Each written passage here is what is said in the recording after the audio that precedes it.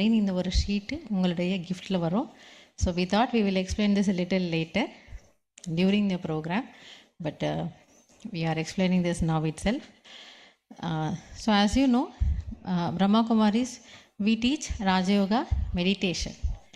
So meditation is about having that self-awareness on who am I, and also connecting with the source of energy. Okay, ma? So for that we need a positive mind. Okay, we have our Didi with us.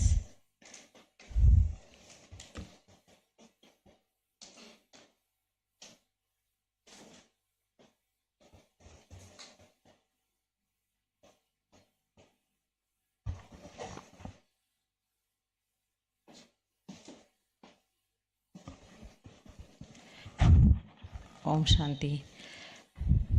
So good evening to all of you. Today it is a wonderful day for all of us to gather here on this event of, it's a conference from the Shipping, Aviation and Tourism Wing, which belongs to the Raja Yoga Education and Research Foundation. It's a sister concern of Brahma Kumaris and organized by the Brahma Kumaris Adayar branch. So welcome you all. Now can I request all our august guests to please come on to the dais and decorate the stage. I request our respected sister Rajyogini B.K. Kamlesh Didi to please come over to the stage, and I also request Rajyogini Dr. B.K. Muthamizh sister to please come over the stage, and respected Dr. P. Vijayan, former Vice Chancellor of Indian Maritime University, sir, please come over to the stage. Kalaimamani Thiru J. Balasubramanian, Managing Trustee, JB Cultural Foundation and Savitri Foundation. Respected Mr. Radhakrishnan, General Manager, Commercial Air India Southern Region. Respected Mr. A.V. Mohanan, Ex-Coordinator, Commercial Air India Southern Region and CEO of Saptagiri Group of Companies. Respected our brother Mr. K.M. Sundaram, ex-IRS and Vice President, Grace Group of Shipping.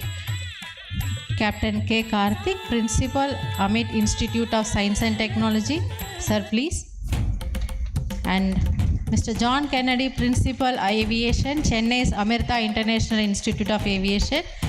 And Mr. Sriharan Balan, MD, Madura Travel Services Private Limited. And Mrs. Vani Sengupta, Director, Human Resources from the Leela Palace. And Mr. Suren Tulasiram, sir, please. Dean, Academics, Chennai's Amirtha Group of Institutions. And I also request Sister B.K. Prashanti, Lakshmi and Sister B.K. Manjula to please come out to the stage. Yes, please. Can we have a big round of applause for all the guests?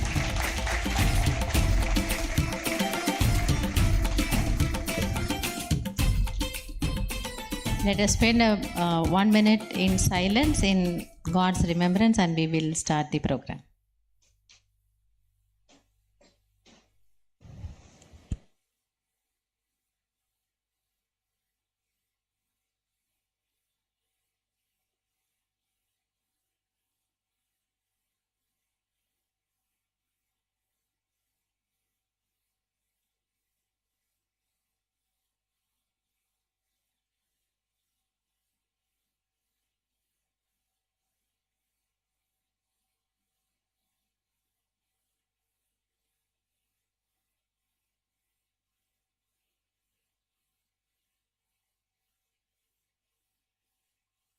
Thank you. Now, may I invite Mr. Ajay Gautam to begin the event with the divine song invoking the Almighty. Ajay Gautam, he is a freelance illustrator and visual storyteller. He helps the company brands to tell their stories and market their products through his artwork. His artwork includes children animation stories, commercial products. Now we shall invite Mr. Ajay to sing the Irai Vanakkam song. He is in contact with Brahma Kumaris for quite a long time. Over to Ajay bhai.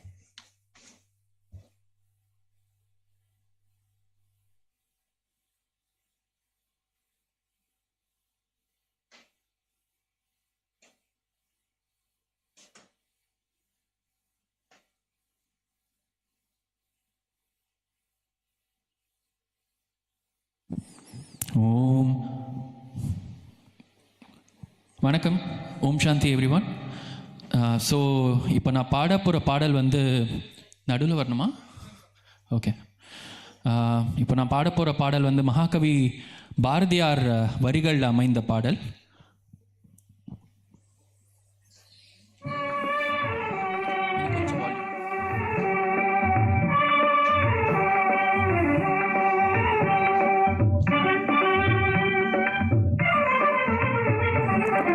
வெள்ளிப்பனி மலையின் மீதுலாவுவோம், அலை மேலே கடல் முழுதும் கப்பலிடுவோம்.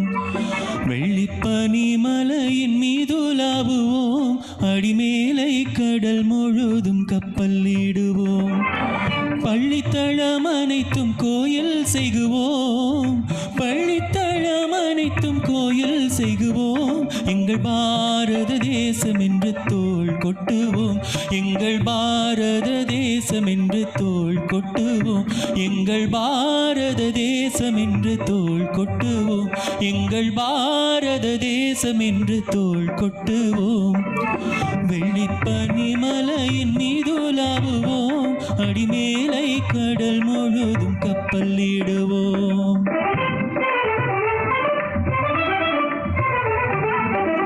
முத்து குளிப்பதொரு தென்கடலிலே, முத்து குளிப்பதொரு தென்கடலிலே, மொய்க்கும் அணிக பல நாட்டினர் வந்தேன். முத்து குளிப்பதொரு தென்கடலிலே, மொய்க்கும் அணிக பல நாட்டினர் வந்தேன்.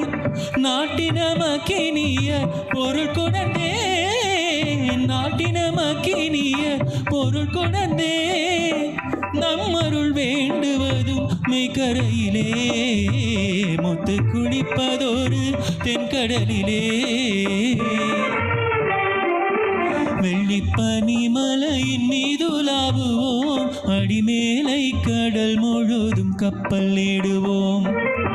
பள்ளித்தளம் அனைத்தும் கோயில் செய்குவோம், பள்ளித்தளம் அனைத்தும் கோயில் செய்குவோம். எங்கள் பாரத தேசம் என்று தோள் கொட்டுவோம், எங்கள் பாரத தேசம் என்று தோள் கொட்டுவோம், எங்கள் பாரத தேசம் என்று தோள் கொட்டுவோம்.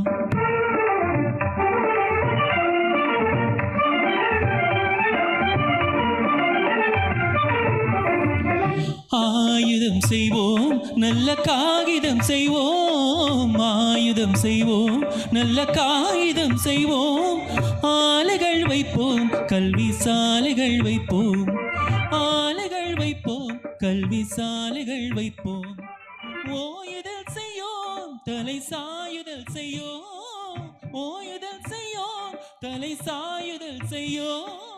உண்மைகள் சொல்வோம், பல நன்மைகள் செய்வோம், உண்மைகள் சொல்வோம், பல வன்மைகள் செய்வோம். வெள்ளிப்பனி மலையின் மீதுலாவுவோம், அடிமேலை கடல் முழுதும் கப்பலிடுவோம். பள்ளித்தளம் அனைத்தும் கோயில் செய்குவோம், பள்ளித்தளம் அனைத்தும் கோயில் செய்குவோம். எங்கள் பாரத தேசம் என்று தோள் கொட்டுவோம், எங்கள் பாரத தேசம் என்று தோள் கொட்டுவோம், எங்கள் பாரத தேசம் என்று தோள் கொட்டுவோம். நாம் தோள் கொட்டுவோம், நாம் தோள் கொட்டுவோம். ஓம் சாந்தி. தேங்க்யூ. புண்ணிய பூமியாம் பாரத பூமி. எப்பொழுதுமே நம்முடைய பாரதத்தினுடைய மகிமை எல்லாருக்கும் தெரிஞ்சது தான். அதில் நமக்கும் ஒரு பெருமை இருக்குது. நன்றி சகோதரர்களே. அஜய் சகோதரர் அவர்களுக்கு இறைநினைவு பரிசு வழங்கப்படுகிறது. சகோதரி முத்துமணி அவர்களை இறைநினைவு பரிசு வழங்குமாறு அன்புடன் கேட்டுக்கொள்கிறோம்.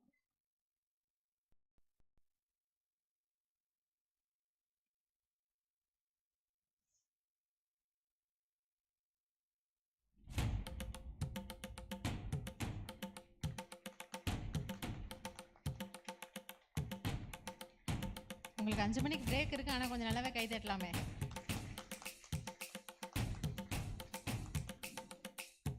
Thank you.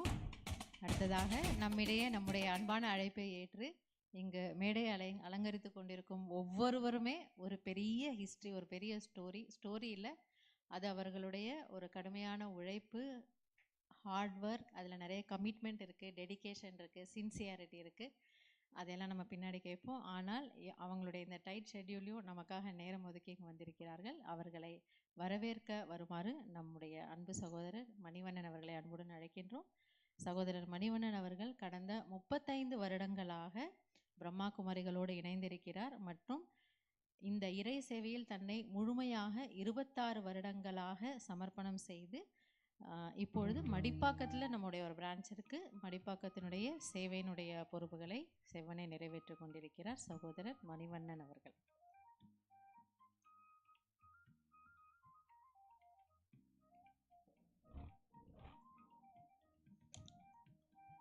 Om Shanti.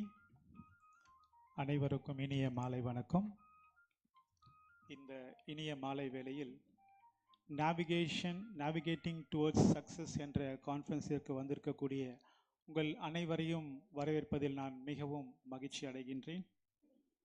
On behalf of Brahma Kumaris Adiyar, first and foremost a hearty welcome to Rajyogini BK Kamlesh Didi, National Coordinator, Shipping, Aviation and Tourism Wing, and Director Brahma Kumaris Santa Cruz, Mumbai. மேலும் இந்த கான்ஃபரன்ஸிற்கு ஆதாரமாக இருக்கக்கூடிய எங்களுடைய மூத்த சகோதரி Rajyogini doctor BK முத்துமணி, director பிரம்ம குமாரிஸ் அடியார் and zonal coordinator shipping, aviation and tourism wing. மேலும் எங்களுடைய அன்பான அழைப்பை ஏற்று வந்திருக்கக்கூடிய எங்களுடைய அன்பு சகோதரர், செல்லமாக ஜேபி என்று அழைக்கக்கூடிய கலைமாமணி ஜே பாலசுப்ரமணியம் ஐயா அவர்கள், managing trustee JP cultural foundation and Choudhary foundation, அவர்களையும் வருக வருக என்று இந்த நிகழ்ச்சிக்கு அன்போடு வரவேற்பதில் நான் பெருமகிழ்ச்சி அடைகின்றேன். மேலும் எங்களுடைய அன்பான அழைப்பை ஏற்று வந்திருக்கக்கூடிய சகோதரர் doctor P Vijayan, former vice chancellor Indian maritime university, அவர்களையும் அன்புடன் வருக வருக என்று வரவேற்கின்றேன். மேலும் சற்று நேரத்தில் வர இருக்கின்ற mister T Jayaseelan, IDAS controller of defence accounts, Chennai, அவர்களையும் அன்புடன் வரவேற்கின்றேன்.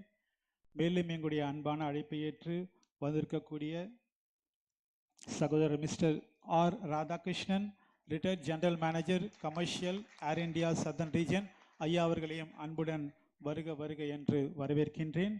மேலும் மிஸ்டர் AV மோகனன், ex coordinator commercial Air India and CEO Saptagiri group of companies, அவர்களையும் வருக வருக என்று அன்புடன் அழைக்கின்றேன். மேலும் captain K Karthik, principal AMET institute of science and technology, ஐயா அவர்களையும் வருக வருக என்று அன்புடன் அழைக்கின்றேன். Mister KM Sundaram, ex IRS and vice president grace group of shipping, so ஐயா அவர்களையும் வருக வருக என்று அன்புடன் அழைக்கின்றேன். Mister B. John Kennedy, principal Chennai Amrita international institute of aviation, சகோதரர் அவர்களையும் அன்புடன் வருக வருக என்று வரவேற்கின்றேன். மேலும் mister Suren Tulsiram, dean academics, Chennai Amrita group of institutions, ஐயா அவர்களையும் வருக வருக என்று அன்புடன் அழைக்கின்றேன். மேலும் mister Sreeharan Balan, managing director Madhura travel service and chancellor Madhura institute of tourism, ஐயா அவர்களையும் வருக வருக என்று வரவேற்கின்றேன். Miss Vani Sengupta, director HR த லீலா பேலஸ், சென்னை, அவர்களையும் மேலும் வருக வருக என்று அன்போடு அழைக்கின்றேன். I also extend a warm and loving welcome to Sister BK Prashanti Lakshmi, Senior Rajyoga Teacher, Mumbai and Core Committee Member of SAT-Wing, அவர்களையும் அன்புடன் அழைக்கின்றேன். மேலும் BK மஞ்சுளா, ராஜயோகா டீச்சர், மைசூர், அவர்களையும் நான் அன்புடன் வருக வருக என்று வரவேற்கிறேன். மேலும் எங்களுடைய அன்பான அழைப்பு ஏற்று இங்கு நிறைய துறையிலிருந்து அனைத்து சகோதர சகோதரிகள் வந்திருக்கின்றீர்கள். உங்களுடைய நேரத்தை கொடுத்து இந்த கான்ஃபரன்ஸிற்காக வந்திருப்பதற்காக உங்கள் அனைவரையும் மீண்டும் ஒரு முறை அன்புடன் வருக வருக என்று வரவேற்கின்றேன். தேங்க்யூ.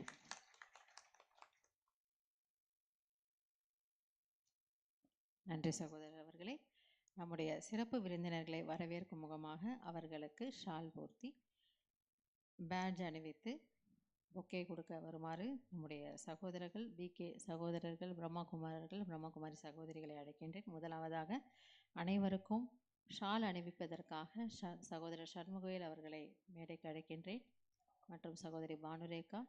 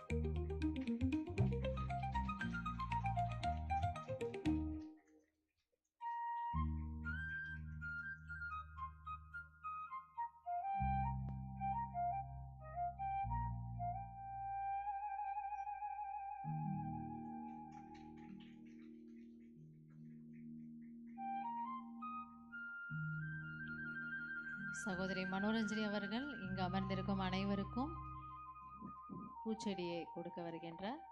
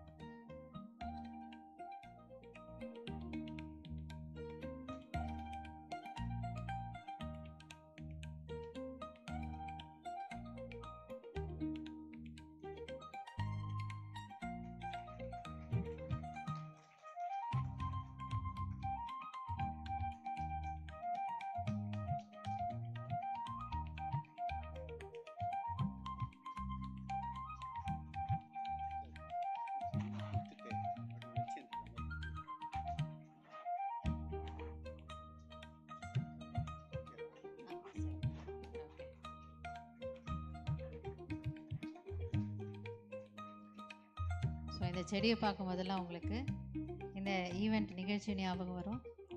மற்றும் இயற்கையை பாதுகாக்கக்கூடிய ஒரு சின்ன ஒரு சேவையை நம்ம செய்யலாம்.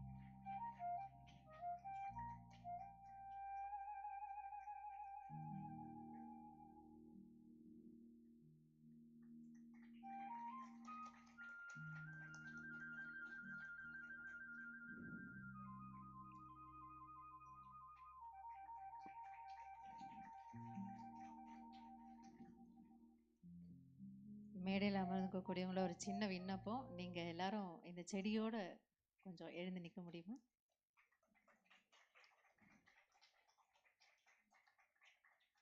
ஹாலில் இருக்கிற ஆடியன்ஸும் ஒரு 1 செகண்ட் எழுந்து நிற்கலாமா?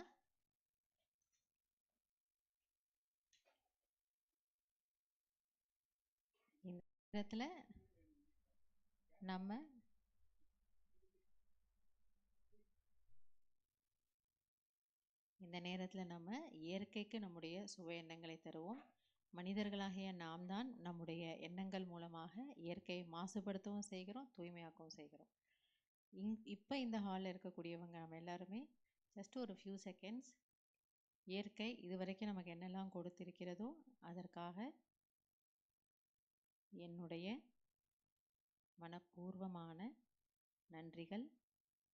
5 தத்துவங்களாலான உருவாக்கப்பட்ட இந்த உடல் இயற்கையின் மூலமாக கிடைத்தது. இந்த உடல் இப்பொழுதும் இனிவரும் காலங்களிலும் என்றென்றும் ஆரோக்கியமாக இருக்க வைத்ததற்கு இயற்கைக்கு மனப்பூர்வமான நன்றிகள் நன்றிகள் நன்றிகள். Thank you. Please be seated. Thank you. So எந்த ஒரு நல்ல நிகழ்ச்சியும் நல்ல விதமாக ஆரம்பித்தோம் அப்படின்னா அது பாதி நடந்தது அப்படின்வாங்க. Task well begin is well done. எனவே இப்பொழுது இறைவனுடைய நினைவில் இந்த ஒரு நிகழ்ச்சியை நாம் குத்துவிளக்கேற்றி இப்பொழுது ஆரம்பிக்க இருக்கின்றோம். ஸோ மேடை அலங்கரித்திருக்கக்கூடியவர்கள் கொஞ்சம் முன்னாடி வருமாறு கேட்டுக்கிறோம் விளக்கேற்றுறதுக்காக. அண்ட் நம்மளுடைய ஸ்பெஷல் ரிக்வெஸ்ட்டு, நம்முடைய அன்பான அழைப்பிதை ஏற்று இங்கே நம்மிடையே வந்திருக்கக்கூடிய திரு R Murali, chief general manager, Chennai metro rail limited அவர்களையும் மேலே குத்துவிளக்கேற்ற வருமாறு அழைக்கின்றோம். மற்றும் திருமதி Latha Rajendran madam, correspondent, MGR Janaki college madam அவர்களையும் விளக்கேற்ற வருமாறு மேடைக்கு வருமாறு அன்புடன் அழைக்கின்றோம். வாங்க மேடம். தேங்க்யூ.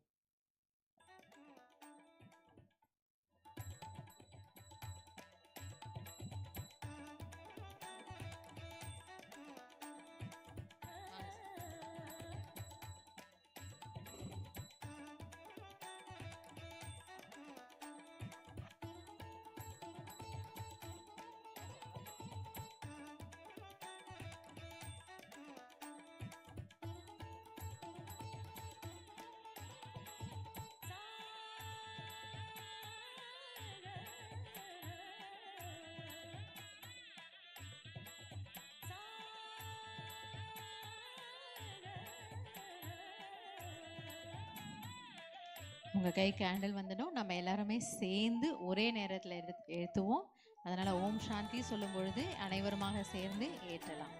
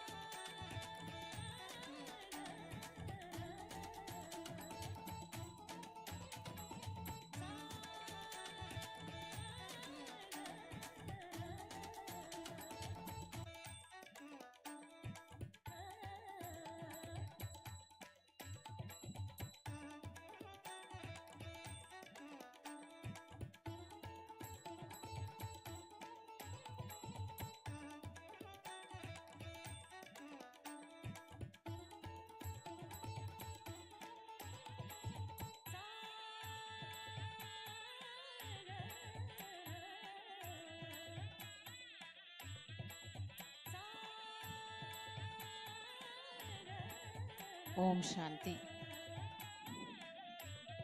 கடவுளுடைய நினைவோடு எல்லாருமா சேர்ந்து இந்த குத்து விளக்கு ஏற்றுறோம். இதில் யாரெல்லாம் இங்கே நம்ம வந்திருக்கோமோ நிச்சயமாக நமக்கு ஒரு நல்ல அனுபவம், ஒரு அமைதி, ஒரு சாந்தி, இதுலேருந்து ஒரு நல்ல பலன் கிடைக்குங்கிறதுல சந்தேகமே இல்லை. அந்த ஒரு சுப சங்கல்பத்தோடு நம்ம இந்த நிகழ்ச்சியை விளக்கேற்றி ஆரம்பிக்கின்றோம்.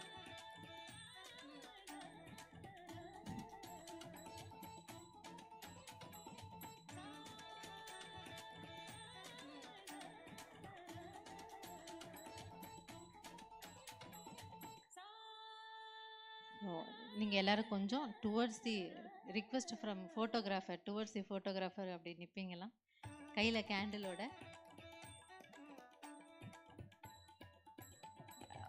திரு சீர்காழி ஜி சிவசிதம்பரம் சார் அவர்களையும் அன்போடு மேடைக்கு வருமாறு அழைக்கின்றோம்.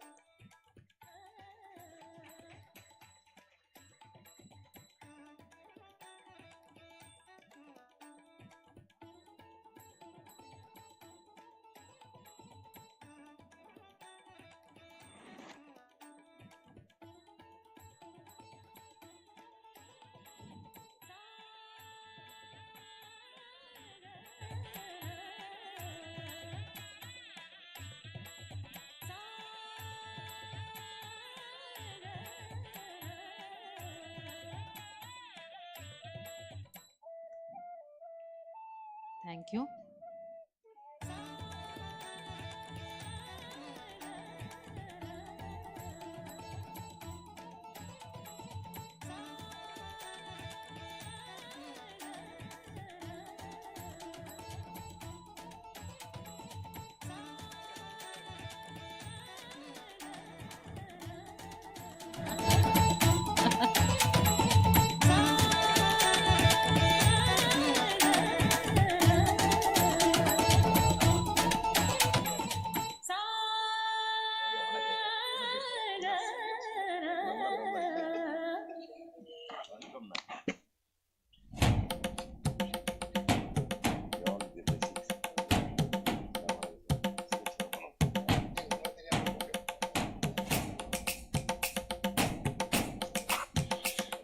ஸோ இந்த நிகழ்ச்சிக்கு இன்றைக்கி பல பேர் புதிதாக வந்திருக்கிறீங்க. இந்த பிரம்மகுமாரிகள் அப்படிங்கிறவங்க யார், நம்ம என்ன செய்கிறோம், இதை பற்றிய ஒரு அறிமுகத்தை கொடுப்பதற்காக அதற்கு முன்னதாக நம்முடைய அன்பு சகோதரர் திரு சீர்காழி ஜி சிவசிதம்பரம் அவர்களுக்கு ஷால் அணிவித்து பேட்ஜ் அணிவித்து மேடையில் அமருமாறு கேட்டுக்கொள்கின்றோம்.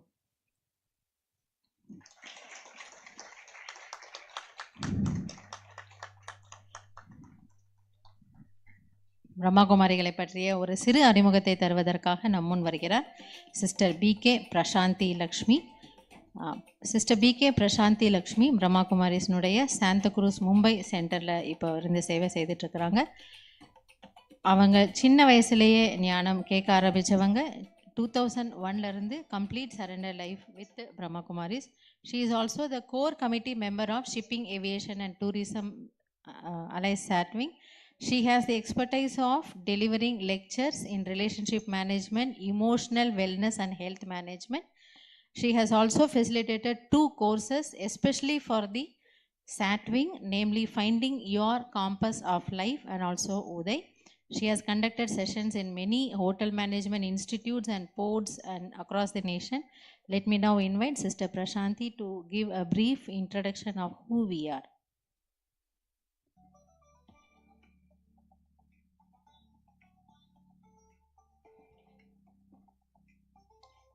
Om Shanti and Namaste to all of you. I have given a very important task to introduce Brahma Kumaris.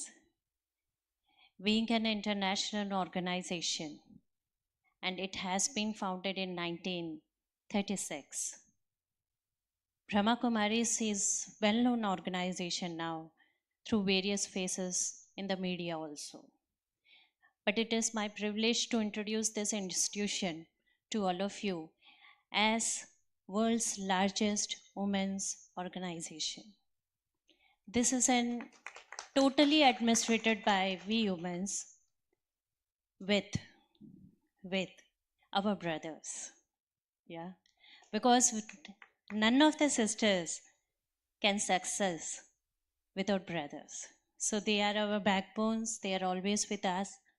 And we have been working for personal development and institutional developments and organizational development through various courses. Now, when I talk about Brahma Kumaris, I have one of the vision which is very clear to each and every youth of Brahma Kumaris is world transformation. But when we talk about world transformation, it is through self-transformation. And here the self-transformation means where we are emotionally stable, where we are in the level of all values and virtues, having all the cultural things in ourselves. We have been promoting Mera Desh, Meri Shan, That is my culture, my pride. Because we Indians generally think that our Indian values are lesser than others. But let me be very clear to you all.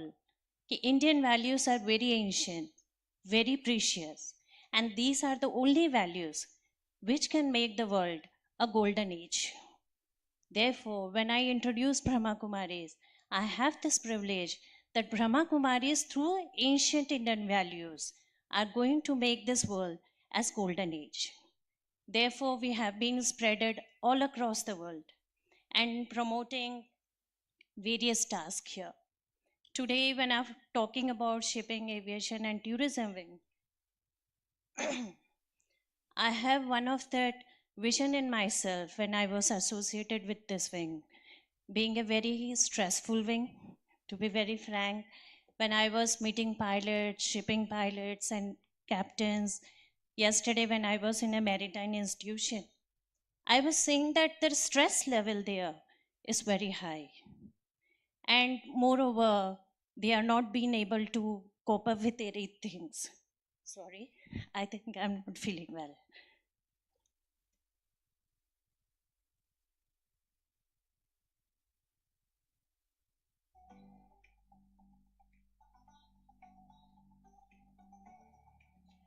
So, Brahma Kumaris, we have our international headquarters at Mount Abu, Rajasthan, and we have around 4,500 branches throughout the world. And as she was sharing, our theme is self-transformation to world transformation. So, transformation in our thoughts, transformation in the mind, and in turn our conscious and our awareness, words, actions, and other things. Now we have Sister Mohini, who is the administrative head of Brahma Kumaris, and we have around 21 wings associated with the Brahma Kumaris. It is part of the sister concern Rajoga Education and Research Foundation. So we have wings like education wing, rural wing, judiciary wing, cultural wing, and one such wing is this shipping, aviation, and tourism wing. So we have these wings to cater to the needs of different professionals. We also reach out to the villages. We also reach out to the corporates, to the youth, to the students community. So thank you, sister. Now may I request our respected sister Rajogini Dr. V.K. Muthamizh to deliver her blessing address. Sister Muthamizh is an eminent spiritual guide and a powerful divine leader. At the young age of 16 in 1981, she dedicated her life completely for the spiritual service to humanity. In the last 44 years of service, she has been instrumental in opening many BK centers across Tamil Nadu. She has been the seed of Adaya Center when it was established in the year 1997, and now it is crossing 28 years with many branches throughout South Chennai. And there is one retreat center at Tirupurur, which is Vaikunth Peace Garden. She is the zonal coordinator for this shipping, aviation, and tourism wing. In recognition of her services to mankind, she has received many awards, including, to name a few, Seva Ratna, honorary doctorate degree of social work from Global Peace University, Rashtriya Ratna, Sarva Janak Sevak, Siranda Pen Sadhanayalar, and many other lifetime achiever awards. Since the inception of Adayar branch, she has played a major role in the growth and expansion of the service activities, and it ranges from serving the youth, corporate, rural people, transgenders, cancer survivors, senior citizens, and many more. Now I hand over the stage to Rajyogini's sister, Dr. B.K. Muthamizh.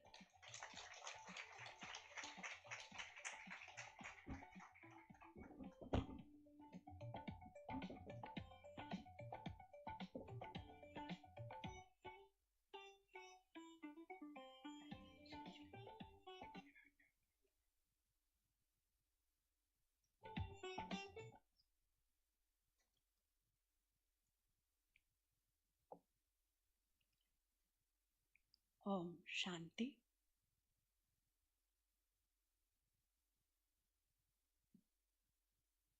பரம்பிதா பரமாத்மா சிவ பகவானுடைய அன்பான குழந்தைகள்,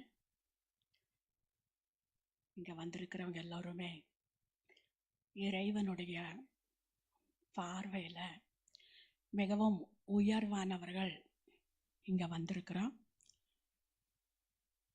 மேடையில் அமர்ந்திருக்கக்கூடிய முக்கியஸ்தர்கள் மற்றும் இந்த கான்ஃபரன்ஸில் சொல்லக்கூடிய விஷயங்களை நன்றாக கேட்டு அதை செயலில் கொண்டு வருவோம் அப்படிங்கிற சுப சங்கல்பத்தோடு வந்திருக்கக்கூடிய என்னுடைய தெய்வீக சகோதர சகோதரர்கள் அனைவருக்கும் ஓம் சாந்தி, நமஸ்காரம்.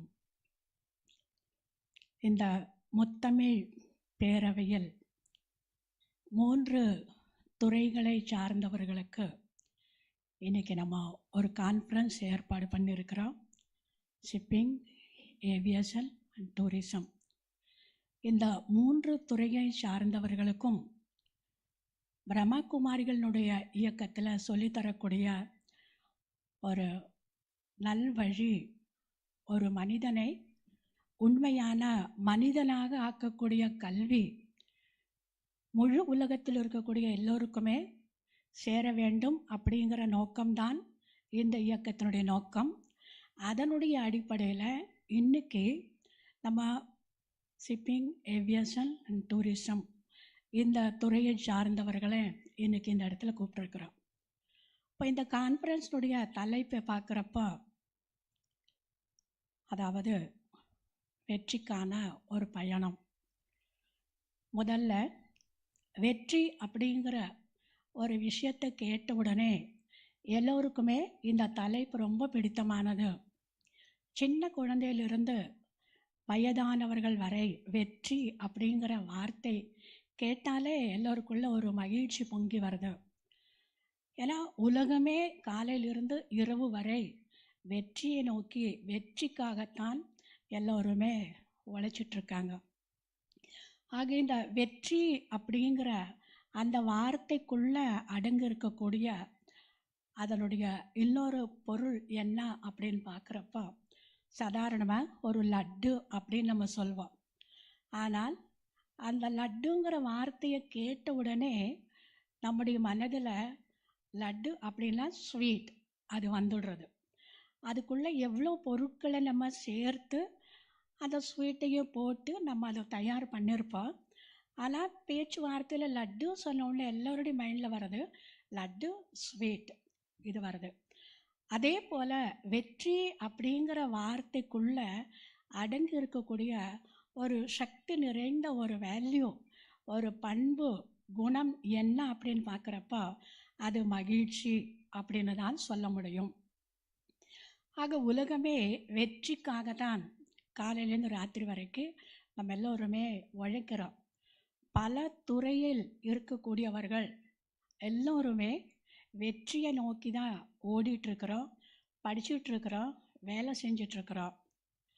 ஆனால் எதுக்காக நம்ம தேடினோமோ, எதுக்காக உழைச்சோமோ, எதுக்காக ஓடினோமோ, எந்த ஒரு வெற்றி அடையணும்னு நம்ம நினச்சி அந்த வேலை செய்கிறோமோ, அந்த பயணம் போயிட்டுருக்குறோமோ, அந்த வெற்றி கிடச்சிடும். நான் இந்த மாதிரி 10 பில்டிங் கட்டணும், இத்தனை வண்டி வாகனங்களை வாங்கணும், இவ்வளோ பொருள் சேமிக்கணும், இந்த கம்பெனிக்கு ஒரு பெரிய நான் சிஇஓ ஆகணும், இந்த மாதிரியான ஒரு வெற்றியை நம்ம அடைஞ்சிடுவோம். பட் அந்த வெற்றி அடைஞ்ச பிறகு எதுக்காக இந்த வெற்றியை நான் எதிர்பார்த்தேன் அப்படின்னு பார்க்குறப்போ அந்த அளவுக்கு 100க்கு 100 நம்முடைய மனதில் திருப்தி இருந்ததா, மகிழ்ச்சி இருந்ததா, ஹாப்பினஸ் இருந்ததா அப்படின்னு பார்க்குறப்போ அவங்களால அவங்கள பற்றி சொல்ல முடிகிறது அந்த அளவுக்கு திருப்தி இல்லை அப்படின்னு எல்லோருமே உலகத்தில் சொல்கிறது உண்டு. ஆக முதல்ல இதை நம்ம தெரிஞ்சுக்கணும். பயணம் அப்படின்னாலே 2 விதமான பயணம் இருக்குது. ஒரு பயணம் வெளிப்படையான பயணம், இன்னொரு பயணம் உட்புறமான உள்நோக்கு அகநோக்கு தன்மையில் போகக்கூடிய பயணம் அப்படின்னு வச்சுக்கலாம். இன்றைக்கி உலகத்தில் எல்லாருமே பயணம் போகக்கூடியவர்கள். எத்தனையோ பேர் ஃப்ளைட்டில் போவாங்க, எத்தனையோ பேர் ஷிப்பில் போவாங்க, எத்தனையோ பேர் டூரிஸ்ட் பிளேஸ் போய் அவங்க மகிழ்ச்சிக்காக, திருப்திக்காக, ஹாப்பினஸ்க்காக, சுகத்தை அடைகிறதுக்காக நம்ம எல்லோருமே போயிட்டு வர்றது உண்டு. இது மேலோட்டமான ஒரு பயணம். அதே போல் அந்த மேலோட்டமான ஒரு பயணத்தில் அந்த மகிழ்ச்சியை அனுபவம் செய்யக்கூடிய பயணி நான் யார்? கண்கள் மூலமாக டூரிஸ்ட் பிளேஸ் போனேன், எல்லாத்தையும் பார்த்தேன். பட் அதை பார்த்து அனுபவித்தவன் நான் யார்? அதை நல்லா பார்த்து உள்ளுக்குள்ளே இது ரொம்ப நல்லா இருந்தது, ரொம்ப திருப்தியாக இருந்தது, இதை பார்க்குறப்ப அவ்வளோ மகிழ்ச்சியாக இருந்தது அப்படிங்கிறத அனுபவித்தது எது?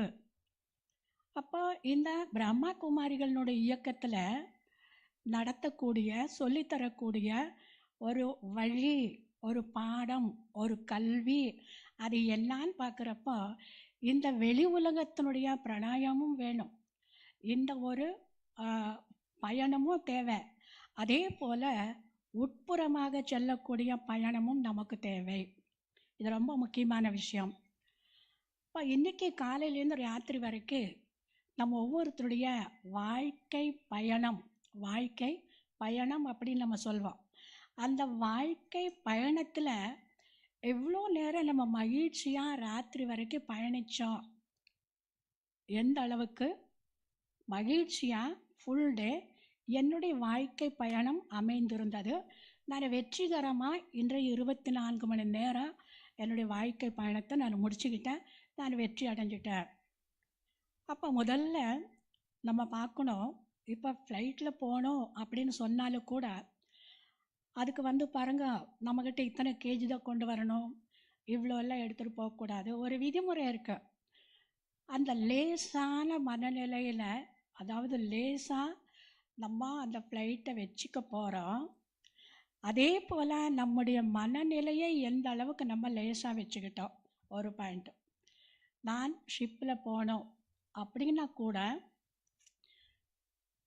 போட்டா இல்லை ஷிப்பாக எடுத்துக்கலாம், அது கடலில் போகுது, கடல் தண்ணியில் போகுது. பட் அது அந்த தண்ணீர் அந்த போட்டுக்குள்ளே வராமல் பார்த்துக்கணும். எங்கேயாவது அந்த ஷிப்புக்குள்ளே கடல் தண்ணி வந்துடுச்சின்னா கதை முடிஞ்சு போச்சு. ஆனால் ஷிப் எங்கே இருந்தது? கடலில் தான் இருந்தது. போட் எங்கே இருந்தது? கடலில் தான் இருந்தது. அதே போல் நம்முடைய வாழ்க்கை இது ஒரு மிகப்பெரிய அலைக்கடல் அப்படின்னு சொல்லலாம்.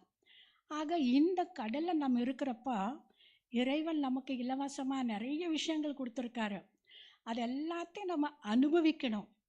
எல்லாத்தையும் அனுபவித்தாலும் இந்த கடல் தண்ணி நம்முடைய வாழ்க்கை எனக்கூடிய இந்த போட்டுக்குள்ளே, இந்த ஷிப்புக்குள்ளே போகாமல் பார்த்து கொள்ள வேண்டும். ஏன்னா ஒரு நாளில் காலையிலேருந்து ராத்திரி வரைக்கும் பலவிதமான சூழ்நிலையை, பலவிதமான பிரச்சனை, பலவிதமான தடங்கள், நல்ல பேர் கெட்ட பேர், அது நடந்தது இது நடந்தது, லாபம் கிடைச்சது நஷ்டம் வந்தது, என்னை இகழ்ந்து பேசிட்டாங்க, புகழ்ந்து பேசிக்கிட்டாங்க, பலவிதமான ஒரு சூழ்நிலையை முழு நாளில் நம்ம பார்க்குறோம். இந்த கடலில் அலை ஓயாமல் வர்றது போல் இந்த வாழ்க்கை பயணத்தில் இப்படிப்பட்ட சூழ்நிலைகள் வர்றப்போ இந்த சூழ்நிலைகள் எங்கேயாவது என்னுடைய வாழ்க்கை எனக்கூடிய கடலுக்கு, அதாவது ஷிப்புக்குள்ளே, போட்டுக்குள்ளே போய் என்னுடைய வாழ்க்கையை மூழ்கடிக்கவில்லையே. அப்போ நம்ம மூழ்கக்கூடாது. ஆனால் கடல் மேலே தான் என்னுடைய போட்டு போகணும், என்னுடைய ஷிப்பு போகணும். இப்போ அதுக்காக சில விஷயங்கள் நமக்கு தேவைப்படுது. நம்முடைய பாரதம் ஒரு காலத்தில் சொர்க்கமாக இருந்தது. அந்த சொர்க்கத்தில் அனைவரிடத்திலும் 16 செல்வங்கள் நிறைந்திருந்தது. இன்னும் சொல்லப்போனால் இந்த வானமும் நமக்கு சொந்தமாக இருந்தது, இந்த கடலும் நமக்கு சொந்தமாக இருந்தது, இந்த முழு இயற்கையே நமக்கு சொந்தமாக இருந்தது. அப்போ கடலும் நமக்கு சொந்தமாக இருந்தது, வானமும் சொந்தமாக இருந்தது. ஆனால் இப்போ பாருங்க, அந்த இறைவன் இலவசமாக கொடுத்தா கடலில் போகிறதுக்கு என்ன வேணும்? பாஸ்போர்ட் வேணும். வானத்தில் போகிறதுக்கு கூட சும்மா போக முடியாது, பாஸ்போர்ட் வேணும், ஆதார் கார்டு வேணும், இது வேணும், இது வேணும், இது வேணும். இவ்வளவு தடைகள், இதுக்கு என்ன சம்பந்தம்? அப்படிப்பட்ட கடலும் சொந்தம், இயற்கையும் சொந்தம், வானமும் சொந்தமாக இருந்த ஒரு நாள், ஒரு காலம் இன்னைக்கு ஏன் எப்படி ஆகிப்போச்சுன்னா, என்னுடைய வாழ்க்கை பயணத்தில் பயணிக்கக்கூடிய பயணி நான் யார்? ஒரு சின்ன விஷயம்தான். வாழ்க்கை பயணத்தில் பயணிக்கக்கூடிய பயணி நான் யார் அப்படிங்கிற சின்ன விஷயம் தெரியாத காரணத்தினால, அதை மறந்த காரணத்தினால தான் இவ்வளோ பெரிய பிரச்சனை. நம்ம என்ன சொல்வோம், அந்த ஆளுக்கு சுயநினைவில்லை. ஆக சுயநினைவில்லாதவங்க என்ன வேலை செஞ்சாலும் அது மிஸ்டேக்கு தான், தனக்கு கரெக்டு தான், ஆனால் உண்மையிலேயே அதில் மிஸ்டேக் இருக்குது. ஆக சுய உணர்வு, சுய நிலை இது ரொம்ப முக்கியம். ஆக இந்த வாழ்க்கை பயணத்தில் பயணிக்கக்கூடிய பயணி நான் ஒரு தெய்வீகமான சக்திங்கிற இந்த உண்மையை மறந்ததுனால தான் இன்றைக்கி எல்லா இடத்துலையும் நமக்கு தடை இருக்குது. இங்கே மகிழ்ச்சியே நிரந்தரமாக இல்லை, நிரந்தரமான ஒரு திருப்தி இல்லை. அப்போ இறைவன், கடவுள், ஈஸ்வரன் சொல்லிகிட்ருக்காரு, நீங்கள் எல்லாருமே ஒரு அழியக்கூடிய இந்த உடலை இயக்கக்கூடிய இந்த பஞ்ச தத்துவங்களினால் ஆக்கப்பட்ட இந்த உடலை இயக்கக்கூடிய இன்ஸ்ட்ருமெண்ட், ஒரு கருவி, முக்கியமான கருவி. நீங்கள் ஒரு தெய்வீகமான சக்தி, ஆத்மா, உயிர், சோல், ஸ்பிரிட் சொல்கிறாரு. ஆக நான் ஆத்மாங்கிற அந்த சத்தியமான விஷயத்தை மறந்ததுனால தான் இந்த உலகத்தில் பாருங்கள், எவ்வளவு தான் நம் பயணம் போனாலும், எந்த ஊருக்கு போனாலும், எத்தனை நாட்களுக்காக போனாலும் நமக்கு நிரந்தரமான ஒரு திருப்தி இல்லை அப்படின்னு சொல்லலாம்.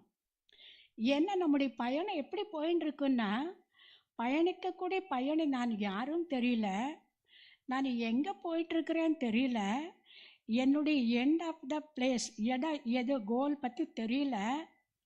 எப்படியோ நடந்துட்டுருக்குறோம், எப்படியோ வேலை செஞ்சிட்ருக்குறோம், எப்படியோ நம்ம ஓடிட்டுருக்குறோம். ஆக இந்த வாழ்க்கை பயணத்தை பயணிக்கக்கூடியவன் நான் ஒரு உயிர் சக்தி, சத்தியமானவன், நித்தியமானவன், நிலையானவன், இறைவனுடைய அம்சமாக இருக்கக்கூடியவன்.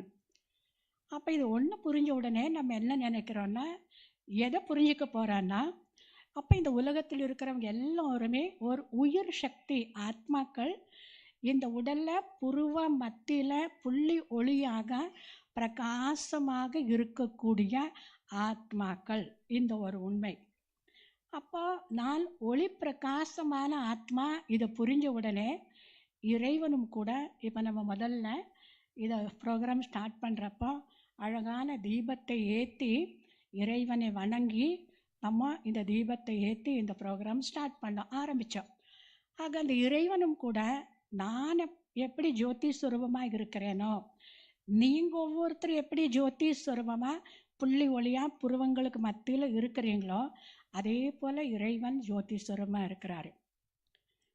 அப்போ இதை புரிஞ்ச உடனே இறைவன் நமக்கு கற்றுத்தரக்கூடிய விஷயம் என்னன்னா, இந்த உடல் பஞ்ச தத்துவங்கள்னால் ஆக்கப்பட்ட உடலான காரணத்தினால இந்த ஆத்மாவினுடைய கவசமாக இருக்கக்கூடிய இந்த உடலுக்கு இந்த பஞ்ச தத்துவம் தேவைப்படுகிறது. இதுக்கு தண்ணி இல்லை, காற்று இல்லை, வெப்பம் இல்லை, அது இல்லை, இது இல்லைன்னு நம்மளால் ஒரு செகண்டு கூட வாழ முடியாது. ஆக பஞ்ச தத்துவங்கள்னால் ஆக்கப்பட்ட உடலுக்கு இந்த பஞ்ச தத்துவம் தேவைப்படுவது போல புள்ளி ஒளியான பிரகாசமான ஆத்மா, அதுக்குள்ளே 7 விதமான குணங்கள் இருக்குது. அந்த குணங்களை பற்றி வர்ணித்து எல்லோருமே சொல்வோம், இது எல்லோருக்குமே வேணும். அன்பு வேணும், அமைதி வேணும், ஞானம் வேணும், சுகம், ஆனந்தம், சக்தி, தூய்மை, இதெல்லாம் வேணும் வேணும் வேணும்னு நம்ம சொல்லிகிட்ருக்கோம். அதுக்கு தான் நம்ம வெளியூருக்கு பயணம் போகிறது, இந்த 7 விதமான குணங்களை வாங்கிறதுக்காக தான். அப்போ இந்த 7 விதமான குணங்களை வாங்கிறதுக்கு அப்படின்னு எங்கேயோ போய் வாங்கிட்டு வரதில்லை, நம்ம பார்த்தாலே போதும். அப்படின்னா நம்ம பற்றி புரிஞ்சாலே போதும். எல்லா விதமான குணங்கள் கொண்டவன் நான் ஆத்மா ஆனதுனால தான் நமக்கு இந்த எல்லா விதமான குணங்கள் ரொம்ப ரொம்ப பிடிக்கும். இப்போ இந்த நேரத்தில் நம்ம என்ன செய்யணும்? இந்த உடலில் நிறைய உறுப்புகளை நம்ம பார்க்குறோம், ஒவ்வொரு உறுப்பும் ஒவ்வொரு விதமான வேலை செய்யுது. அதே போல் ஆத்மாவுக்குள்ள புள்ளி ஒளியான ஆத்மாவாகிய எனக்குள்ள மனம் புத்தி சமஸ்காரம் எனக்கூடிய 3 விதமான சக்திகள் இருக்குது. அதனால் உயிர் போன பிறகு மனம் புத்தி சமஸ்காரம் மட்டும் வேலை செய்கிறதில்ல. ஆக நம்ம எந்த ஊருக்கு ட்ராவல் பண்ணாலும் முதல்ல 1 மாதத்துக்கு முன்னாடி நம்முடைய ஹேண்ட்பேக் ஹேண்ட் லக்கேஜ் ரெடி பண்ணுவோம். 2வது ஒரு சின்ன பெட்டியில் ஒரு 4 செட்டு துணியை ரெடி பண்ணுவோம். ஒரு ஹேண்ட்பேக் வேணும், ஹேண்ட் லக்கேஜ் வேணும், ஒரு பெட்டி வேணும், அதுக்கப்புறம் ஒரு பெட்டிங் அவசியமாக தேவைப்படுது. ஆக நம்முடைய வாழ்க்கை பயணத்தில் நமக்கு தேவையானது நம்முடைய மனம் எனக்கூடியது ஒரு ஹேண்ட்பேக் போல், நம்முடைய புத்தி அப்படிங்கிறது ஒரு பெட்டி போல், நம்முடைய சமஸ்காரம் அப்படிங்கிறது அது பெட்டிங் போல், ஒரு படுக்கை போல். இப்போ வெளியூருக்கு போகணுங்கிறப்ப 2 மாதத்துக்கு முன்னாடி எல்லா விதமான ஏற்பாடு பண்ணிக்கிட்டோம். நமக்குள்ளே நம்ம பார்க்குறப்போ இந்த பயணத்தில் நம்ம என்ன செய்ய போகிறோன்னா, இந்த மனம் புத்தி சமஸ்காரம் எனக்கூடிய இந்த ஹேண்ட்பேக்கில், பெட்டியில், படுக்கையில் சில விஷயங்கள் மீது நம்ம கவனம் வச்சுக்கிட்டு நம்முடைய வாழ்க்கை பயணத்தை சந்தோஷமாக கொண்டு போய் நம்ம வெற்றிகரமான ஒரு வாழ்க்கை நம்ம வாழ போகிறோம். ஆக மனம் எனக்கூடிய ஹேண்ட்பேக்கில் என்ன வச்சுப்போம்? பைசா வச்சுருப்போம், மாத்திரை வச்சுருப்போம், மொபைல் வச்சுருப்போம்.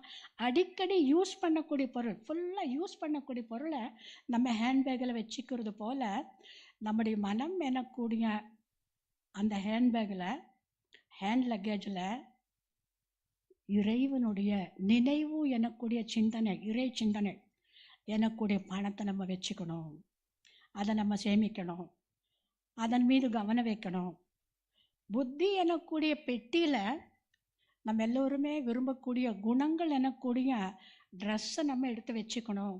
எனக்கு பொறுமை ரொம்ப பிடிக்கும், அவங்க எவ்வளோ அன்பாக இருக்காங்க, அவங்க எவ்வளோ திருப்தியாக இருக்காங்க, அவங்க எவ்வளோ மகிழ்ச்சியாக இருக்காங்க, இவங்க எவ்வளோ ஃப்ளெக்சிபிளாக இருக்காங்க, இப்படி நல்ல நல்ல குணங்களை வர்ணிக்கிறோம்.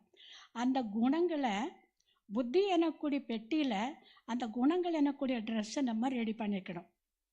அப்புறம் வெட்டிங் கடைசியில் நல்லா தூங்கி எழுந்துக்கிறதுக்கு நல்ல ஒரு படுக்கை வேணும். ஃபுல் டே கஷ்டப்பட்டு வேலை பண்ணாலும் ஒரு படுக்கை மட்டும் நல்லா இருந்தால் போதும்.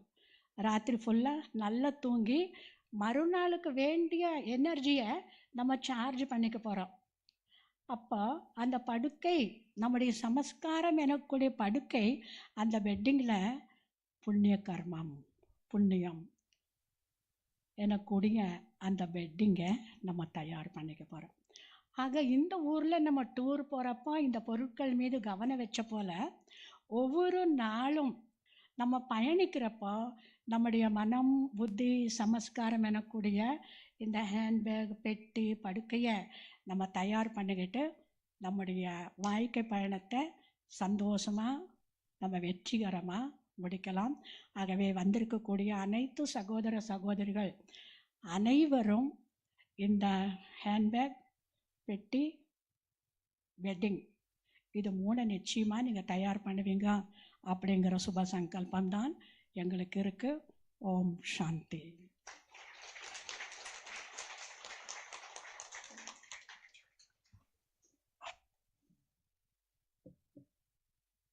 சகோதரி அவர்களுக்கு நன்றி. நாம் யார் அப்படிங்கிறதையும் நம்முடைய மனம் எனக்கூடிய இந்த ஹேண்ட்பேக் இதில் அழகான இறை சிந்தனையை வச்சுக்கணும் அப்படிங்கிறதையும், நல்ல குணங்களை நமக்குள்ளே கொண்டு வரணும், அது நமக்குள்ளே இருக்குது, அதை நம்ம ஜஸ்ட்டு இமேஜ் பண்ணால் போதுங்கிறதே நம்ம முன்னாடி வச்சாங்க. அவர்களுக்கு நன்றியை தெரிவித்துக் கொள்கிறோம். அடுத்ததாக now I request our respected brother Dr. P. Vijayan, former and first Vice Chancellor of Indian Maritime University. கைத்தட்டி வரவேற்கலாமே. Dr. P. Vijayan has the pride of being the first Vice Chancellor of Indian Maritime University. He has served as Director, National Maritime Academy. He has a brilliant academic career of 39 years of teaching, training, consulting and research experience in various central government institutions. He has the expertise in the field of labor management and industrial relations and maritime activities of Western countries like UK, Germany, Australia. He is also a member of National Shipping Board, expert member in Tamil Nadu Maritime Board. He has received number of awards and recognitions. அது என்னங்கிறதையும் அவரோட ப்ரொஃபைலில் சொல்லலை. ஒரு ஹம்பிளான நம்முடைய அன்பான சகோதரர்.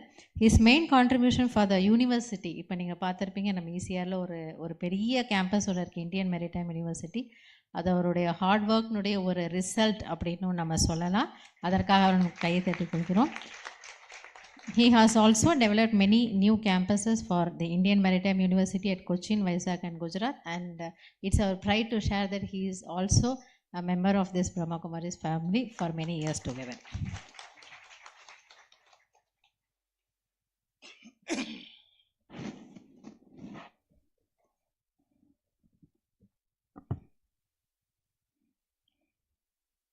Good evening, everybody. Respectful Brahma Kumaris sisters on the dais and my colleagues, shipping colleagues, aviation colleagues and tourism colleagues on the dais and off the dais, and invitees, friends and others. I am very happy to be with you and share my views. I have been associated with the Brahma Kumaris not now but as a child. When I was studying in Bombay University, I had the occasion and to undergo this Raja Yoga training. Of course, that time we didn't take it very seriously, but I never knew that will mold us, that will tune us, that will transform us to a great extent in the life. So since then, I have been associated with the Brahma Kumari movement, and I am really indebted for their excellent training, coaching, and whatever you call it, they have given to me. I am only a visiting bird. Now I realize a visiting bird could achieve this much. What about the regular bird who are all sitting there? They are all living legend, and I am sure that we must take advantage of their knowledge, erudition, and everything. Well, now let me come into that topic. Now, I am very happy that Brahma Kumari sisters have gracefully increased my time from 5 minutes to 7 minutes. Normally, they used to give me only 5 minutes. I have been coming here regularly, and of course, I never adhere to it. I always exceed it. Because I have been, when they talk about the timing, I am reminded of a small story. A foreigner who visited India went around, saw all the places. Finally, on the day of his departure, he had been to Ayodhya and saw Lord Rama. He asked the priest, who is he? Then the priest said, he is Lord Rama. He is the hero of Ramayana. He asked, what is Ramayana? He said, that is a very big epic. I cannot explain to you in 1 minute. So better you ask somebody. Then he came back. On his way back to airport, he asked his guide, who is this Rama? Everybody talks about Rama, Rama, Rama. And what is this Ramayana? So his Indian friend said, well, you are going back to your country, but still you are very curious to know what is Ramayana is. So let me explain to you in one line what is Ramayana is. Ravana took away Rama's wife, and Rama took away Ravana's life. So that is Ramayana, he said. That is what our Brahma Kumari sister always give me a topic of a great ocean and ask me to remit it to 3 minutes or 5 minutes, which is very, very difficult. But still, I am trying to do justice. Shipping is such a vast subject. If you ask me to narrate it in 1 minute, I will say that title itself is the subject. Navigating towards success. If you want to achieve success, Brahma Kumari sister, Dr. Muthamizh very elaborately explained what is success, how to achieve it, and what it will give you after achieving that success. Everything she has given. I have been adopting the Brahma Kumari movement as a trust buster. In fact, Sister Prasanthi was explaining how their movement help us to come out of the stress. In the modern days, if you look at it, any field, either it is a shipping field or aviation field or tourism or even day-to-day life, every day and everybody undergoes a lot of stress, and thereby it results in so many unwanted things. Whereas if you want to come out of that such a stress, it helps you, particularly Brahma Kumaris, Raja Yoga meditation center really helps. I experimented, I experienced, and I experimented in our university. When I was the Vice Chancellor in 2010, I introduced a curriculum called Yoga and Meditation as a compulsory subject. There was agitation, there was objection, but still I was very keen to do it, and I had done it.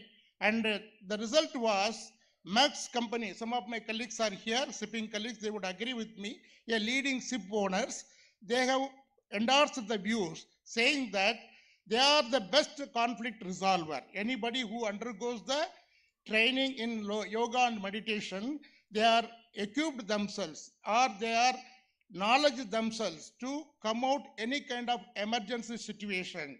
So these are all various things. I thought that I'll just tell you about my experience with the Brahma Kumari movement. Otherwise, shipping industry, you all know very well that it is the industry ever it is going to live, ever it is going to exist as long as the universe is existing, because shipping industry is connected with the human beings. And so human beings, you know, the population is always exploding. If not in our country, other country, throughout the world, the population growth is every time the population growth is very, very phenomenal growth is there. So long the population growth continues, as long the shipping business will continue. Similarly, the aviation and as well as the tourism, shipping also contributes to some extent for aviation and tourism area. And I do not want to go into the details of what is the position of shipping industry in our country and what are the impediments, how to go about it, how to overcome that, what are the career developments, all those things. Maybe if any issue comes or any question comes, I'm willing to answer for that. Otherwise, my time is very limited, so I have to limit all the things within the time. So what I suggest is, let there be, if you want to place India as the #1 superpower, the only thing is that you have to go in for modernizing the equipments and go for the latest scientific techniques by using AI and other technologies. Thereby, I'm sure that you have got an excellent manpower with the excellent knowledge of, excellent manpower with excellent knowledge.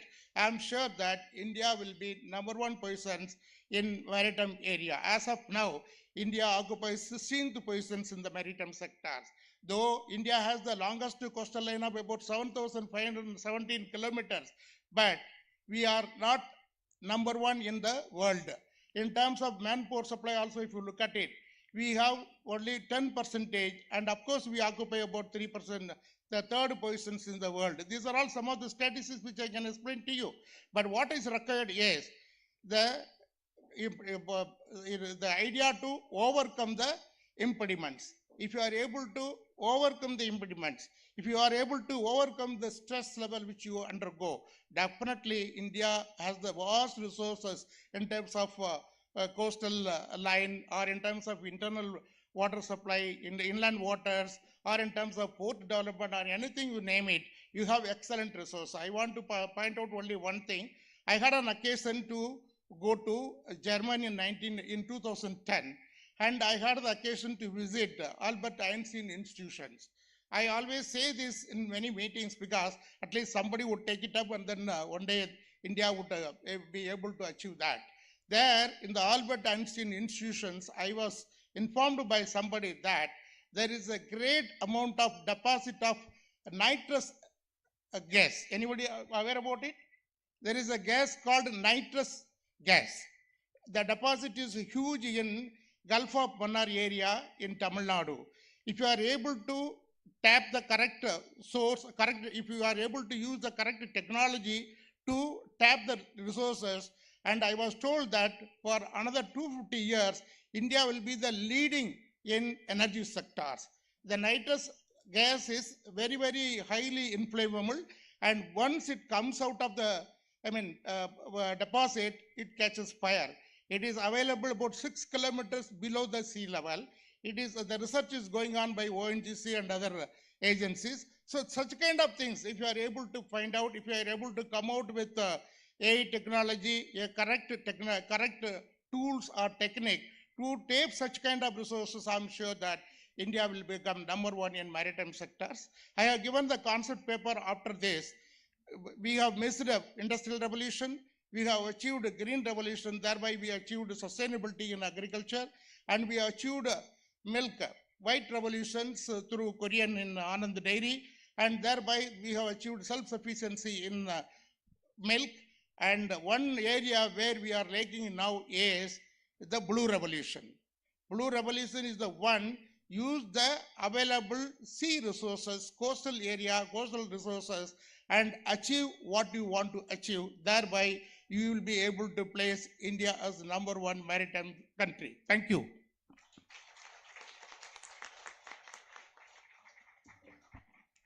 Thank you, brother. Nice to hear from you that we have a bright future in the maritime sector, and it is important to know that we have some plans for sustainable growth in any area.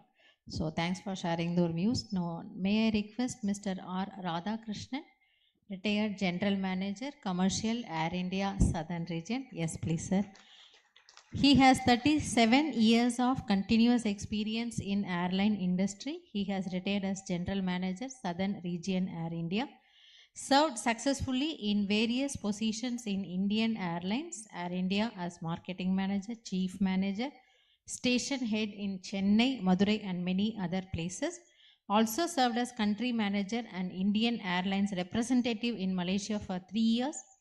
He has established ground handling unit in Southern Region as officiating GM for 3 years and has taken active role in planning, organizing, and implementing the structure of unit and increase the market share of the airline. Presently, he is serving as Group Executive Director of Travel Options Travel Agency IATA, promoting airline ticketing and package or conference tour in India and abroad. So, having come from with a beautiful experience in airline industry, now he will share his views on that.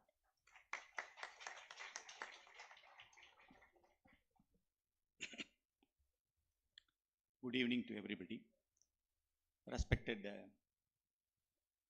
Brahma Kumaris on stage and other senior people from the industry.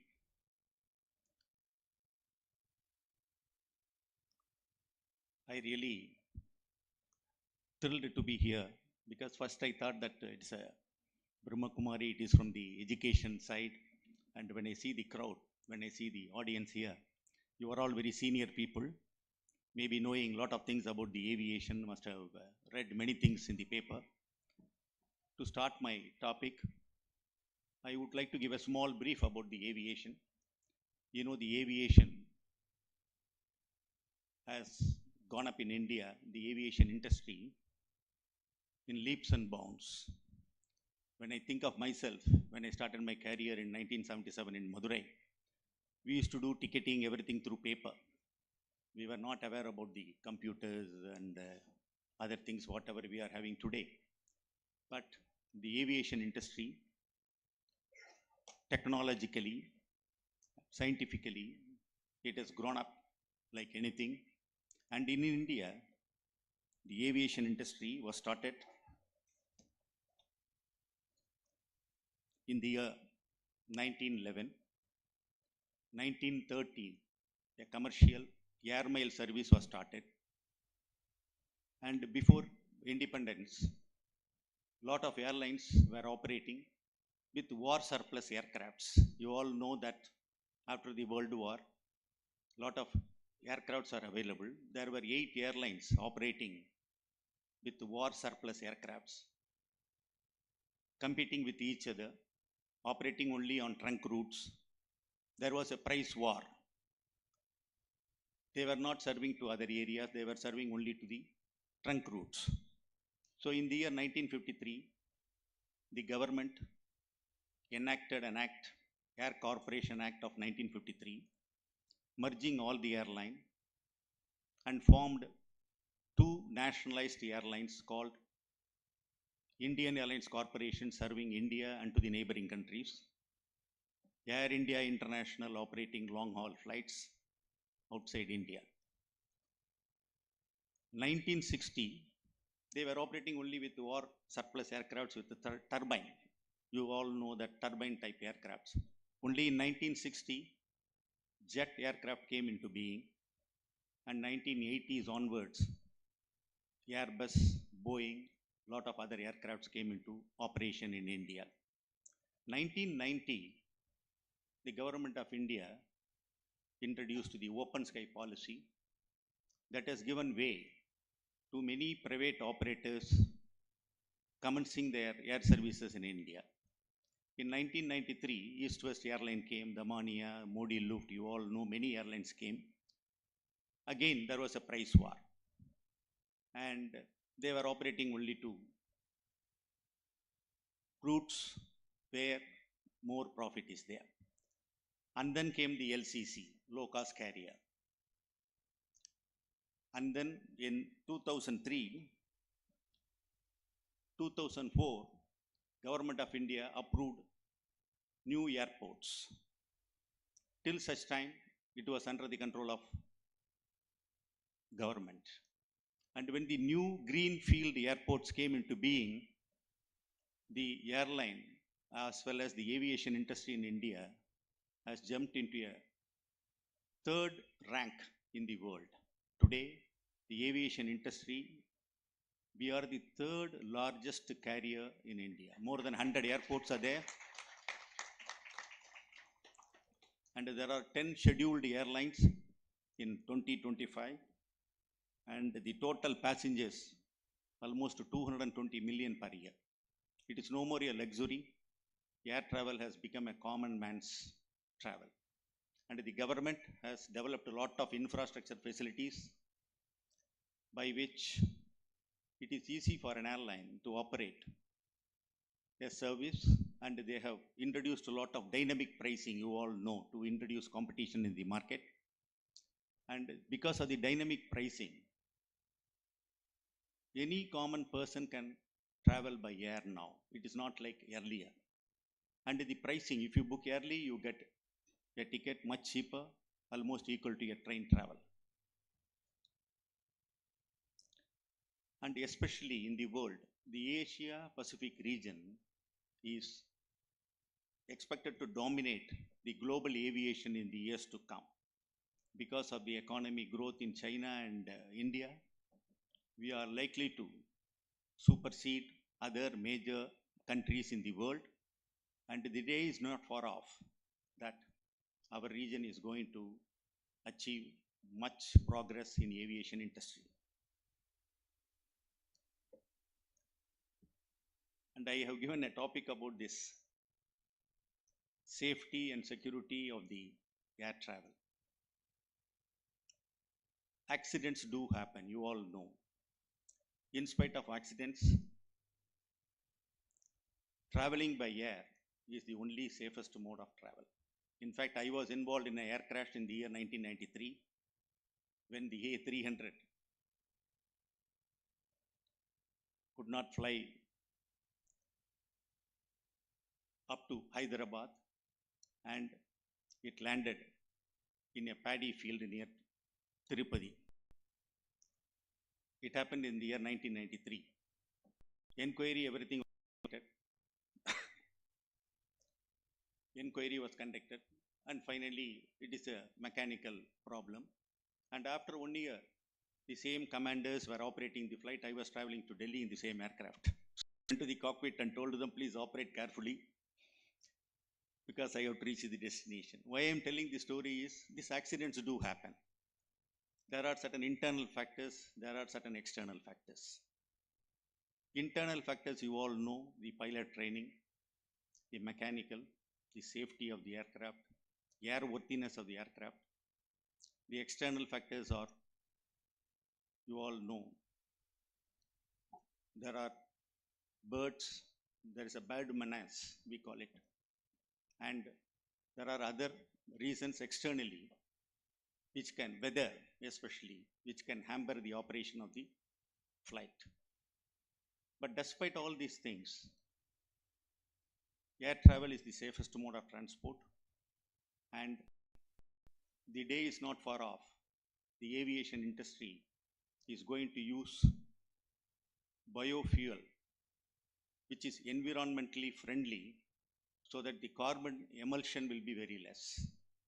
And they are also thinking of hybrid electric operated aircrafts, vertical takeoff. So many research is being undertaken by the world bodies, and the day is not far off. This industry is going to grow leaps and bounds. And if you see the number of passengers utilizing the air travel in India, it is only 220 million, vis-a-vis the total population of 1,400 millions in India. So enormous growth potential is there as far as Indian aviation is concerned. And the day is not far off that every other person in India will travel by aviation industry. And the aviation industry also will introduce equipments which are environment friendly and also which will comfortably take a passenger from a point A to point B without any trouble. And instead of myself talking all the time, I prefer to answer some of your questions during the panel discussion, and it will be good for both of us to interact. Thank you very much.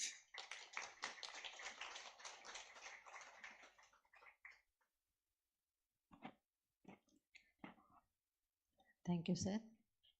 It is agreed that now traveling in an aircraft, in a flight is not a luxury anymore. எங்களுடைய ஹெட்குவார்ட்டர்ஸ் உங்களுக்கு தெரியும், mount over ராஜஸ்தானில் இருக்குது. ஒரு 5-6 years முன்னாடி வரைக்கும் நாங்கள் tickets book early twice at least எங்களோட வாலண்டியர்ஸ்லாம் போயிட்டு வருவாங்க. ஸோ ஒரு 5-6 முன்னாடி இயர்ஸ் வரைக்கும் நிறைய ட்ரெயின் டிக்கெட்ஸ் இருக்கும். ஒரு மேபி ஒரு 5% வந்து ஃப்ளைட் டிக்கெட்ஸ் இருக்கும். பட் இப்போ புக்கிங்ஸ் பார்த்தீங்கன்னா அப்படியே ரிவர்ஸாக இருக்குது. So thanks to the government or whoever it is for getting that luxury for us. Thanks again. So now may I request our respected brother Mr. Suren Tulsiram, Dean Academics, Chennai's Amirta Group of Institutions. With over 30 years of rich and diverse experience in the hospitality industry, he is now serving as the Dean Academics. His dynamic leadership in academics is complemented by his impactful role as a life and youth success coach. Mr. Suren is also a best-selling author of the widely acclaimed self-help book named A Garden of Life for Students, a transformational guide that continues to inspire youth with practical wisdom and motivation. He is the voice behind the popular motivational YouTube channel Namma Vetri. வெற்றியை நோக்கிய பயணம், வெற்றிகரமாக ஒரு சகோதரன் நம் முன்னால் வந்திருக்கிறான். அதற்காக மகிழ்ச்சியை தெரிவித்துக் கொள்கிறோம். So it's a book which is delivered in both in English and Tamil, it's a channel, empowering viewers with tools to thrive in today's world. His core areas of expertise includes strategic leadership in hospitality, academic management and curriculum development, and life coaching and youth mentoring.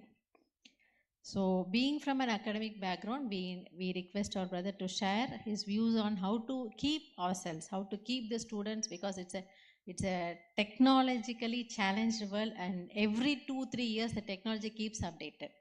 Now we are in a world of artificial intelligence. So how they ensure that the students are up to date and they are up to the skills of what is expected from them. Over to Mr. Suren. Yeah, thank you, ma'am. So it's a privilege and honor to be here. So first and foremost, my humble offerings to all the leaders are assembled here on the dais and the people off the dais. Generally, whenever this sort of a conference takes place, a general conference, there is always a confusion. The reason is, what is the motive or with what intention the organizers have organized this particular event? So what is their purpose?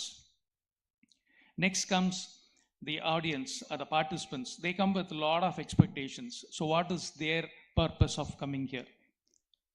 The challenge is for the speakers, whether we are able to match the expectations or the purpose of the organizers as well as the expectations and the purpose of the participants here. So I'll try to balance both these things. So at least, towards the end of it, there are some takeaways that you can carry with you.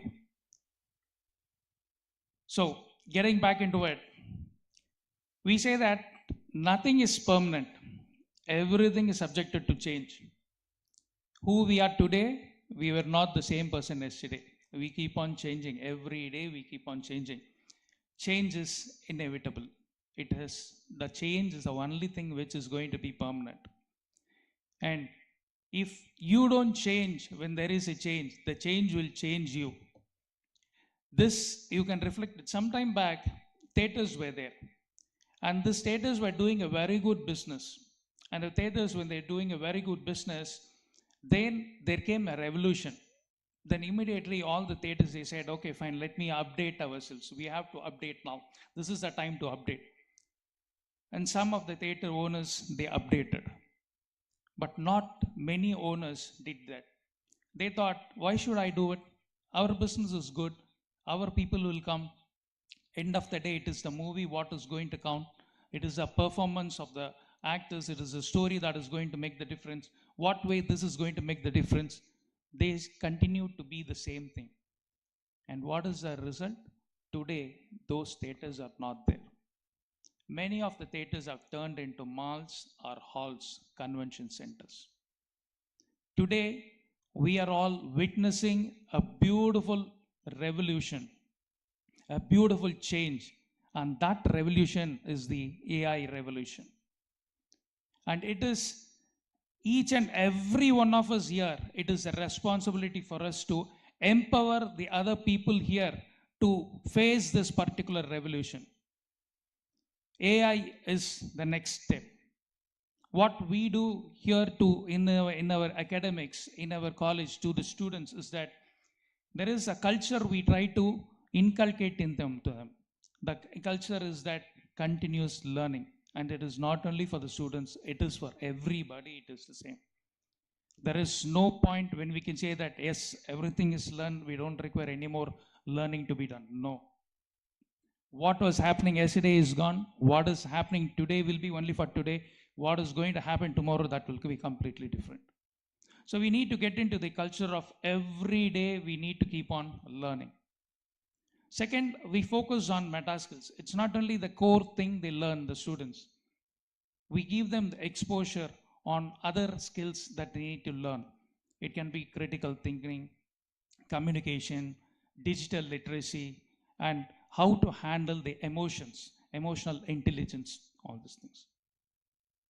Next, whenever we talk about an AI and other tools coming in, immediately there is also a fear which is cropping up. Oh, what is this? How is this? How we are going to handle it?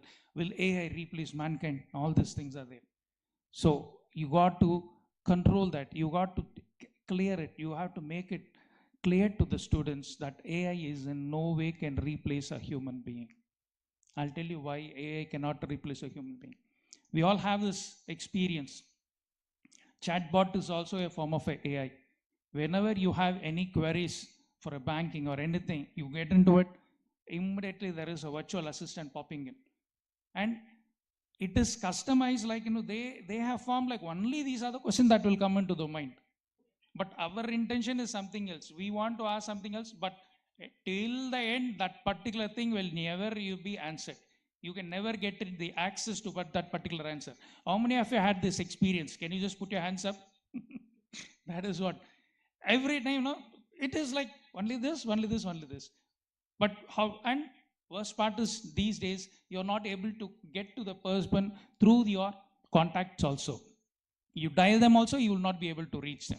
That is the thing. So AI can never replace human beings because that human emotional values, that emotional touch is there, the emotional sentiment is there. AI can never do that. Next, AI is not foolproof, or I will not say it can never get into you cannot build trust.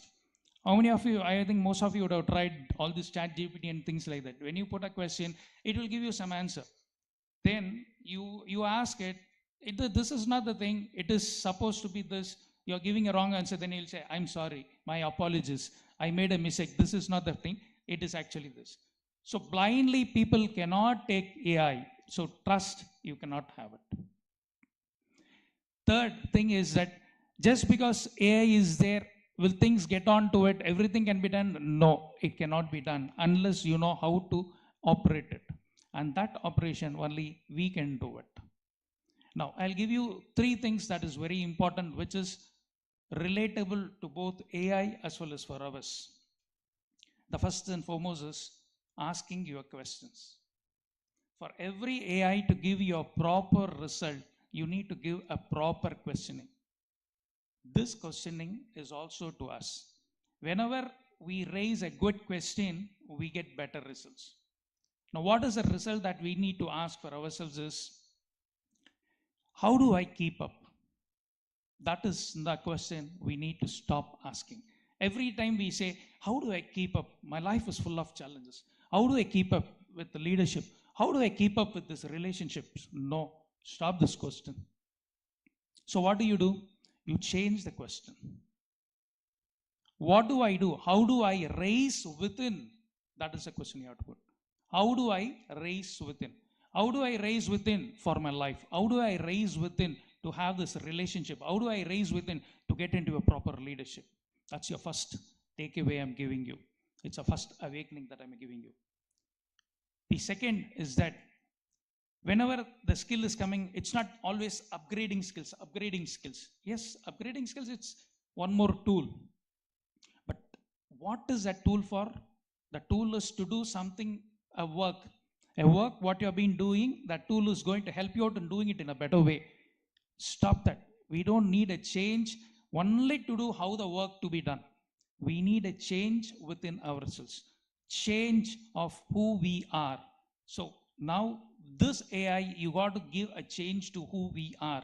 We need to have that mind. A calm mind is a superpower. A mind with which is focus is going to give you the compass. That will give you the direction. A mind which is full of gratitude is a mind which is going to act as a magnet. Both are interrelated. Third is always, all the time being into the AI. You need a pause. You need to take some time. You need to give a break. Because now people are so much into it. Even if maybe our sisters, if they are going to say for some time we need to do a meditation, I don't think so how far we'll all be able to do it, because we just go in for a meditation, immediately something will into the mind, and next instant is immediately you want to get into your mobile or to check that what is this, is it correct or not, this is the thing. Give a pause to it. So that means you need to embrace this silence. Silence is such a beautiful thing, and when you embrace silence, you will get introduced to your own self. And when you get introduced to your own self, you will get the wisdom how to act or how to use the AI in an effective manner. That particular thing is you can obtain only with silence. Talking about tourism and AI, yes, today you don't have to travel to that place. Today machines are doing everything. Machines can do a painting, machines can compose a song, machines can do everything. When it comes to tourism, being in the place where you are, you can talk about Switzerland, you can get the virtual reality of Switzerland at your same place wherever you are. It can be done. It's not a big thing about it. But human value is something that can never be replaced. Let AI handle the patterns, because everything happens with the patterns only. Let us handle with the presence. Let AI do the things, whatever question you ask, let the AI give the answers. But let us give the answers with compassion. And finally, I'll tell you, let's not get overwhelmed by this word of AI. Let's say that our mission is going to be always strong. Be clear about it. Be aware of what is happening. That's very important. And be adaptable to whatever it is happening. And finally, be alive in what is happening and enjoy the transformation. Thank you very much.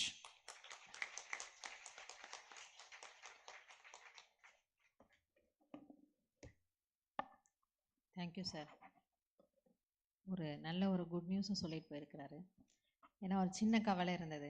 People are after digital devices and all the technologies, ஒரு சின்ன ஒரு calculation 15 + 35 என்ன அப்படின்னு கேட்டால் அதுக்கு ஒரு mobile எடுத்துகிட்டு டக் டக் டக் பண்ணிவிட்டு அதில் தான் போடுவாங்க.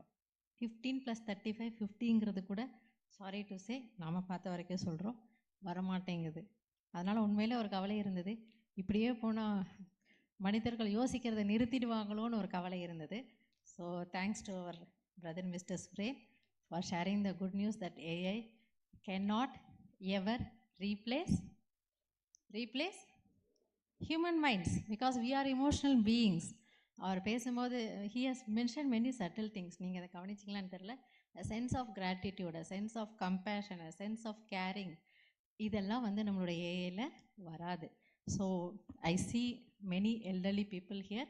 Let us pass on those good values of being caring, of being compassionate to the next generation, and let us not train them or be overwhelmed by all these digital devices. And would also like to share one few words on, we have a curriculum on digital de-addiction. There has been a time where people were addicted to substances, but இப்போ நம்ம என்ன பார்க்குறோம், ஒரு குழந்தை சாப்பிடணுன்னா கூட கையில் என்ன கொடுக்கணும், மொபைல் கொடுக்கணும். உங்ககிட்ட ஆன்சர் இருக்குது. So but it's an answer, but it is a problem. Correct? I feel so, or we feel so.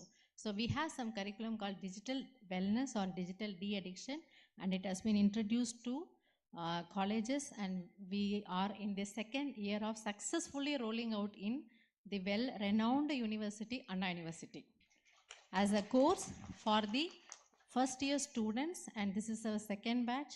It's been rolled out in the main campus, CEG and AC Tech, and also in MIT. So where we tell them scientifically on what is the problem with this digital addiction. So no, I'm not taking much of your time. So thank you, sir. He has beautifully explained on how science and silence can work together to do many wonders. The silence will get all the good things on science, and spirituality can help. Now may I request our respected Sister Rajyogini BK Brahma Kumari Kamlesh Gupta. She is the national coordinator of this shipping, aviation and tourism wing of Brahma Kumaris. She is attached to the institution since her childhood. Her inclination towards spirituality and Raj Yoga has made her dedicated her life for this godly service since the year 1982. So it's more than, she is the national coordinator of this SAT wing, and she is also the core committee member of one another wing, youth wing, and she has been the key instrument in developing various courses specifically designed for this SAT wing. To mention a few, she has developed course namely Finding the Compass of Your Life and Uday, A New Horizon. She has played key role making an exhibition book named Happy Journey, and also a course of positive change course, and she is one of the most wanted speaker in many corporates, various government organizations, sports, airport authorities, tourism industries and hotels. She has successfully led a number of campaigns. நான் number of campaign சொல்லிட்டேன் because அது ஒரு பெரிய ஒரு 2-3 page இருந்தது அந்த கேம்பெயின், national state level அப்படின்ட்டு. ஸோ ஷார்ட்டாக number of campaigns of youth wing. And she is the key instrument in designing the tourism project Mera Desh Meri Shan, My Nation My Pride. In international levels also she has participated in various seminars. Now she will touch upon the, I mean, as we see in every other industry, this industry is also having so much of stress. So how come the meditation, Raj Yoga and helps in overcoming that? And also we'll touch upon on what is religion and what is spirituality. Is there any difference between that, or is it the same? Over to our respected sister.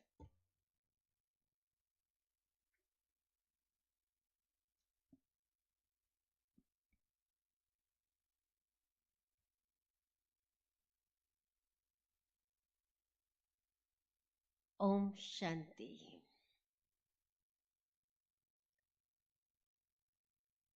Respected guests on the dais, and all of you sitting in the audience, dear brothers and sisters. Today, we are discussing many important things. And the main theme of the conference is navigating towards success. A lot has been said by the previous speakers. Our respected sister, Dr. Muthamizh, explained you something about the success. And many of the expertise had talked about through their viewpoint and different sectors. And now I will share something which is related to one and all. Maybe in any profession, maybe of any age group. In general, I'm going to tell you certain things. As sister has mentioned, that success is something which every individual wants to achieve in the life. Everyone wants. And success is to be measured not so much by the positions, by the wealth, by the honors that we acquire. There can be varied definitions to success.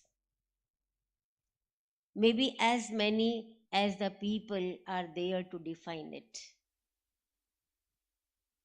But no matter, we do want success, whatever an individual understands by the word success. Now the very topic is navigating towards success, because this particular word, navigation, it is mainly used in the shipping and the aviation sector. And literally it means finding the ways from one place to another. It's the literal meaning. But when we say metaphorically, it is programming your mind. Navigation, programming yourself. When we say that navigating towards success means programming yourself for success. Now the journey of success is as important as its preparation, because it is not that easy and smooth.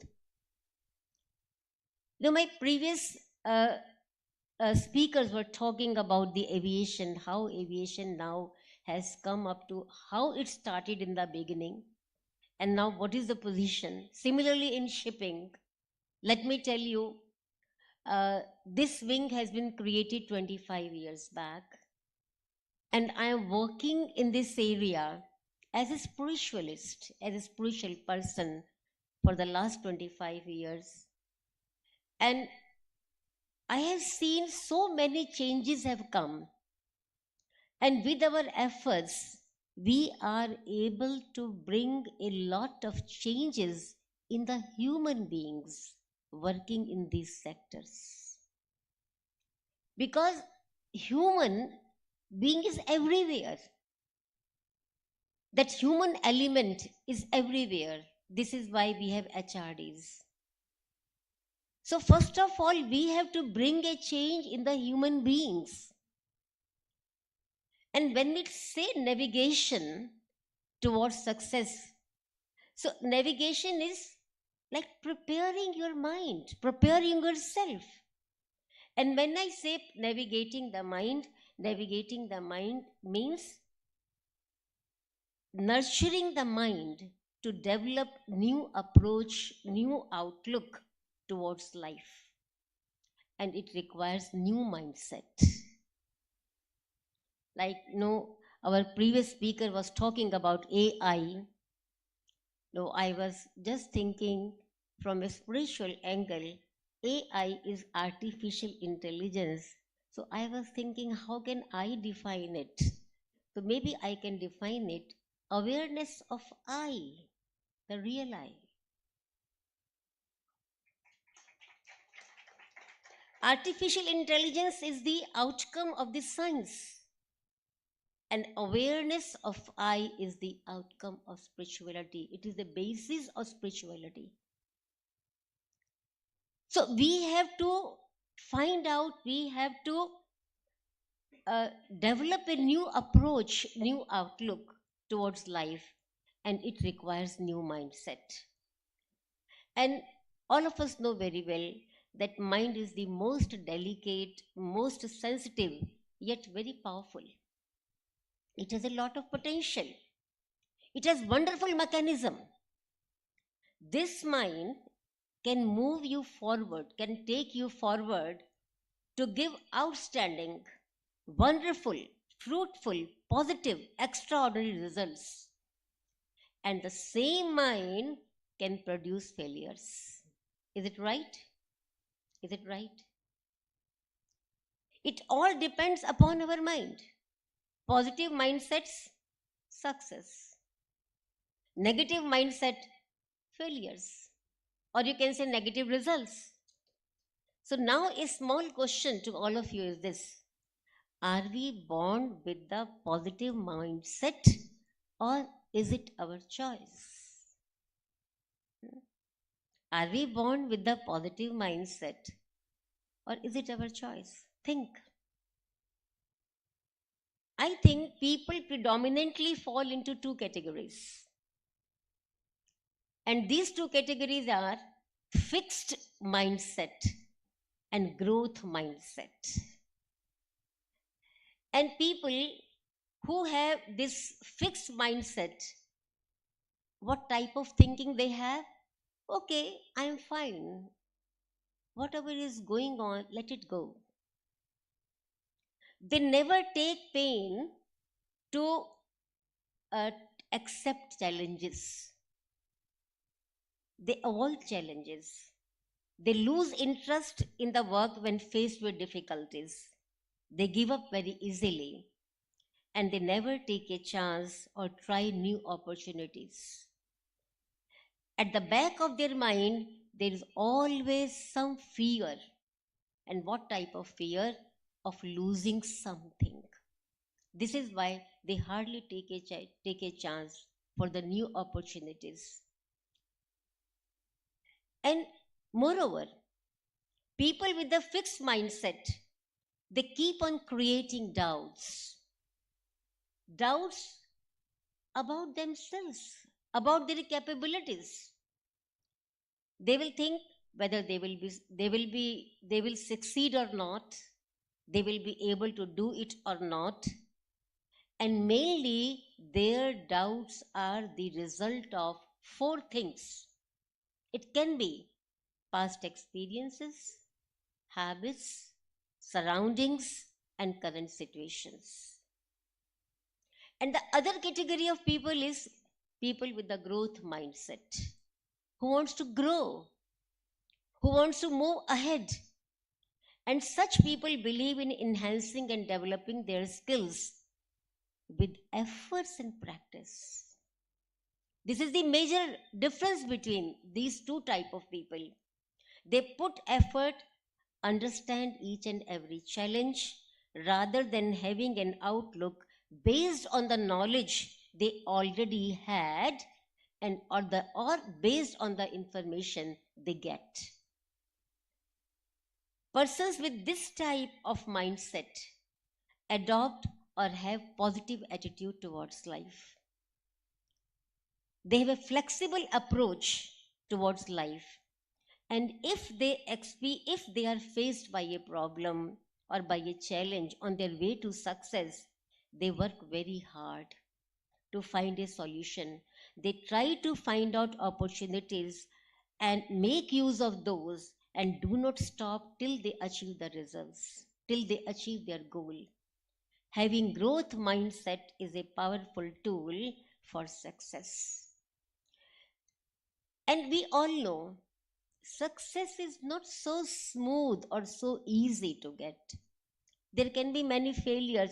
Even I have not started yet.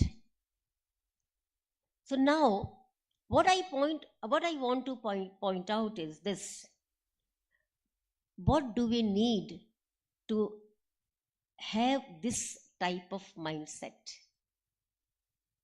How we can create positive mindset? According to me, 4 things are required. I'm reminded of our childhood days. Most of us, when we are in our childhood, we learn to ride a bicycle. You remember when you learned to ride a bicycle, what happened?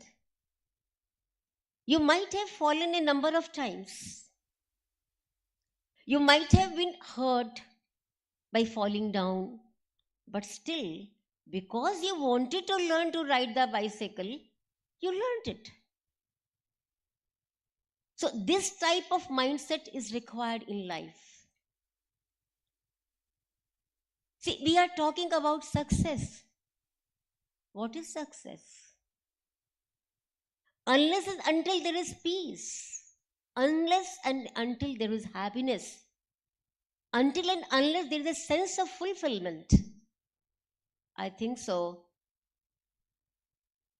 These powers, these positions, these honors, this fame, this wealth cannot be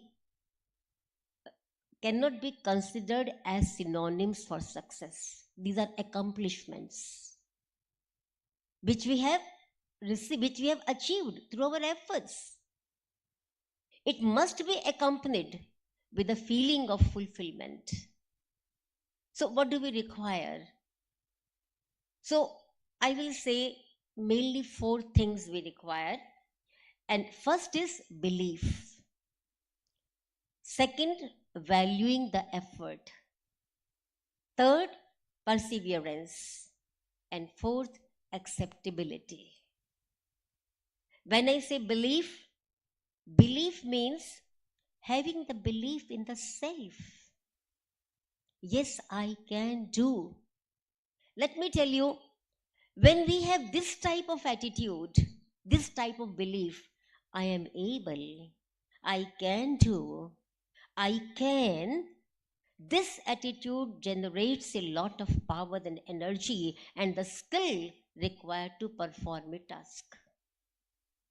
So this type of belief is required because belief is the driving force behind all great writings, behind all scientific discoveries, behind all successful business.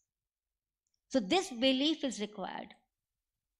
When belief, what belief? I can do. When you believe that I can do, then what happens? Then how to do develops. So I have to have this belief in myself. Then in the efforts I am going to put. Then in the capabilities I have, and also in the success. This type of belief is required. And secondly, what do I need? I need effort. I must put some effort which is required. See, lion is the king of the jungle, but even the lion has to put effort to get his food, isn't it? So we cannot get anything without putting any effort. And third is perseverance. This effort is to be continued. We must keep on putting effort till we achieve the results. And the fourth is acceptability. We need to accept as the people and as the situation they come on my way to success. This is required. So all of you will, maybe you agree to me when I say this, but how it happens? Let me tell you, spiritual knowledge combined with meditation, when practiced, we are able to bring these values in our life. I think so, all these successful industrialists, they have some or the other value in their life, And this is why they are able to achieve their goals. Not only industrialists, all the business, all the scientists, they have some value in them. Similarly, we need to have certain values in general. Only then we can achieve our goal, whether it is small or whether it is big. Life is for enjoying. Life is for living life for peace and happiness. Life is for living together. And how meditation helps? The meditation helps in making our positive mindset. And secondly, it helps in controlling our emotions, controlling our reactions, and controlling our gestures. And one thing which sister told me, that I must explain what is religion and what is spirituality. Let me tell you what is religion and what is spirituality. Religion is something, which are man-made religion. And if you look the history of the world, we will find main wars were because of religion. Main wars. Religion, so-called religion, although it is a Sanskrit word, dharma. Dharma means dharana. Imbibing or practicing values in the life, that is dharma. But we have taken it, as in superficially religion, and we have created religions which has created lot of barriers. Whereas spirituality, it creates a wall, it creates a bridge, not wall, it creates a bridge on all those walls. And I would like to give one example before putting a stop to my speech about spirituality. You just visualize, these are your two hands. Visualize. In these two hands, you are holding two glasses, two tumblers. Glass or the tumbler which is in your right hand, it is empty. And the glass in your left hand, it has some drink of your choice. Maybe juice, maybe coffee, maybe tea, maybe any other drink, maybe soft drink, any drink which you like to have. Now, my question to all of you is this: which glass will you prefer? This is empty, and this contains drink of your choice. Which would you like to have? Empty one. Okay. Yes. And what about you? The second one, the preferred one. Okay. Or any other answer? Juice. Yes. Obviously. Because I can relish the drink, isn't it? I can relish the drink. But why did you say the empty one, brother?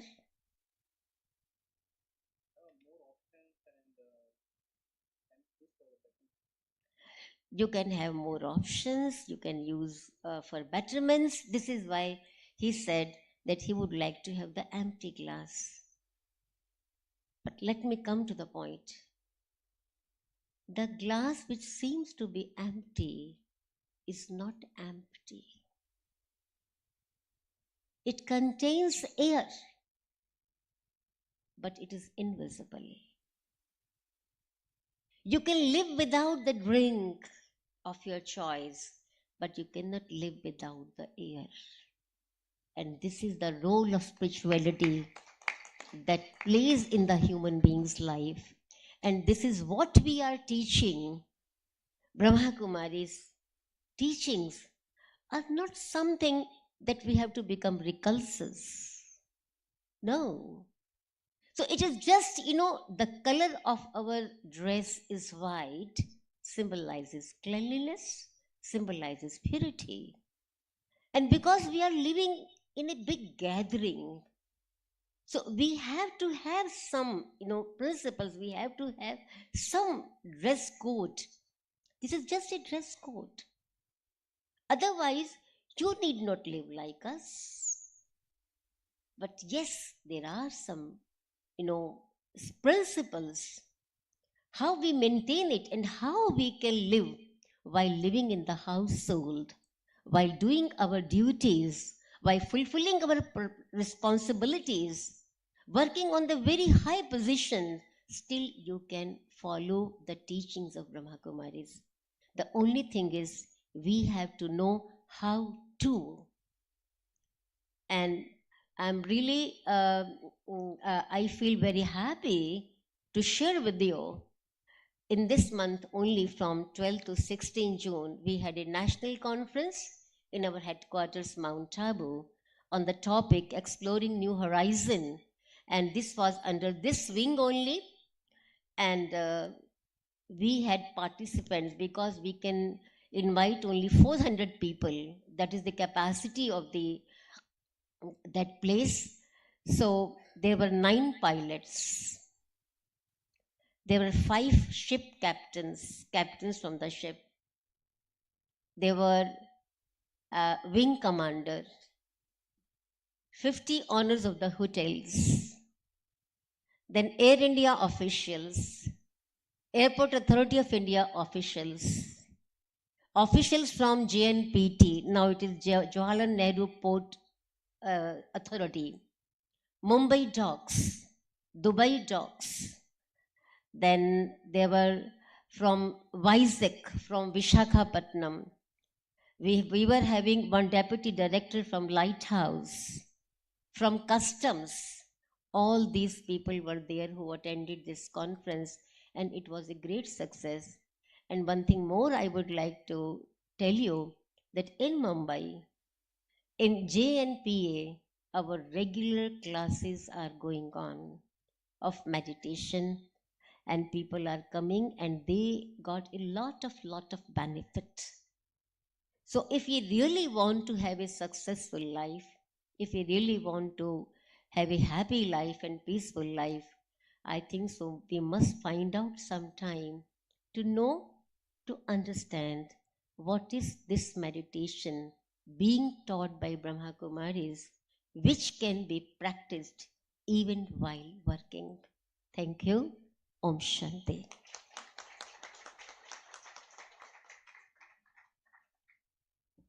Thank you, sister. So, sister was stressing upon on how to shift our mindset from a fixed to growth mindset. And thanks for clarifying on what is religion. It is dharma or dharna, and it is not just spiritual. And spirituality is actually the way for getting into that religion of practicing the values. And in that sense, yes, we are spiritually and religious organization, but not in the sense of practicing rituals, but in the real sense of being in our own religion of peace and happiness, which is common for every human individual in the world. Thank you, sister. Now may I request our respected brother, Mr. Sriharan Balan, who is the Managing Director of Madura Travel Services. He also holds a position as Chancellor, Madura Institute for Tourism Studies, and he is the Chairman of Global Madura Group.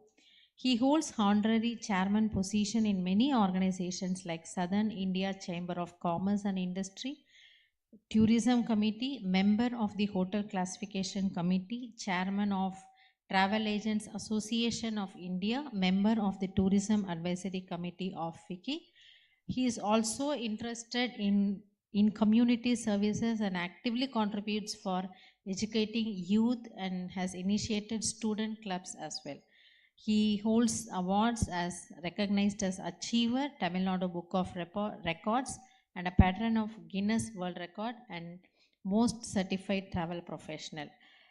Now may I request our brother to deliver his address. So he belongs to a group which has a legacy set in the travel industry. Madhura travels திரு KD Balan அப்படின்னா தெரியாதவங்க யாருமே இருக்க மாட்டாங்க. So அவரிடமிருந்து அந்த ஒரு responsibility இந்த யங் ஏஜில் பிரதர் எடுத்திருக்கிறாரு. So brother, can you clarify on what is success as per you, and as a young leader, how do you define success without losing our vision and mission and values? So keeping up with the values and parallelly achieving success, what is it up to you?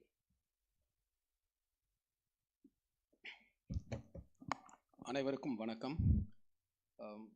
A heartfelt greetings to the guest on the dais, after dais. It's a privilege and honor to share stage with such eminent people. And I'm always introduced as a young leader wherever I go. Just to give you an insight of what I do and what I've been doing. At the age of 21, I worked for another travel company named Around the World Travels for a year. I finished my IATA there. I scored distinction. I ranked number 1 in India. Followed by, when I came to my company, which I'm presently the managing director, it's a family-owned business. Now, for everybody, it becomes very easy to say, you can just come over and sit in a family-owned business.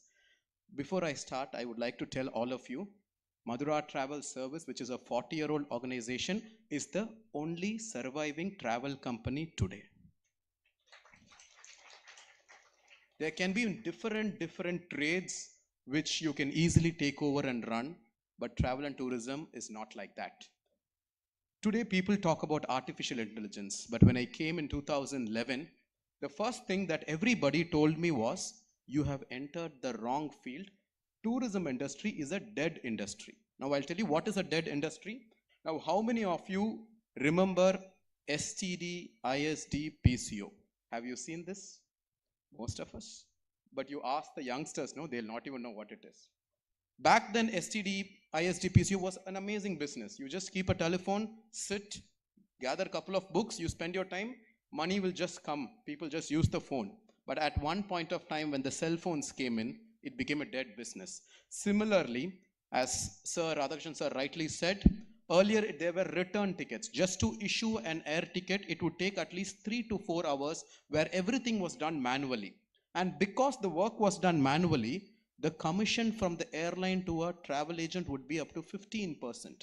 Just imagine a company is doing a 100 crore business, 10 to 15%. Just like that, the 10 crore to 15 crores will enter the pocket. When I entered the industry, the airline commissions became zero. There was no scope that, or there was no need for a travel agent to work there, because after IRCTC introduced their online, it became very easy for people to start using online to book their travel. Similarly, a lot of online companies started coming into the market. So when I entered, they said, it is the wrong trade that you've chosen. But somewhere I felt it's not about the trade, it's about the service that we're going to provide. Somewhere when every single person told me the trade is done, you've chosen wrong, I'm not bringing my kids inside, I'm making them an architect, I'm making them this and that. Yes, I somewhere thought there is going to be a necessity for people because everybody are moving out of this industry. So I found there was a way, because there was not even a single educated travel consultant. Now why I use the word travel consultant is, there were travel agents who used to sell tickets to get commission, but there were no travel consultants who knew what was travel. Today, after 15 years, I stand as the most certified travel consultant in India. There are very few travel consultants, and just to give you an idea, I'm here with my people who've traveled the world. I've traveled to 83 countries. Yesterday I was in Dubai, the day before I was in Morocco, and just to give you an idea, all these 83 countries I traveled for free. I am an advisory committee in multiple governments where they invite me to understand the Indian tourists. Now, I will give you just one point. We are all scared that AI is going to take jobs and everything. But I'll tell you one thing. If you ignore technology, the technology will ignore you. The same people who told me travel agency is dead, today when I am sitting as the chairman of a particular chamber of commerce, they are sitting down, they walk up to me and said, somewhere we failed to bring our kid into this business. Today, all my network and my business and everything is going along with to my grave. There is no one to take care of my business. But your father rightly did this. where he brought you in the trade. To just give you an insight about who my father was, Kalaimamani VKT Balan. If you Google his name, he is very, very popular. A person who came from rags and he became riches. Because I'll tell you, the life that we lived, when you talk about success, when I was a young kid, to get one proper meal was a success for me. When I was in my 12th standard, my father very clearly said, we cannot afford education, it's all up to your marks. I got 98% in my 12th. I got a free seat and studied in scholarship. I considered that as my success for that age. And suddenly, I was an engineering graduate. I met with an accident and I was bedridden for 6 months. That time, my only point was to get up and walk. That was a success for me. When I started walking, I wanted to do something where I'm on my crutches. So I wanted to learn something very badly. That's when Mr. Sylvester Thomas, the owner of Around the World Travels, invited me that he would teach me what tourism is, where the only hope I had is, let me learn something and do something with life. And after which, today, I stand before you as the youngest chairman for Southern India Chamber of Commerce and Industries. I'll tell you, Tamil Nadu Travel Mart is one of the biggest exhibition that has been dreamed to many, many travel consultants. It is a 40-year-old dream.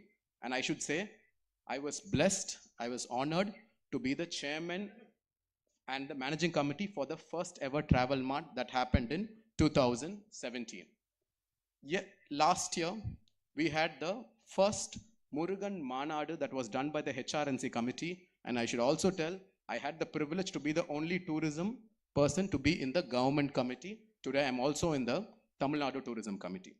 All I wanted to tell you is, one thing that cannot be taken away from us is education.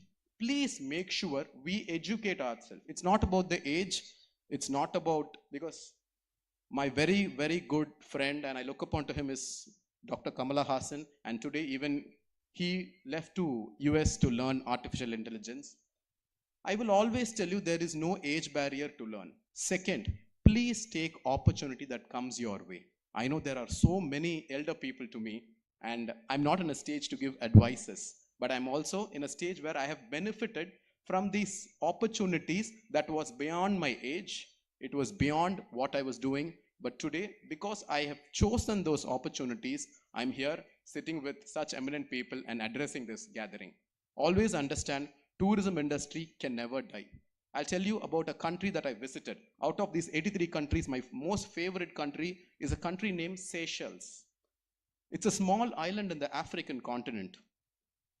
The total population of this country is only 70,000 people. But you know, the hotel that I stayed or I was hosted was 3.5 lakhs Indian rupee per night. And I was going around looking for other hotels. Everything was minimum 50,000 rupees. The small hotel, 50,000 rupees. So we had a meeting with the ministry and the tourism board, and I brought this. I said, I don't know if Indians could really come in big numbers because of the price, but I don't find anything fancy. It's not like Dubai or it's not like Singapore. You don't have anything. Yet you are able to sell this. How are you? They just replied one thing. It is because we don't have anything and we only have nature, we are able to sell that. That is the only country in the entire world that is free from plastics, that's free from any kind of garbage or waste or anything. They are such a country in the world where they safeguard the nature and they give back to people, and they know there has to be a price tag behind that because people will misuse it. I should say, today, if you get an opportunity to visit the country, you will know what is the value of nature that we are having, yet we are failing to preserve that nature just for the small happiness or something. Because for me, it hurts when I walk in Marina Beach without slippers. You know, none of us could even think, because there are broken bottles. There are so much of things. We don't understand that. Because this nature has come to us for free. And nobody's taught us the value of this nature to us. And I think I was very, very glad when I got the plant. I think organizations like the Brahma Kumaris, I'm very, very honored. This is my first time I'm getting myself involved with such organizations. I think these are the organizations that India needs. India doesn't need any more commercial organizations. India doesn't need any more innovatory organizations, but India is a land of resources. India is a land of natural resources. I think we need organizations like Brahma Kumari. Please, from today, I wish to be a part of your organization as well, ma'am. And let me, the little contribution that I could do for this organization will be my sole thing. So please accept me as well. And I wish every speaker success. I wish all of you for joining in for such a beautiful conference. And anytime, I always tell everybody, anywhere, any part of the globe you meet me, please come and say a hi. I will be always happy to meet people, because one thing that I earned in this industry is people. If you take my phone and see, I have 21,000 contacts on my phone list. This is what I call is what I earned in this entire trade. With finally, I just want to finish with one Tirukural, which I always keep in mind. Idanai idanal ivan mudikkum endraindu adanai avan kan vidal. I always want to be that avan, because when you are capable enough, you will have lot of opportunities and there will be people who need you. So make sure you are that oven who becomes more capable of it. Thank you so much.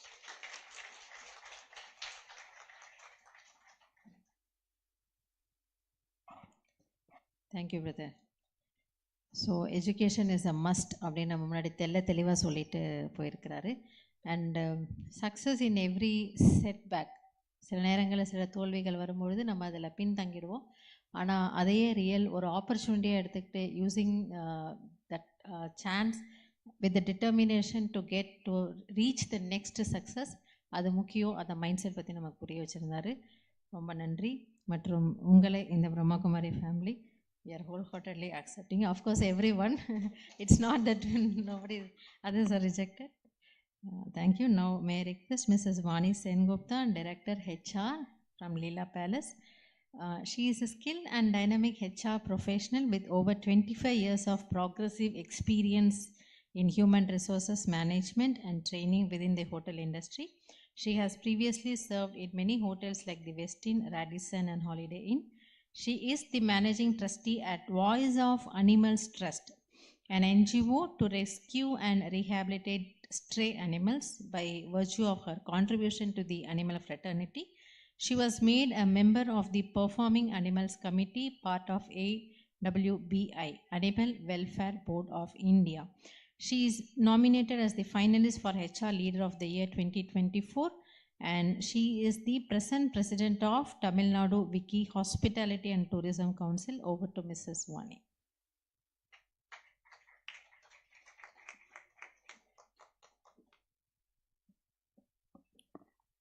A very good evening to the dignitaries on and off the dais. I feel extremely humbled to be sharing stage with such eminent, distinguished personalities, and I'm not sure whether I will be in a position to advise anyone, but I thought I'll just share my journey with you all. So I'm from a small town called Coimbatore, and I come from an Orthodox Tamil Brahmin family where people are very well read. The minimum is a double degree, some are MPhils and PhDs. So I did my graduation from maths and physics. It was a dual major. But on completion of it, I was in crossroads, not knowing, which line to pursue. But I had to complete a post-graduation. So I thought mass communication was the in thing at that time. And I thought I want to be a journalist. So I went to the college, and being from the forward community, there was only one seat and it was taken. So I missed that. And I was wondering what to do next when the principal said, there's a new course that has come. It's called Masters in Social Work. And we have one slot there. I think you should take it. So Masters in Social Work did not sound glamorous to me at all. And I said, no, I don't want to take it. He said, no, you go there. I'm sure there'll be a fallout in mass communication, and then maybe we can move you from MSW to MassCom. So I believed him, and I joined MSW. And 1 week went by, 2 weeks went by, a month went by. And I went back to the principal and said, sir, when are you moving me? And he said, sorry, my dear, there are no seats. Nobody is fallen out. So just continue. I can tell you that the future is in this field. and you will not regret it. I was very cross with him, but today I can tell you, I remember Mr. Shankar every single day, because I am what I am because he literally pushed me into that stream. So I completed my MSW, and as a part of the last block placement, I had to train in some company for 2 months. And my neighbor was working in Taj Residency in Cochin, and he told me interesting stories, so it sounded again very attractive. And I said, I want to be away from home. I've never been in hostel, so let me do this 2 months of training in Cochin. And when I entered the hospitality line, I just loved what I saw. Yes, it looks very attractive from the outside, but there's a lot of hard work from the inside. But my job in that time, it was not even called human resources, it was called personal department. I loved what I did. The job that they gave me that time was to cut out meal tokens for people to give it to cafeteria when they have dine in the cafeteria. And I felt that job was, very responsible, and I used to do it with so much of passion that I decided that yes, when I pass out, I'm going to join a hospitality industry. But Coimbatore had no star hotels. Coimbatore was a small town, and there was only one hotel called the Residency. And it was a pre-opening hotel, so I walked in, it was brick and mortar. And I said, I want a job. And they said, okay, we have a job for a personal assistant. And in 1996, I took my first step into the industry and joined as a personal assistant. I came back with my appointment letter, and 2 people were very unhappy at home. One was my dad. He said, Hotela, what are you going to do in a hotel? And 2 was my maid. She looked at my appointment letter and she said, Ennama, 1,500 rupees தான் நான் உங்கள் சம்பளம். நான் 2 வீட்டில் வேலை பண்ணுறேன். I'm getting 2,000 rupees சம்பளம். நீங்கள் பிஜி படிச்சுட்டு நீங்கள் 1,500 வாங்குறீங்க. நான் 3rd ஃபெயில், எனக்கு 2,000 rupees சம்பளம் வருது. Well, that's the irony. The industry is such that the starting level salaries are pretty low, but then if you enjoy your job, sky is the limit in hospitality. So I joined Residency. I worked my way through from personal, I moved into training. So in 4 months' time, the hotel opened, and it was the inauguration of the hotel, and we had eminent, I think the chief minister came to inaugurate the hotel. So it was all decked up, and I did not even know what the meaning of a banquet hall was. That was, everything was new. Chandeliers were gleaming. The place was so beautifully decked up. So my general manager just told me, Vani, tomorrow's the inauguration. I want you up. Human resources, we work in the heart of the house. We're not in the front. So when I went to the front of the house, I just loved what I saw. But I did not know what the job was actually. So I asked the F&B manager, should I do something? He said, yes, of course, there's a lot of work. People will come to dine. Please give plates for everyone. So I said, should I give plates? And he said, yes, you have to give plates. So I didn't like it. I said, why should I give plates to someone? I'm a postgraduate. I'm from HR department. Why should I give plates to someone? But then opposite to me, I saw the other girl who was smiling, who was picking up the plate and saying, good afternoon, sir. Have a lovely meal. She was so courteous, so nice. And I was thinking, why is she doing so much of drama? I mean, it's after all a plate. Because my mindset was very different. My background was very different. So the plates were done and people were starting to have their meal. When I looked behind, I saw my manager serving the guests. He was standing behind the buffet counter and serving the guest. And I thought to myself, why is a manager standing there and serving a guest? He's a manager. There are staff to do that job. Then I looked around, I saw people from different departments all helping. So when I turned around suddenly, I saw this gentleman come to me with a plate. He's finished eating and he had to dispose his plate. And I'm a vegetarian, and I saw the plate was full of bones. And he said, Madam, where should I keep this? And being the first event, they forgot to keep the clearance counter. So I looked at the plate and I said, I just pointed my finger vaguely and said there, because I didn't want to touch that plate. But just then I saw my general manager stepped before me and said, sir, I'll take your plate. Now, I was in a situation. I couldn't let my general manager take that plate, nor did I want to touch that plate.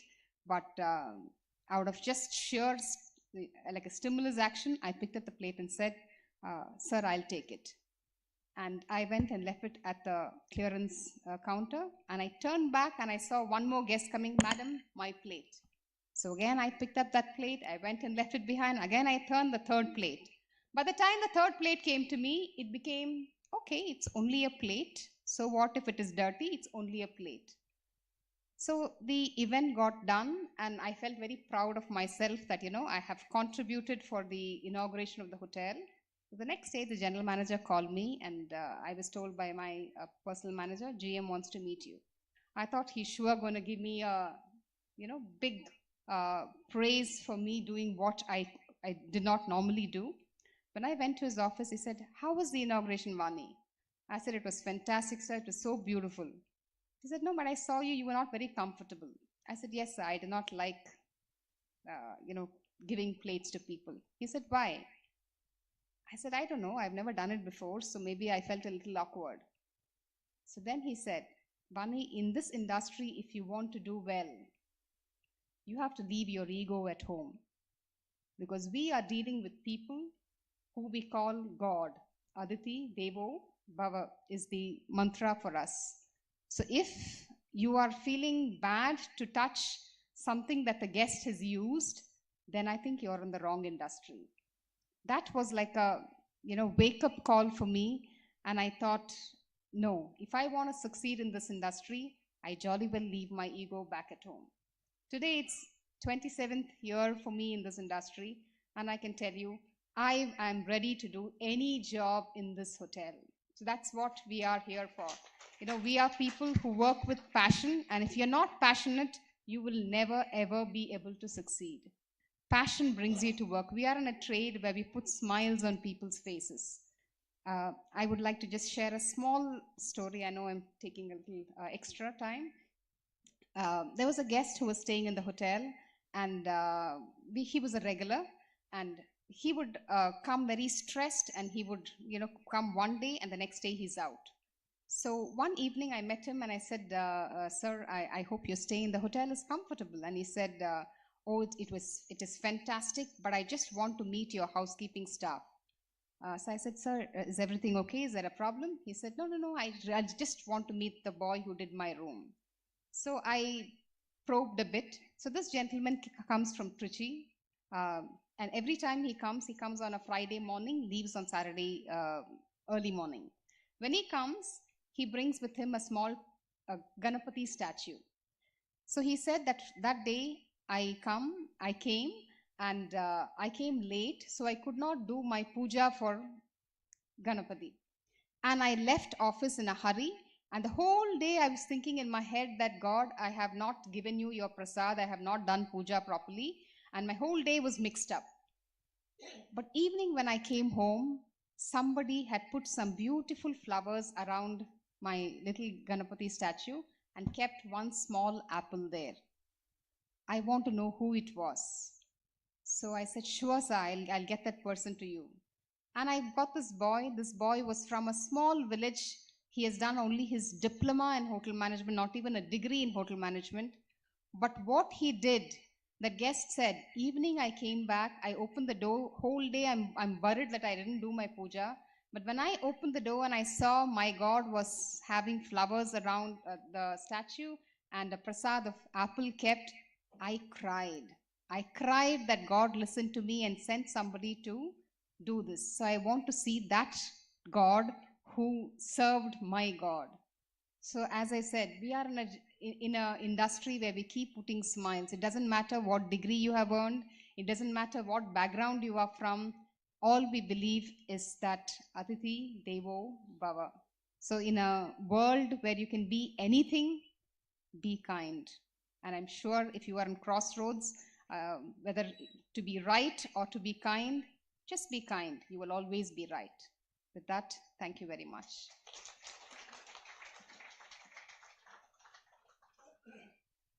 Thank you for passing on the message of being kind to everyone. Thank you, ma'am. So here we have Sister Vasundhara to take us into a journey of stillness and practice a little bit of meditation. Of course, we know that you people are new to it, but yet she will give an overview of what it is. And may I now request Sister Vasundhara Devi. She is practicing meditation for the past 22 years and basically a software engineer by profession and an MBA graduate. And she was serving with Cognizant and dedicated her life for the godly service for the past 14 years. And currently she is serving from the Thiruvanmiyur branch of Brahma Kumaris, and she is one of the coordinator of the digital de-addiction, digital wellness courses, which is offered for the youth and the corporates. Over to Sister Vasundhara.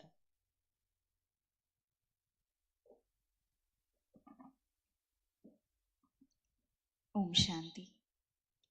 So this is a meditation session. So let us all sit alert.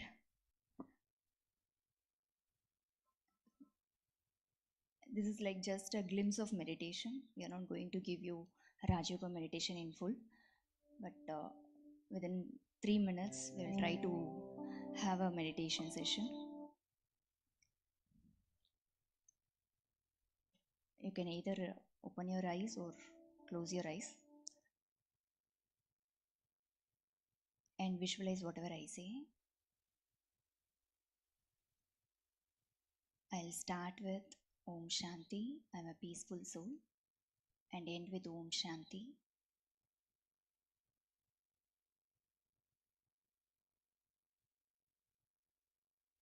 Om Shanti.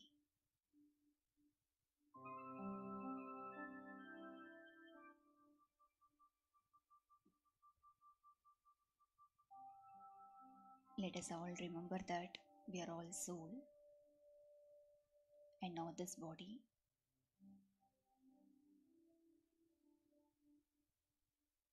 I am a sparkling star seated in between two eyebrows.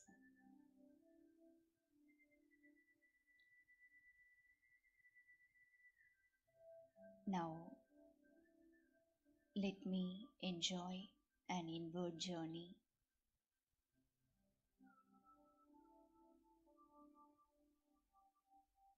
Let me leave all my conscious about the surroundings,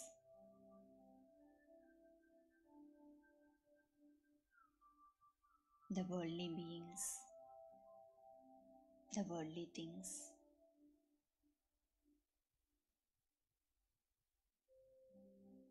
Let me get into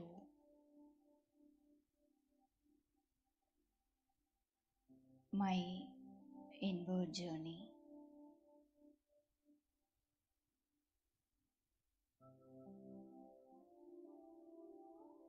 I am walking inside.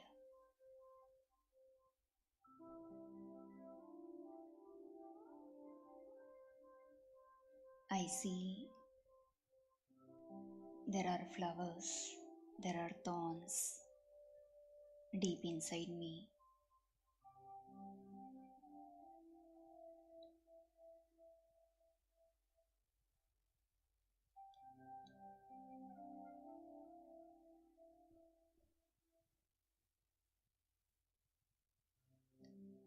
I am walking ahead.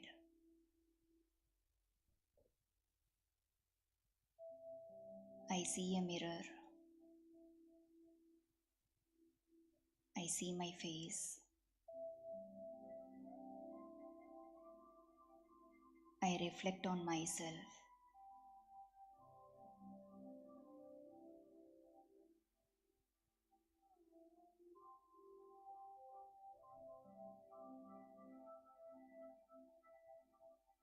There is a bright sun rays covering the mirror.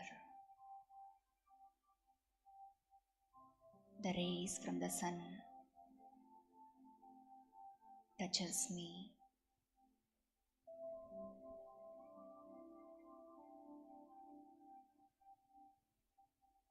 This is God's rays. Powerful rays from God, I allow myself to fill in love, power, peace,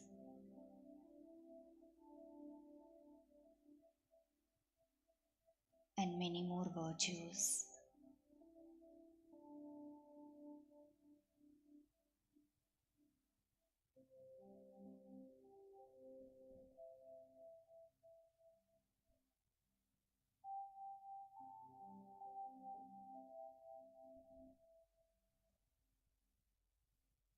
I am energetic now. I know God knows what to feel, how to uplift me. I surrender to Him.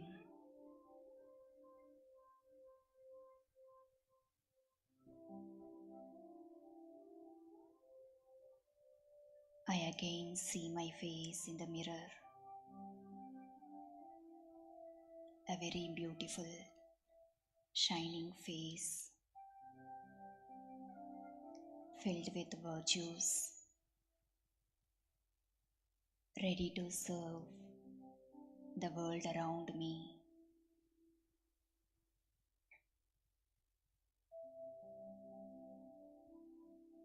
I travel back.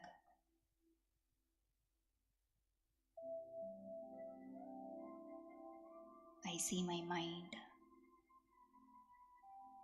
filled with golden flowers.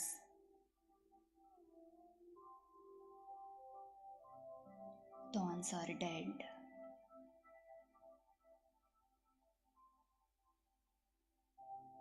I see my beautiful garden.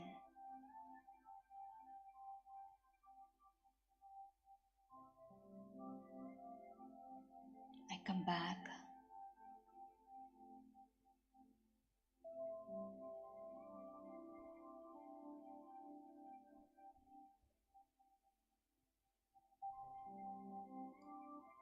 With this powerful stage, let us all stand up to give a homage to Air India victims for 1 minute.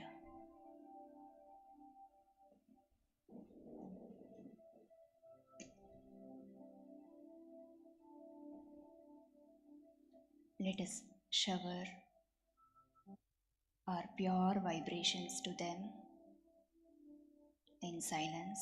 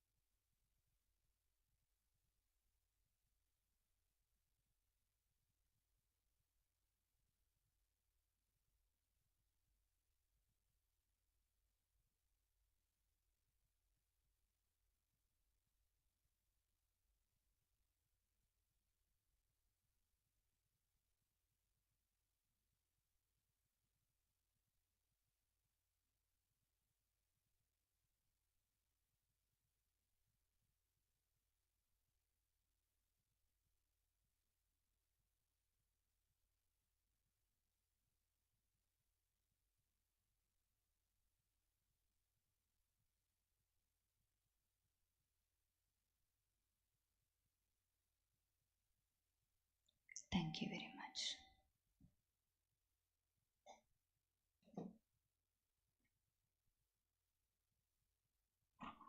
Thank you, sister, for making us experience that stillness inside.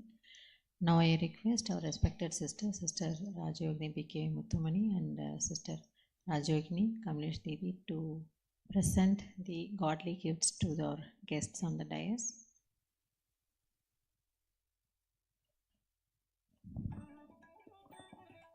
In the meantime, high tea will be served to you all in your seats itself. So I request all the audience to be seated in your stage, in your seats, and stay back.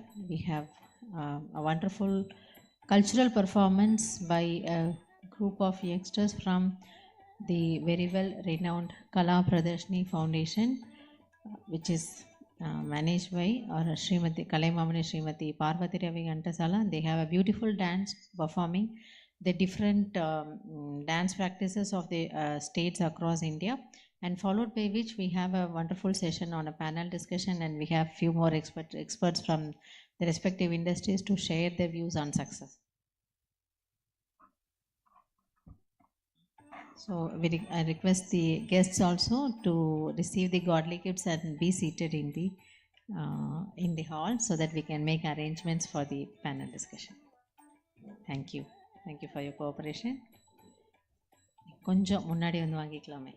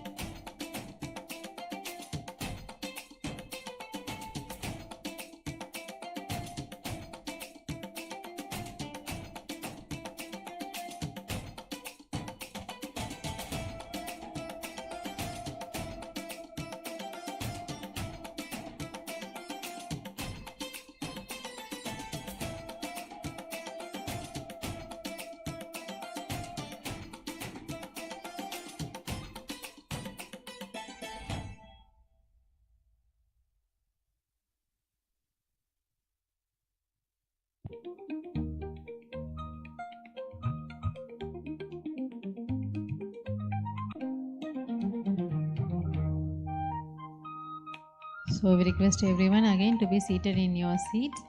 ஒரு சின்ன rearrangement for the next panel discussion. உடனே நம்ம அடுத்த session with கல்ச்சுரல்ஸோட ஆரம்பிச்சிடுவோம்.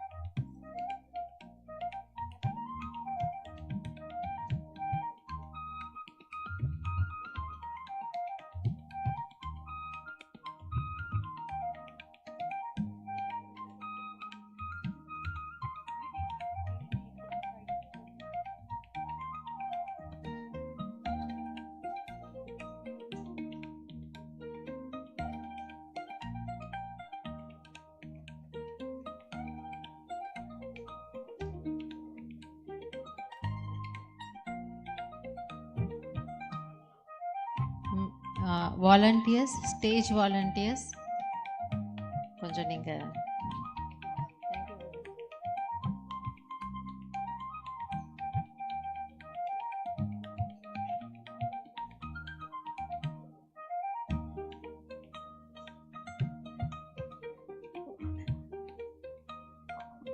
இந்த plant வந்து கெஸ்ட்ஸ்க்கு யாரெல்லாம் கொடுத்தோமோ இது உங்களுடைய உடைமை, உங்களுடைய ப்ராப்பர்ட்டி. 1 ஹவருக்கு முன்னாடி இது உங்களுடையது ஆயிடுச்சு.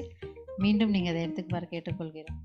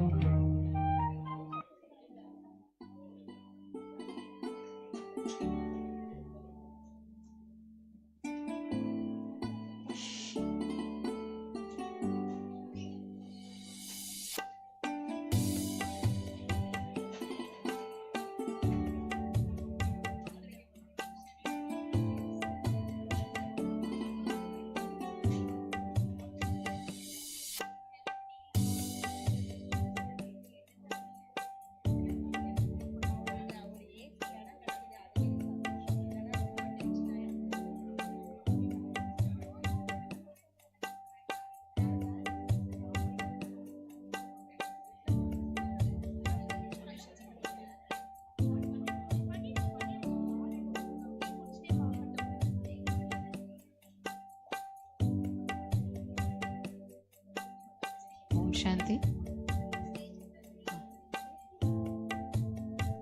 Kala Pradarshini team dance performers ella I invite you to the stage. Kala Pradarshini dance performers ella I invite you to the stage.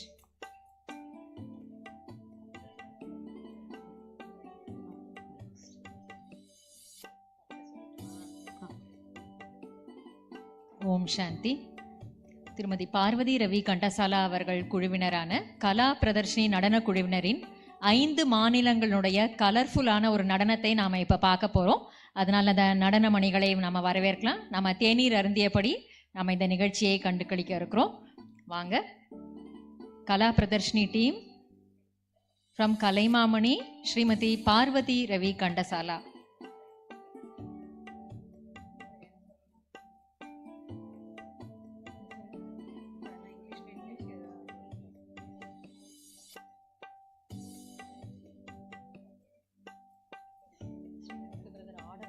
பாட்டு ஆல்ரெடி ஸ்ரீனிவாச போய் உட்காரணும்.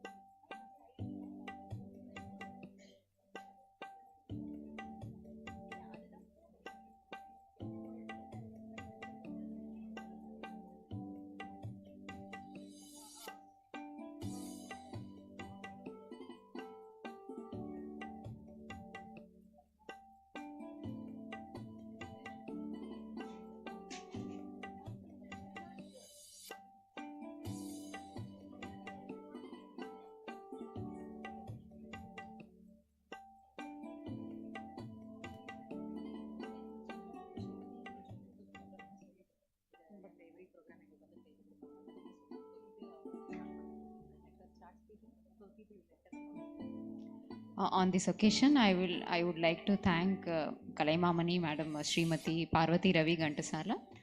She actually every year, whatever the major events we do, she supports us. She agrees immediately, readily, and she sends her team for the performance here. And today also we are going to view a wonderful performance, a combination of 5 different states dance styles. So I'm thankful to the madam. And Kala Pradarshini is also an organization which is actually supporting many students. It is helping them to make their own profession in this dance as an academics and as a profession. So we are very fortunate to have them here. And first dance is Bharatanatyam from Tamil Nadu.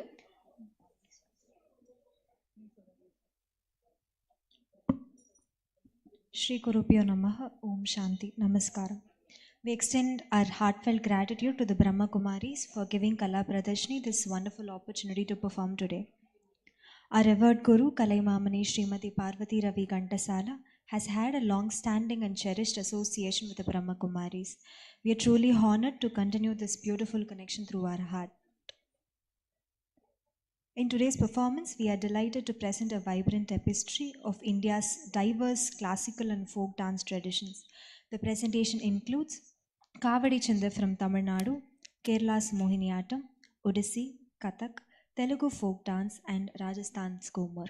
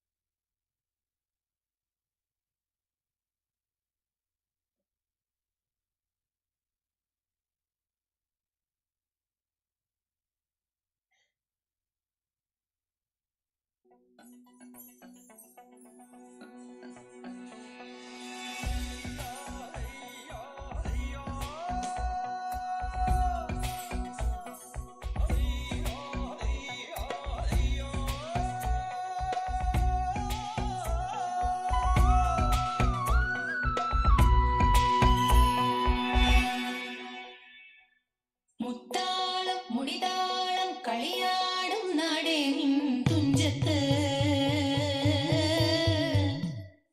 മുത്തോളം മുകിലോളം Malayalam പാടും നിൻ തീരത്ത് പൂപ്പൊലിപ്പാട്ടീണം മൈലാഞ്ചി പാട്ടിനഴകൊടു കൂട്ടുകൂടും നേരം നല്ലോണം നമ്മൾ കോണം മിന്നൽ പൂരം തുടിതാളം മഴയുടെ മേളം നീണ്ടു നിൽക്കും നരവനതാളം പരിചകളുടെ നീരൊളി മേളം നെഞ്ചിനു താളം നിലവിനു മേളം ഇടക്കളി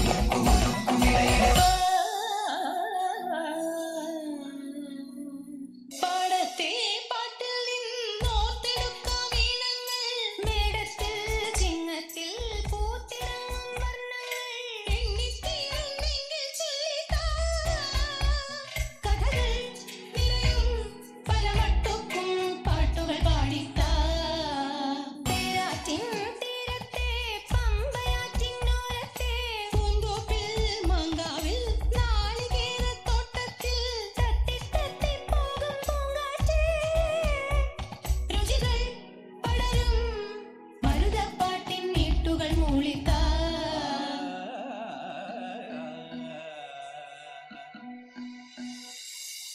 മുത്താളം മുടിതാളം കളിയാടും നാടേ നിൻ തുഞ്ചത്ത് മുത്തോളം മുകിലോളം മലയാളം പാടും നിൻ തീരത്ത്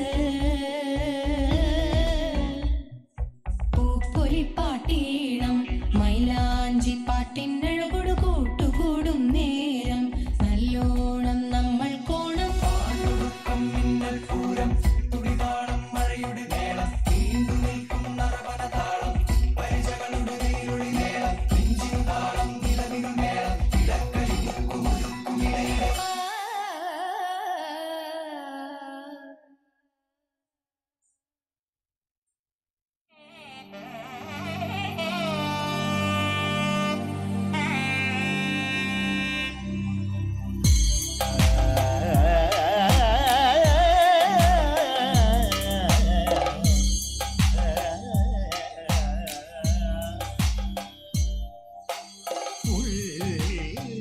കരിതുള്ളും മിന്നലോ കടമിഴിയിൽ വീശുമഴ കാണോ വിങ്ങുമലിവാണോ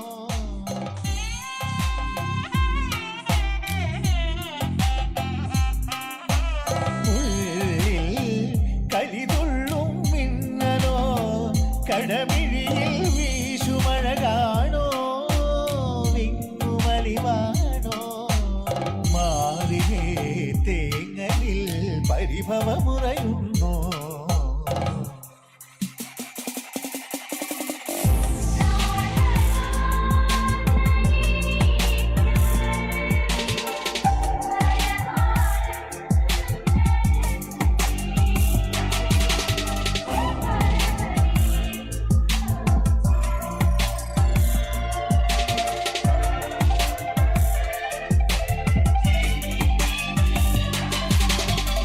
ഹരിചന്ദന മലരിലെ മധുവായി ഹരമിളകും മൃഗമതലയമായി മാറിലിടയും മാര കേളിരാരസാവേഗം നീലനിലാ കുളിരിലുലാവും നെയ്യാമ്പൽ പൂങ്കലമായി നീ നിന്തടങ്ങൾ കൺതുറക്കെ കാമനുണർന്നല്ലോ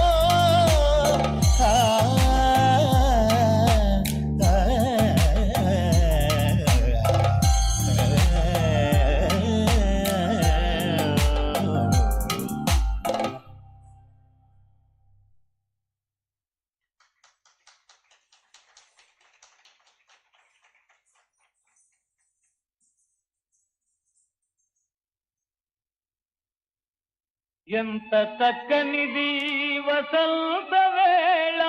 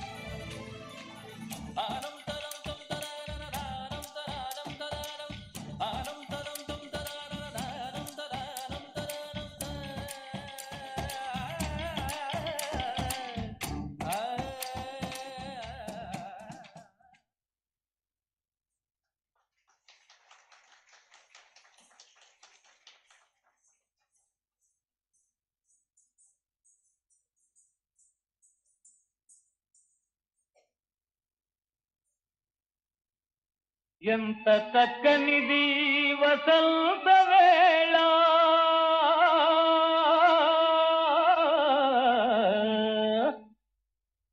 ఊగరావే పిల్ల తూగుటుయాల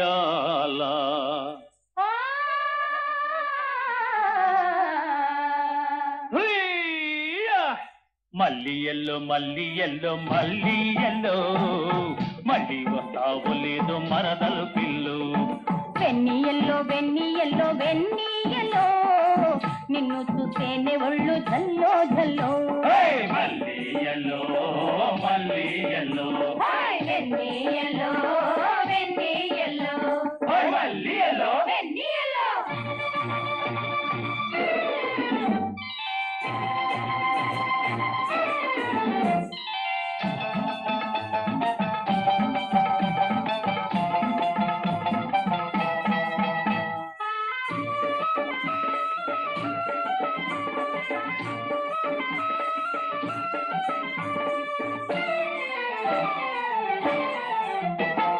కొప్పులోని బంతి పూలు కులికెనెందుకు కోరుకున్నవన్నీ కాడు చేరినందుకు పైటల తారు పైట కొంగు జారెనెందుకు రంగు రంగుల వలపులు పొంగినందుకు మల్లి ఎల్లో మల్లి ఎల్లో మల్లి ఎల్లో మళ్ళీ వస్తావు లేదు మరదలు పిల్లు వెన్నీ ఎల్లో వెన్నీ ఎల్లో వెన్నీ ఎల్లో నిన్ను చూస్తేనే ఒళ్ళు జల్లో జల్లో మల్లి ఎల్లో మల్లి ఎల్లో వెన్నీ ఎల్లో వెన్నీ ఎల్లో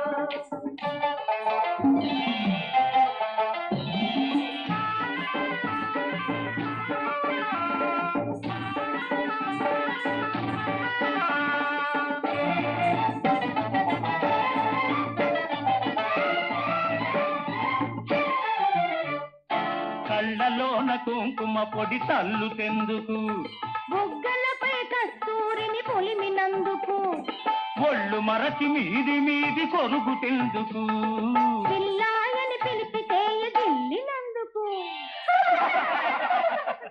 మళ్ళీ ఎల్లో మళ్ళీ ఎల్లో మళ్ళీ ఎల్లో మళ్ళీ వస్తావు లేదు మరదలు పిల్లు వెన్నీయల్లో వెన్నీయల్లో వెన్నీయల్లో నిన్ను చూస్తేనే ఒళ్ళు జల్లో జల్లో మళ్ళీ ఎల్లో మళ్ళీ ఎల్లో వెన్నీయల్లో వెన్నీయల్లో మళ్ళీ yellow వెన్నీయల్లో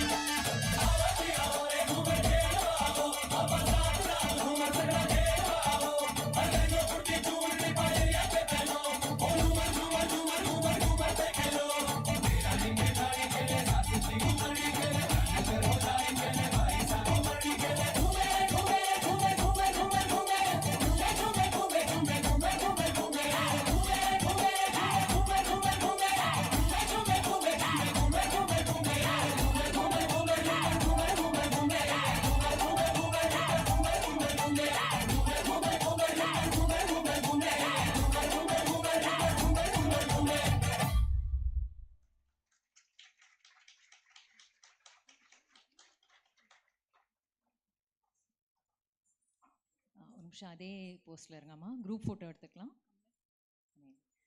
May invite BK Kamlesh Didi to please come to the stage. ஒவ்வொரு வருஷமும் நாங்கள் செய்யக்கூடிய எந்த ஒரு விசேஷமான நிகழ்ச்சியிலையும் நம்முடைய அன்பு சகோதரி கலைமாமணி பார்வதி ரவி கண்டசாலா அவர்களுடைய இந்த கலா பிரதர்ஷினி குழுவினர் எங்களுக்காக விசேஷமான நடன பங்களிப்பை செய்து கொடுக்குறாங்க. அந்த வகையில் இன்றைக்கு ரொம்ப அழகான கண்ணுக்கும் காதுக்கும் கலை கலாச்சார விருந்தளித்த மேடம் அவர்களுக்கும் அவர்களுடைய அழகான அந்த மணியான மாணவர்களுக்கும் இப்போ இறை நினைவு பரிசு பிரம்மா குமாரிகள் சார்பில் நம்ம வழங்குகிறோம். அவங்க 4:30 மணியிலேருந்து வந்து இந்த நிகழ்ச்சிக்கு வந்து வெயிட் பண்ணி இந்த 5 ஸ்டேட்ஸ்னுடைய நடனத்தை மிக அழகாக நமக்கு வழங்கினாங்க. இப்போ அவர்களுக்கு நம்முடைய மூத்த சகோதரிகள் இறை நினைவு பரிசு வழங்குவாங்க. ராஜயோகினி பிரம்மாகுமாரி கமலேஷ் தீதி அவர்கள் மற்றும் ராஜயோகினி பிரம்மாகுமாரி முத்துமணி சகோதரி அவர்கள் 2 பேரும் வந்திருக்கக்கூடிய நடனமணிகளுக்கு பரிசு வழங்கி கௌரவிக்கிறாங்க. கைத்தட்டலாமே. நம்ம கலர்ஃபுல்லான ஒரு மகிழ்ச்சி அலைகளை பரப்பின நடனமா இருந்தது இல்லையா?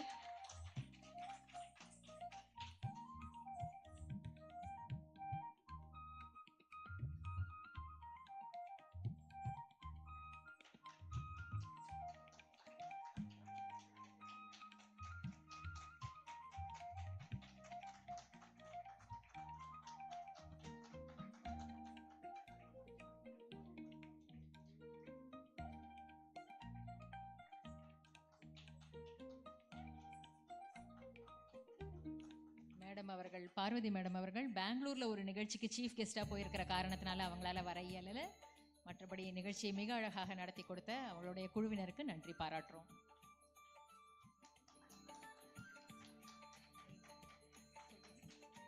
நடனமாடி உங்களுடைய பேர் உங்க சொல்கிறாங்க.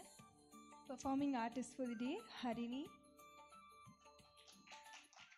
Dr. Pavitra, Shweta, Gayatri, Tanushri, Nainika, Nakshatra, Tasya, Shri Varshini, Shri Kritika, Kanishka, Uttara, and myself Pushpa.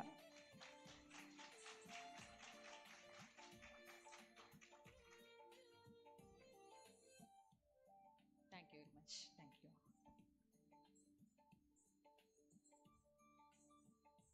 அடுத்து சேவாதாரிகள் அடுத்த நிகழ்ச்சியான பேனல் டிஸ்கஷனுக்கு விரைவாக மேடையில் அரேஞ்ச்மெண்ட் பண்ணுறதுக்கு அன்போடு அழைக்கிறோம். சேவாதாரிஸ் please come to the stage to set the chairs for panel discussion. பின்னாடி உட்கார்ந்துருக்கிறவங்க கொஞ்சம் முன்னாடி வந்துக்கலாம்.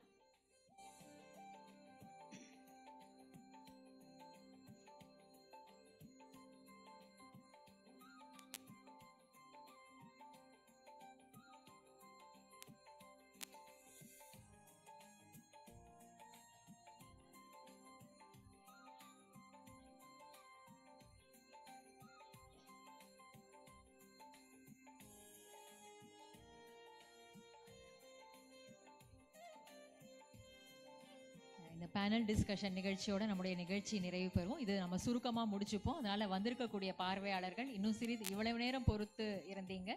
இன்னும் சிறிது நேரம் பொறுமை காத்து இந்த நிகழ்ச்சியையும் கண்டு செல்லுமாறு அன்போடு நாங்கள் கேட்டுக்கிறோம்.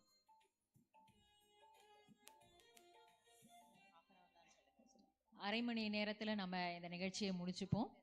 அதனால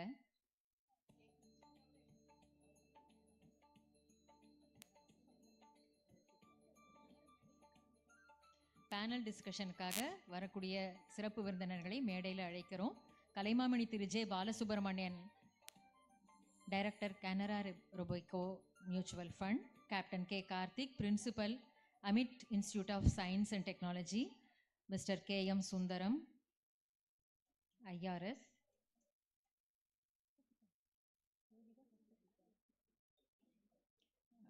விருந்தினர்களுக்கு பார்வையாளர்களுக்கு ஒரு சின்ன விண்ணப்பம். கொஞ்சம் பின்னாடி இருக்கிறவங்க முன்னாடி வந்து உட்காந்துக்கோங்க. அரை மணி நேரத்தில் இந்த நிகழ்ச்சியை வந்து நிறைவு பெறுவோம். அதனால்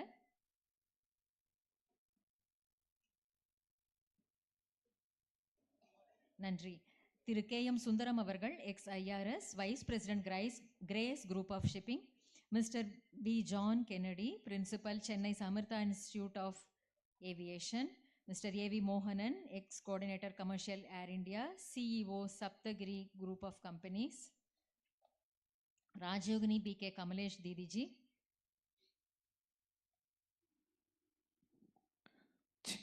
Check this. Check this.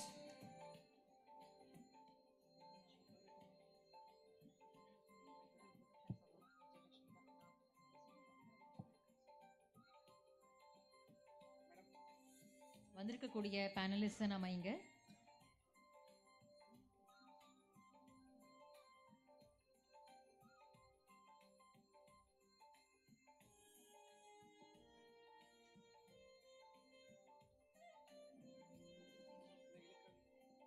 வந்திருக்கக்கூடிய சிறப்பு விருந்தினர்களை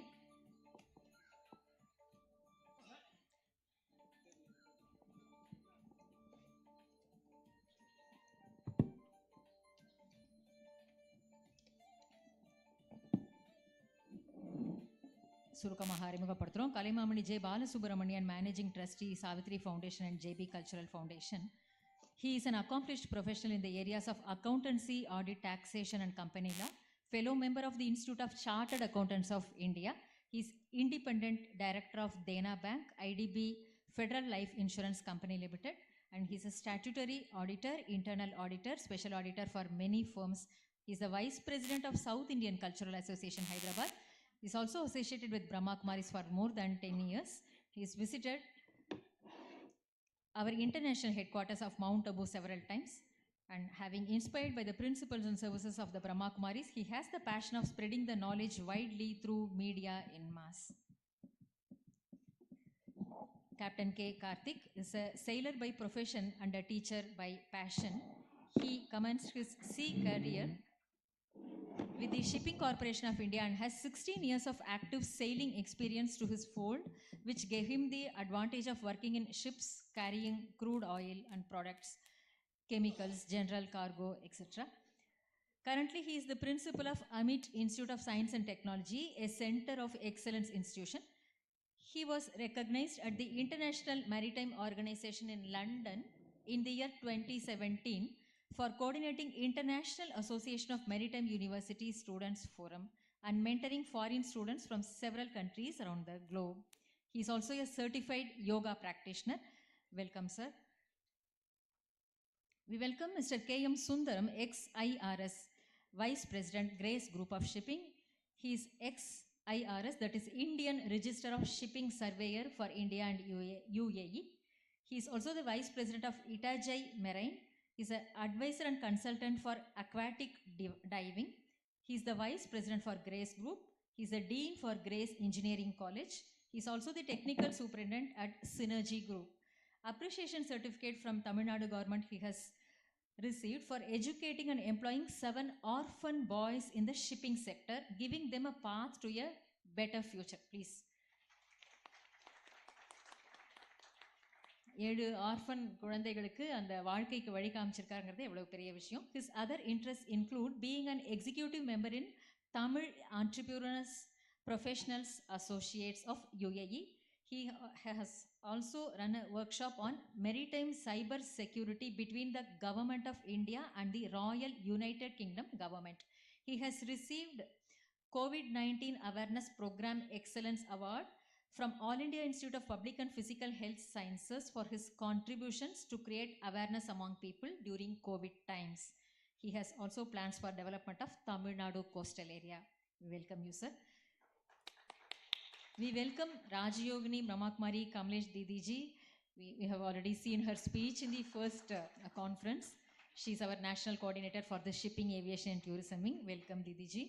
We welcome Mr. A.V. Mohanan, ex-coordinator Commercial Air India Southern Region and the CEO of Saptagiri Group of Companies.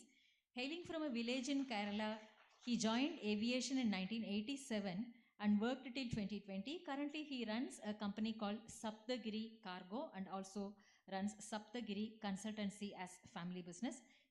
They concentrate on freight forwarding in domestic sector all over India. In recognition of the services, he has been awarded silver by Air India. Welcome, sir.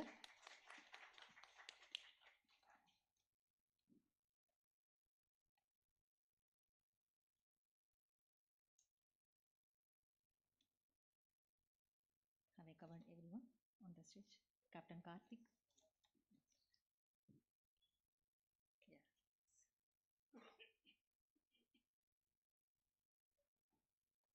Mr. John Kennedy. He is the principal of aviation at Chennai's Amrita International Institute of Aviation. 25 years of airline airport industry experience and strong working knowledge of managerial level in the areas of ground handling and customer services, etc. He has a rich experience in the academic background with serving as vice principal in Miskifly Aviation Institute, and he's also the head of the department aviation in Asset College of Science and Technology, and also in the industry as senior manager operations in Viscon Aviation Private Limited, Kingfisher Airlines, Jet Airways, and he's also well experienced in all airport operations and well versed in different types of handling aircrafts, different types of aircrafts. Welcome you, sir. So we'll start the panel shortly. Let me shortly introduce Sister V.K. Swarnalakshmi. She is the coordinator of the panel discussion today, and she is with Brahma Kumaris for the past 25 years and having a dedicated life for the past 23 years, and she is currently serving from the Mylapore branch. Over to Sister.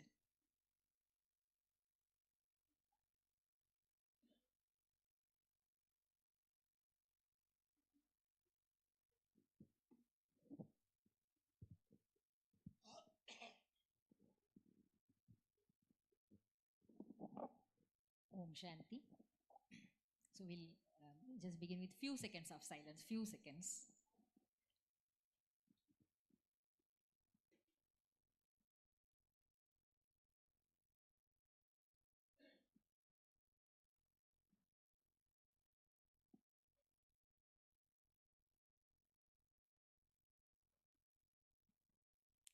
Thank you. In the divine remembrance, we start this panel discussion with all the seniors from different fields on the stage. We are very, very happy and grateful to them for spending their time with us. இன்றைக்கு இத்தனை துறைகள்லேருந்து வந்து நம்மளோட இவ்வளோ time வந்து spend பண்ணிட்டு இருக்காங்க. அவங்க எல்லாருக்கும் மீண்டும் ஒரு தடவை நம்ம கைத்தட்டி நம்முடைய நன்றிகளையும் மனப்பூர்வமான நன்றிகளையும் நம்ம தெரிவிச்சுக்கிறோம். இதில் ஃபஸ்ட்டு அவங்களுடைய அனுபவங்களை நாம் இந்த நிகழ்ச்சியில் பகிர்ந்துக்க போகிறோம். அதில் நம்பர் ஃபஸ்ட் கொஸ்டின் வந்து goes to mister K.M. Sundaram. Sir வந்து ஷிப்பிங் இண்டஸ்ட்ரியில் மட்டும் இல்லாமல் நம்ம கேட்ட மாதிரி சுனாமி ரிலீஃப் மற்றும் கோவிட் அவேர்னஸ் இது போல் நிறைய சர்வீஸ் ஆக்டிவிட்டீஸும் பண்ணிகிட்ருக்காரு. அது மட்டும் இல்லாமல் 7 அனாதை குழந்தைகள் வந்து இந்த துறையில் நல்ல முன்னேறி வருவதற்கு வழிகாட்டியாகவும் இருந்திருக்காரு. So the question to him is actually nowadays more tasks are done by machines than men. இல்லையா? இன்றைய நாட்களில் எங்கே பார்த்தாலும் வந்து மிஷின் தான் இருக்குது மனிதர்களை விட.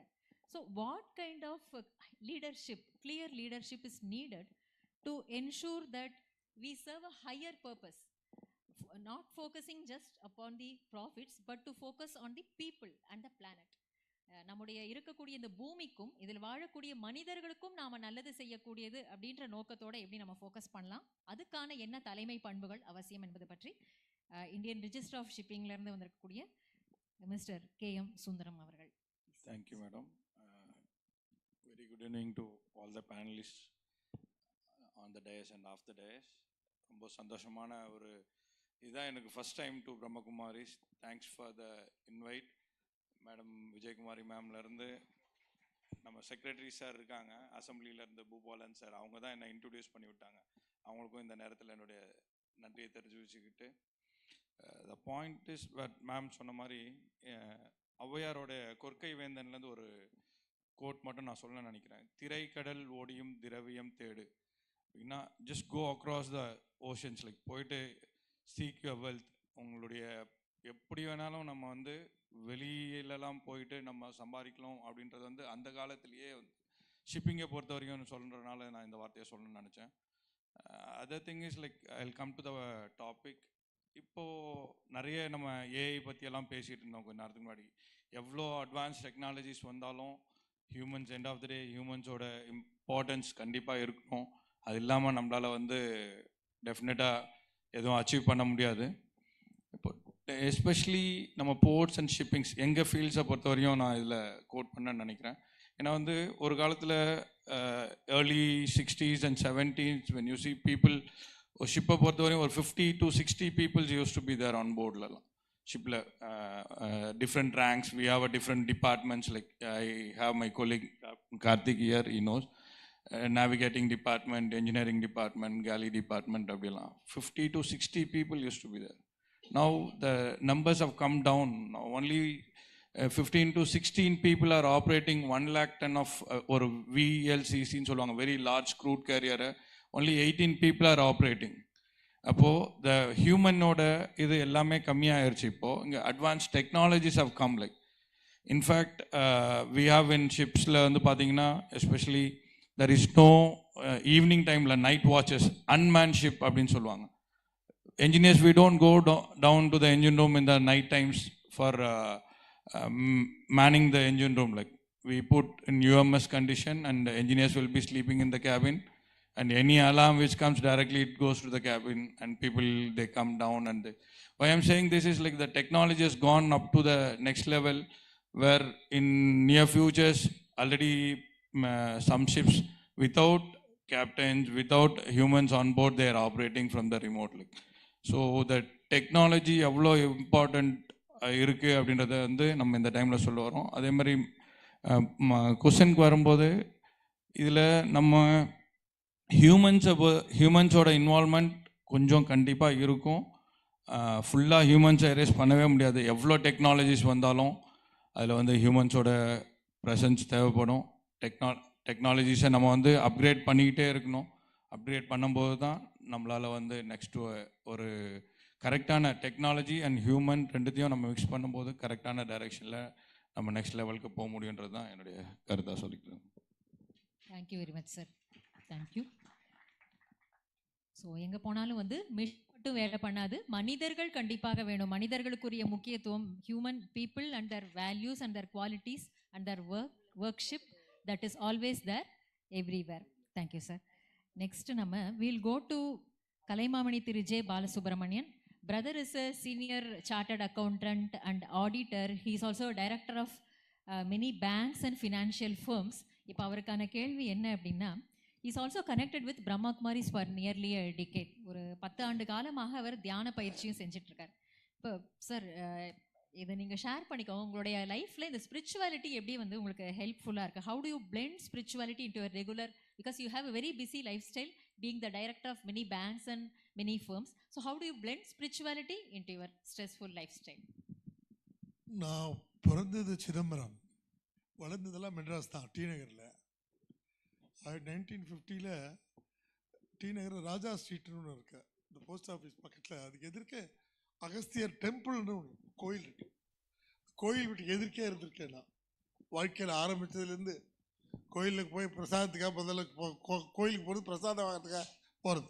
காலங்காத்தால் மார்கழி மாதம் தான் பொங்கல் கொடுப்போம், ஓடி போய் நிற்கிறது. அந்த மாதிரி ஆரம்பிச்சது தான். அப்புறம் பக்தி மார்க்கமாக அது மாறிட்டு, அப்புறம் ஒவ்வொரு கோயிலுக்கு ஒவ்வொரு பூஜை நடக்கும் போதெல்லாம் போகிறது, பார்க்குறது, கேட்குறது. அதுலேயே இருந்து பக்தி மார்க்கம் பக்தி ரொம்ப ஜாஸ்தியாகிடுது. பகவானை போய் பிரார்த்தனை பண்ண பிறந்த நாள்லாம் கோயிலுக்கு போகணும், அவங்க தான் கோயிலுக்கு போகணும், எல்லாத்துக்கும் கோயிலில் போய் நிற்கணும். கோயிலில் பூஜை புரஸ்காரம்னா அங்கே அந்த பண்டிகைன்னா அப்பயும் அங்கே கோயிலில் போயிருந்து, அந்த மாதிரி கோயிலுக்கே இருந்ததுனால அந்த கோயிலுடைய இருந்த சிவராத்திரினா கோயில் பூஜை ராத்திரி ஃபுல்லாக அங்கேயே உட்காந்துட்டு இருப்பேன் நான் கோயிலில். அப்படியே பார்த்தா ஒரு எனக்கு அறியாமையே ஒரு பக்தி மார்க்கம் 10 நாளாக விழுந்துட்டேன். அது I was forced to fall in life. So அந்த மாதிரி ஒரு ஆப்பர்ச்சுனிட்டி இருந்ததுனால பகவான் தான் எல்லாம் அப்படிங்கிறது எனக்கு அது வந்து நிறையா ஒரு நம்பிக்கை வந்துடுத்து. அதுக்கப்புறம் இப்போ கொஞ்சம் வருஷமாக பார்த்தா இந்த பிரம்மகுமாரிஸில் வந்து நான் சேர்ந்தேன். பிரம்மகுமாரிஸில் நான் வந்து என் சிஸ்டர்லாம் ஒரு 25 வருஷமாக இருக்கா. நான் ஒரு 10-12 வருஷமாக இருக்கும் பிரம்மகுமாரிஸில் வந்து ஜாயின் பண்ணேன். வந்து அப்பப்போ வந்துட்டு போவேன், கெஸ்ட் லெக்சர் கொடுக்குற மாதிரி. ஒரு தடவை என்னாச்சு, அந்த கரோனா வந்த புதுசில் எங்கள் வீட்டில் 4 ஃப்ளாட்டு, அது 2வது ஃப்ளாட்டில் ஒரு பையனுக்கு ஓனருக்கு வந்துடுத்து, கரோனா வந்துடுத்து, எனக்கு பயம் வந்துடுத்து, எனக்கு எங்கே வந்துட்டு போகிறது ஒன்று. எந்த வீட்டுக்கு கூப்பிட்டாலும் யாராவது கூப்பிடுவாங்களா, கரோனா வரப்போகிறது பயமாக இருக்கிற, நான் உங்கள் வீட்டுக்கு வரேன்னா என்ன வேணான்னு தான் சொல்லுவாங்க. ஸோ நான் என்ன பண்ணேன், பிரம்மகுமாரி சிஸ்டருக்கு ஃபோன் பண்ணேன். எங்கே இருக்கீங்கன்னார். எங்கள் வீட்டு வாசலில் ரோட்டில் நிற்கிறேன், இந்த மாதிரி சமாச்சாரம் எனக்கு பயமாக இருக்குது, எனக்கு ஒன்றும் வரல, ஆனால் வந்துட்டு போகிற பயமாக இருக்குது, அதனால நீங்கள் உதவி பண்ணால் தேவையில்லை அப்படின்னு. நான் அங்கேயே இருக்கேன், 10 நிமிஷம் கார் அனுப்புகிறேன். நான் அப்படிதான் சண்முக வேலை உட்காந்துருக்காரு, கார் எடுத்துகிட்டு வந்துட்டார். கார்த்திக் அப்புறம் வந்துட்டாங்க, வந்து என்னை அழிச்சின்னு போனார். அழிச்சின்னு போய் அவங்க பில்டிங்லேயே கீழே இருக்க ஒரு தனி ரூம் கொடுத்தாங்க. அது என்ன எடுத்துட்டு அங்கே கொடுத்ததுனால காலப்புறம் 4:30 மணிக்கு பிரம்ம முகூர்த்தம் இருக்குது, 4:30லேருந்து 6 மணி வரலாம் அவங்க மேலே ப்ரோக்ராம் நடக்கும். எல்லாம் எழுந்து ரெடியாக இருப்பாங்க, முரளி படிக்கிடுவாங்க, அதை கேட்கணும் எல்லாரும். அதுக்கு எவ்வளோ பேர் வராங்களோ தெரியாது. நான் அங்கேயே இருந்து எப்படி போகாமல் இருக்கிறது? So I was compel to go. Bhagavan எப்படி பண்ணார் பாருங்க, நீ கோயிலுக்கு தான் மட்டும் போயிட்டு இருக்க, பிரம்மகுமாரி வரமாட்டேங்குது இழுத்துட்டார். காலகாலத்தில் 4:30 மணிக்கு வந்து குளிச்சுட்டு அங்கே போய் உட்காந்துருவேன். போய் 1.5 மணி நேரம் 2 மணி நேரம் அதை கேட்பேன், இது முரளியை கேட்பேன். அப்புறம் ஒரு 7 நாள் ப்ரோக்ராம் இருக்குது அவங்களுக்கு. இந்த தியானம் வந்து எப்படி பண்ணணும் அப்படிங்கிறதுக்கு அது ஒரு முறை இருக்குது. அது வந்து எனக்கு வந்து பெரிய ஒரு ஃபார்ச்சுனேட் என்னென்னா, இந்த முத்துமணி சிஸ்டர்கிட்ட எனக்கு 7 நாள் ப்ரோக்ராம் கற்றுட்டேன். நான் அதுவும் ரொம்ப பேர் கிடைக்காது, அது எனக்கு கிடச்சிது. அவங்கக்கிட்ட இருந்து கற்றுட்டு இருந்தாலும் எல்லா இடத்துல நான் அது மேலே. அப்புறம் ஒரு 3 தடவை மவுண்ட் ஆபுக்கு போனேன். பார்த்தோன்னா 4000 பேர் இருக்கிற ஒரு ஹால் இருக்குது, பின் ட்ராப் சைலன்ஸ் இருக்கும். அங்கே பேசுகிறத அந்த சிஸ்டர்லாம் பேசுகிறச்சே எல்லாம் 103, 105 வயசில் இருந்த சிஸ்டர்ஸ்லாம் இருந்திருக்காங்க. 7 பேர் மெமகம் இருக்குது. எல்லாம் ரீசெண்டாக கடைசியே சிஸ்டர் இப்போ தான் ரீசெண்டாக இருந்து போனாங்க. அந்த மாதிரி அந்த சிஸ்டர்ஸ்லாம் டாக்டர் தான் வந்து அவங்களே க்ளீனாக இருக்கும். வந்து அவங்க ஹெல்த் பாயிண்ட் ஆஃப் வியூ ஒரு ப்ராப்ளம் இருக்காது. ஏன்னா அவங்களோட மெடிடேஷன், அவங்களோட பக்தி மார்க்கம் அதிலே இருந்ததுனால அவங்க மூஞ்சிலே ஒரு தேஜஸ் இருக்கும் பார்த்தாலே.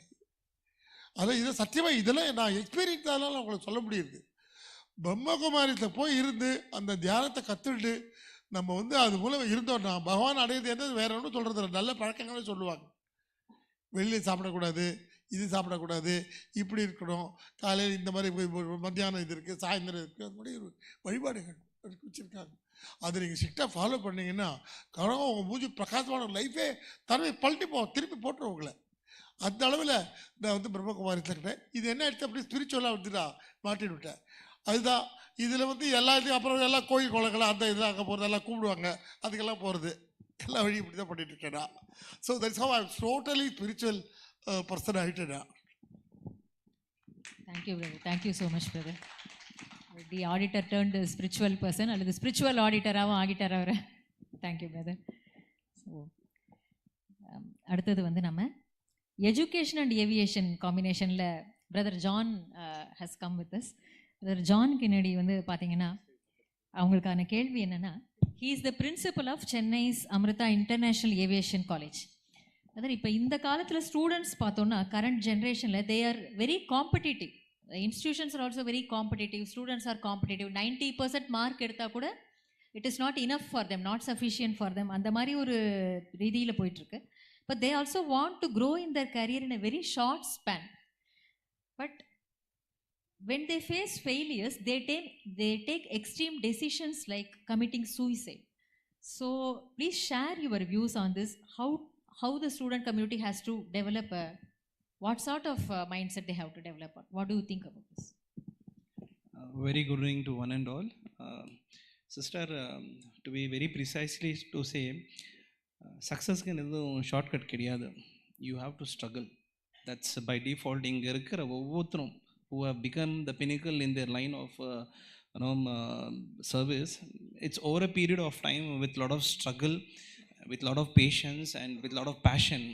I'm also, sir, I'm even Mohan and sir also, we've been working in the airport, we see each other. But இப்போ இருக்கிற current generation வந்து they are looking at a shortcut to become success, which is impossible, highly impossible.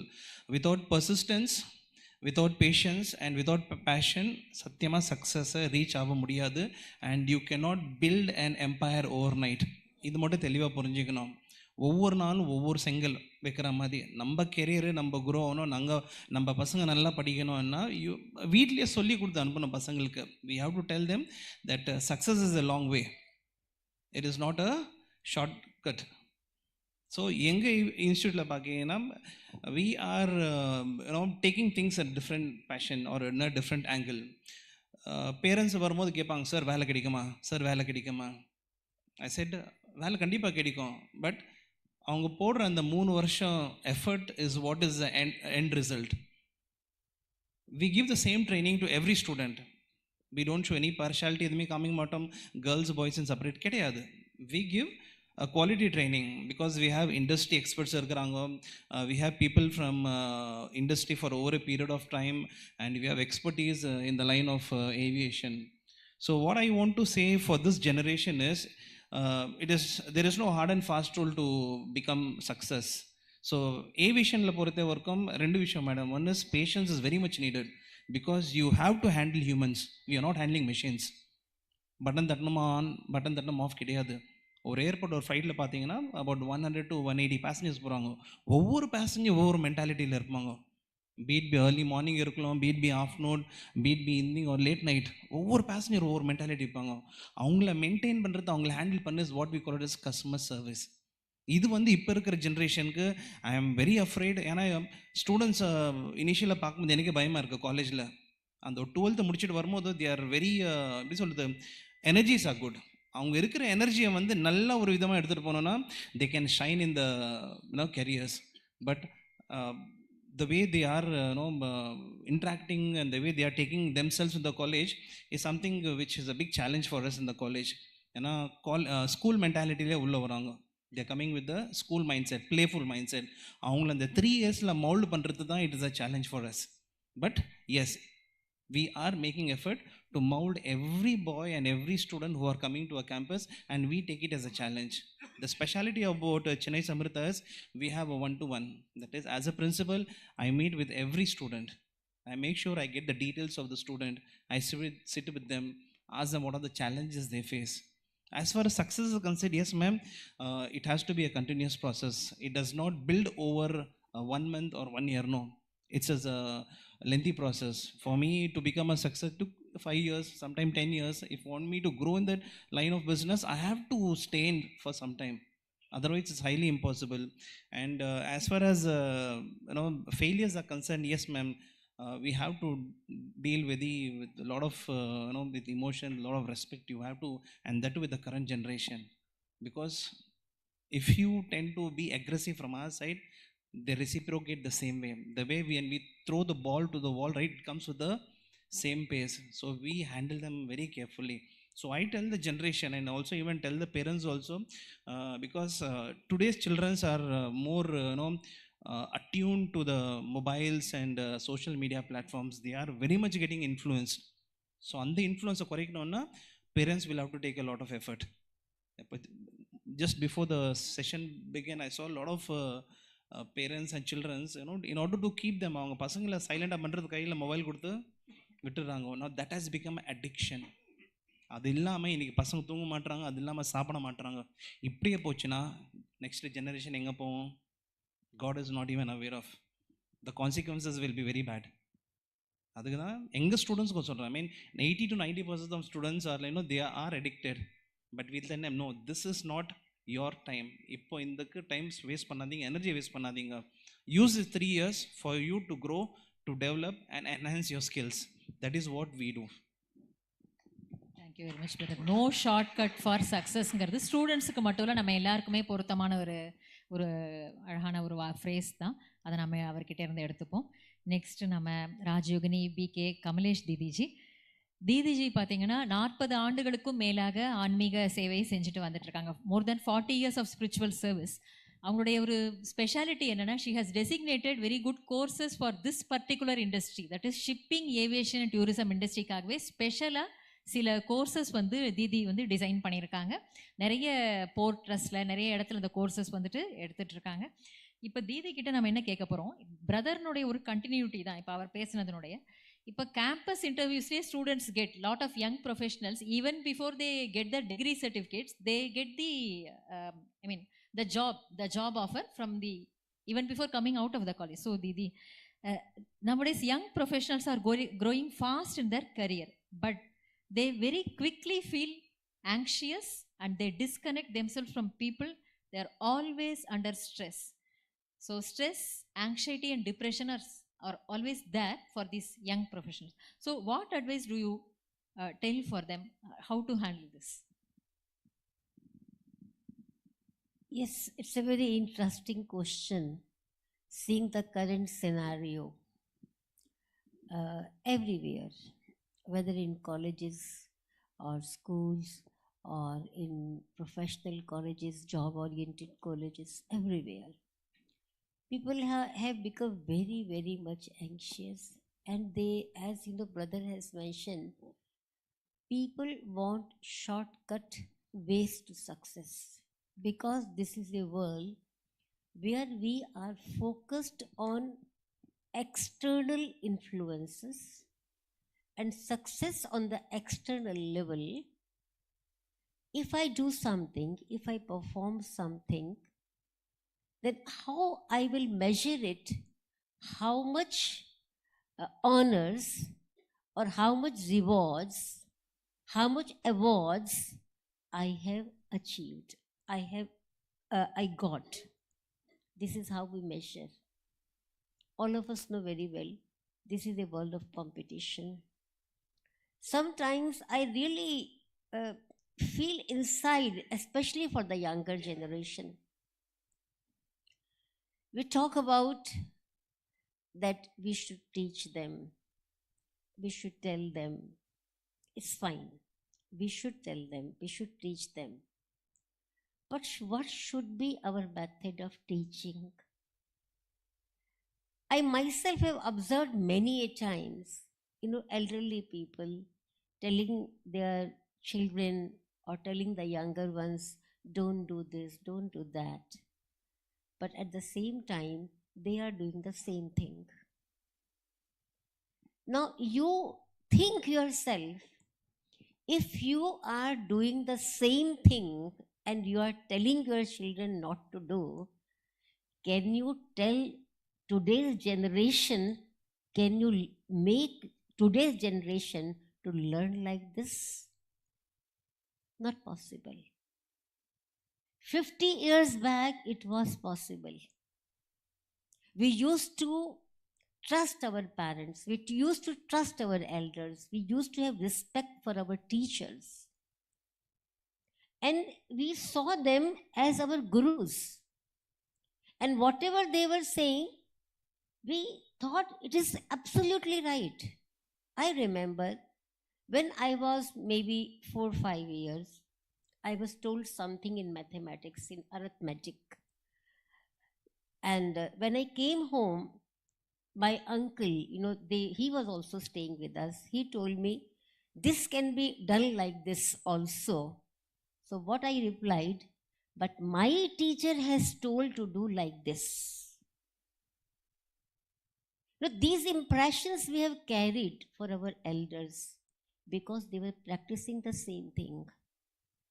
So my request is, if we really want to teach the younger ones, we also have to practice in some way for some time so that they can learn from us.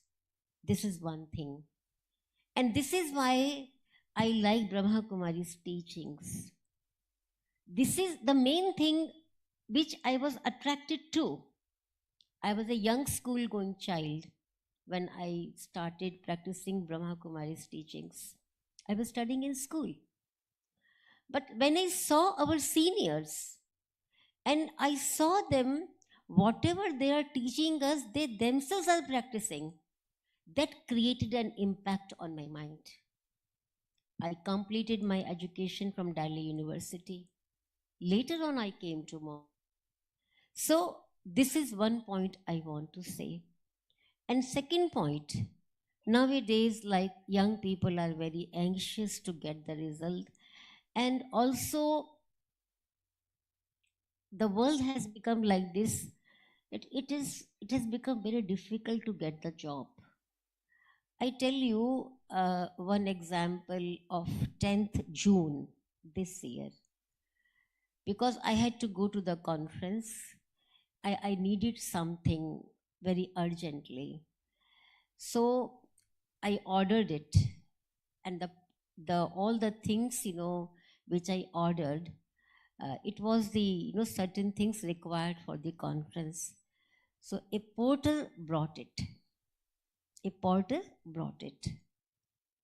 When I saw that young boy, I couldn't believe, my eyes couldn't believe that he is porter. I asked, myself, he is doing the job of a porter? So a thought came to my mind. If educated people like him, are not able to find the job in this world, they are not able to find the job, what they are going to do then? Isn't it? So what is needed? Because whatever is going on is truth, and these are the facts of life, and we have to face them.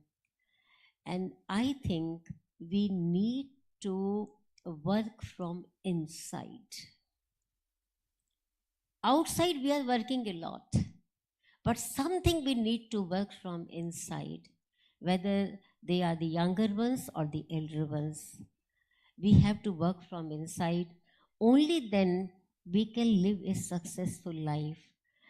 And meditation plays a very important role in this, because we can change our thought process.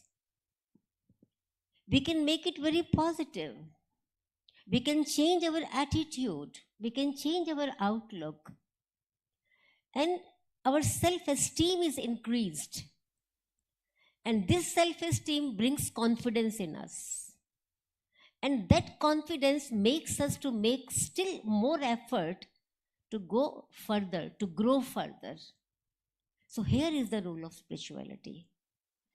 So facts and figures are there, we know very well, but still now the time has come when we need to work from inside so that we can live a very happy family life, very happy social life.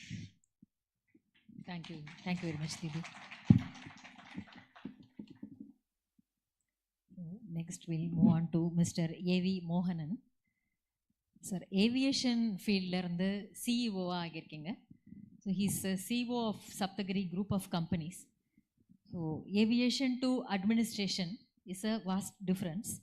You come across so many challenges financially and demanding situations you have to face, and also competitions. So how do you cope up with all these while maintaining your emotional stability? Please.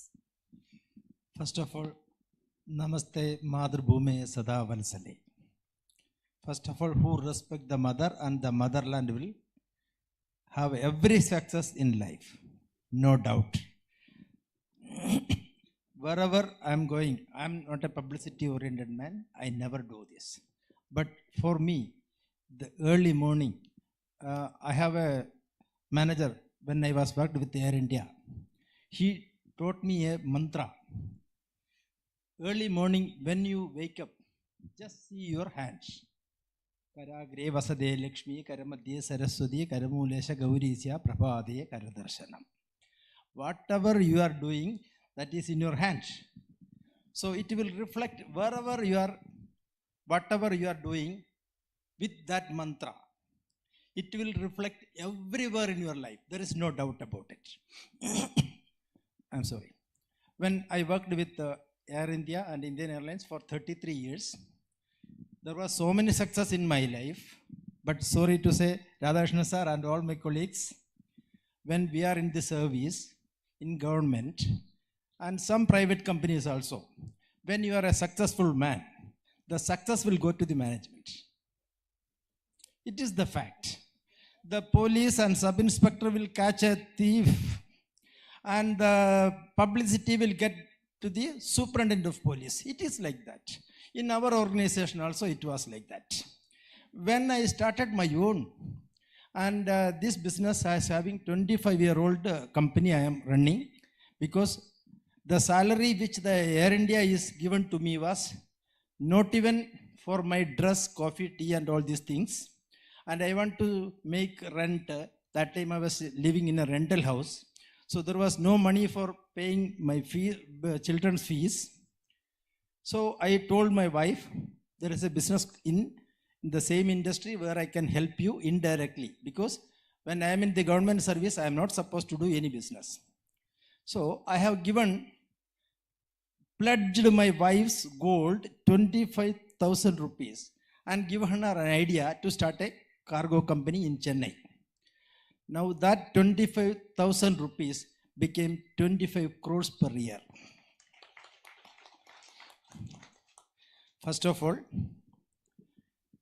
so I believe in my hard work and the success. After coming out of Air India, I am really enjoying the success in my life. Because when I was in the government service, the success was in a group, it's a team. Now I am the single man. I have to show what I am. I have no other choice.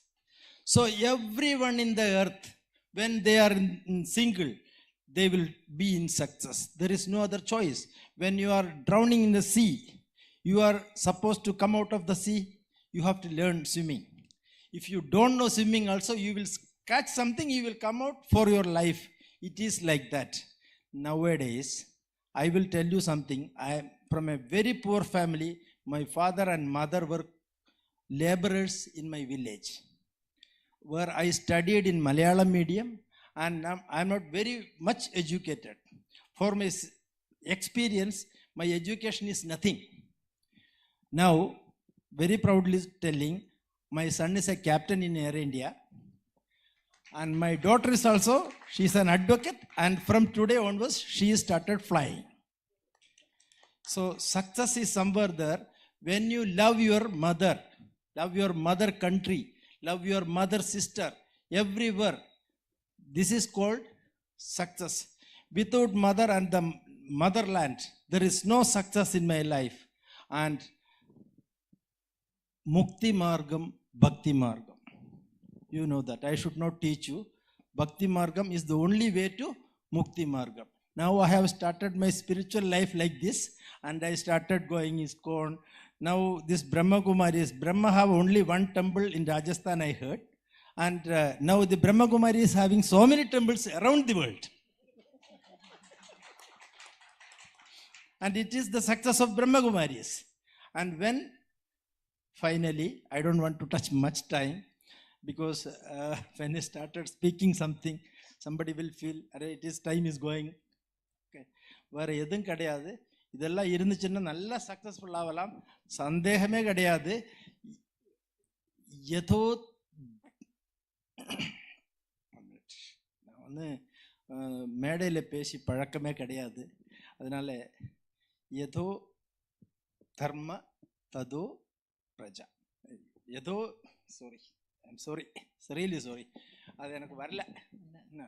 இதில் ஒன்றும் வேற எதுவும் கிடையாது. எப்படி கர்மமோ அப்படி பலன். ஆமாம், நம்ம என்ன செய்யறோமோ, நம்ம செய்வதற்கேற்ற பலன் கிடைக்கும். ஏதோ ராஜா ததோ பிரஜா, அப்படிதான் இருக்கும். நாட்டு ஆண்டவன் எப்படி இருக்கானோ அப்படிதான். யதா ராஜா ததா பிரஜா. கரெக்ட். யதா ராஜா ததா பிரஜா. அதே மாதிரி தான் நம்ம என்ன செய்யறோமோ அதுதான் கிடைக்கும் நம்மளுக்கு. Correct. Okay, and success is not a small thing. There is a big way to go to success. Thank you. Thank you very much, brother. அவருடைய வாழ்க்கையினோட எப்படி ரொம்ப ஏழ்மையான நிலையில் இன்னைக்கு ஒரு கம்பெனியினுடைய சிஇஓவா வந்து இவ்வளோ முன்னேறி வந்திருக்காரு. ஆக்சுவலாக நம்முடைய ஜேபி பிரதர் கூட வந்து ஷேர் பண்ணிக்கிட்டார். மாத்ரு பக்தி அண்ட் மாத்ரு தேசத்தின் மேலே பக்தி அப்படின்னு சொல்லி, மாத்ரு பூமி மேலே பக்தின்னு சொல்லும்போது, சாவித்ரி ஃபவுண்டேஷன் நீங்கள் அவரோட இன்ட்ரடக்ஷன் சொல்லும்போது கேட்டிருப்பீங்க. சாவித்ரிங்கிறது அவங்களோட அம்மாவோட பேர் தான், ஜேபி பிரதருடைய அம்மாவோடைய பேர். அவங்க அம்மா பேரில் தான் வந்து ஸ்டார்ட் பண்ணியிருக்காரு அது. சரி, anyway that is a extra information. Thank you very much, brother, for sharing. Next last but not the least, Captain K. Karthik, Principal of Amit Institute of Science and Technology. இப்போ captain வந்து shipping industry as well as academics ரெண்டுத்துலேயுமே வந்து இருக்கீங்க. Academic background பார்க்கும்பொழுது இந்த ஷிப்பிங்கிறது விமனுக்கு வந்து ரொம்ப டிஃப்ரெண்ட்டான ஒரு ஃபீல்டு. ஒரு கம்ப்யூட்டர் ஃபீல்டுனா டக்குன்னு வந்துடுவாங்க. இப்போ பைலட்ஸ் எல்லாம் கூட நிறைய இருக்காங்க. ஷிப்பிங் ஃபீல்டுக்கு விமன் வந்து எப்படி வந்துட்டுருக்காங்க, அதோட ஃபியூச்சர் ஃபார் விமன் வந்து ஷிப்பிங் இண்டஸ்ட்ரியில் எப்படி நீங்கள் பார்க்குறீங்க? Present trend, current trend for women in the shipping industry என்ன, எப்படி போயிட்டுருக்கு? அதை கொஞ்சம் ஷேர் பண்ணிக்கோங்க brother. Thank you. Om Shanti. So I have the advantage of speaking as the last speaker. So I'll take the question as the second half. First வந்து நான் என்ன feel பண்ணேன்னா, I must admit it is a spiritual forum. But the amount of intellectual energy I'm getting it here today, it's like riding high seas for me. And of course, I'm going to drop anchor to my favorite topic, what Madam told. And number two, I can't agree more with Dr. Vijayan sir about the meditative aspects, the well-being of seafarers. When the mind is stable, the sea is always smooth. So it is all internally we are managing. Thank you, sir. Wonderfully you said it. Going further, I am a certified yoga practitioner. So I would like to share my feeling on we are talking a lot about meditation. அதை பற்றி கொஞ்சம் சொல்ல விரும்புகிறேன் நான், having gone through that. Meditationனாலே it is difficult, all these things we say. Yes, it's not that easy. Because I believe it has been very well said in the ages. Sage Patanjali, he said yoga has got 8 limbs. And what we talk about meditation, which is called dhyana, that is the 7th limb. We are straight away trying to jump to the 7th limb. Then it will be difficult, definitely difficult. The first limb is yama, social ethics. The second limb is niyama, personal ethics. The third limb is asanas, postures. First of all, you should be in a position to sit properly in a meditative posture. கொஞ்ச நேரம் உட்காந்தோடனே கை கால் வலிக்கும், அது இதுன்னு சொல்லுவோம், அதனால் வராது. The third limb is asana. The fourth limb is pranayama. You need to take control of your breathing first. Then comes your dharana. It is retrieval of your senses from outside. And then comes pratyahara, focused attention. All these 6 stages if you are gone, then you are ready for dhyana, which is meditation. Otherwise, it will be definitely difficult for us to do immediately.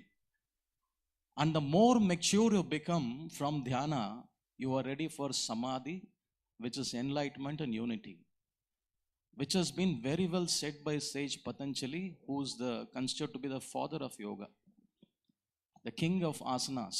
80,000 asanas has been brought down to 80 asanas, and each and every one is giving us a spiritual energy. So absolutely no two ways.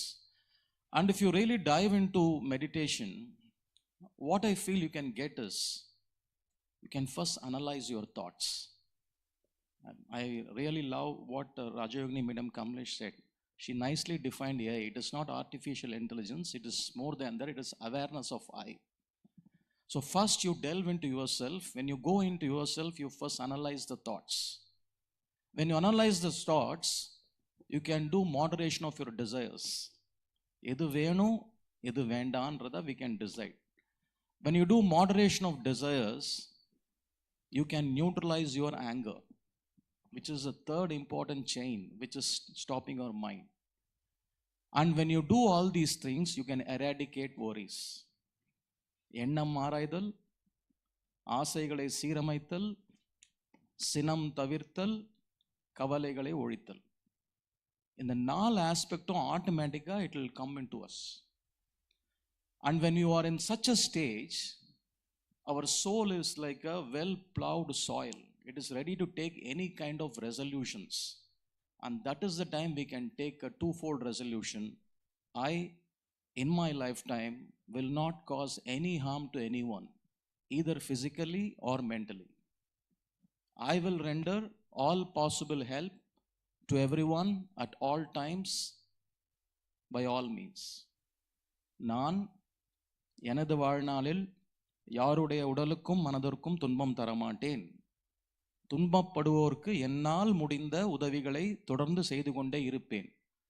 அந்த மெடிடேஷனை பண்ணிட்டு அந்த ஒரு விதையை விதிச்சோன்னாக்க, it is like a tree which is upbringing within us. So there is no two ways about it. So I feel today in this forum, the silence is speaking and the wisdom is sailing. It is a true conclave where soul and strategy are converging. So salute to Brahma Kumari for that opportunity. So with that, salutations for giving us me an opportunity to be here. I'll just go to the question now. Very wonderful question, madam. What is the state of women in seafaring?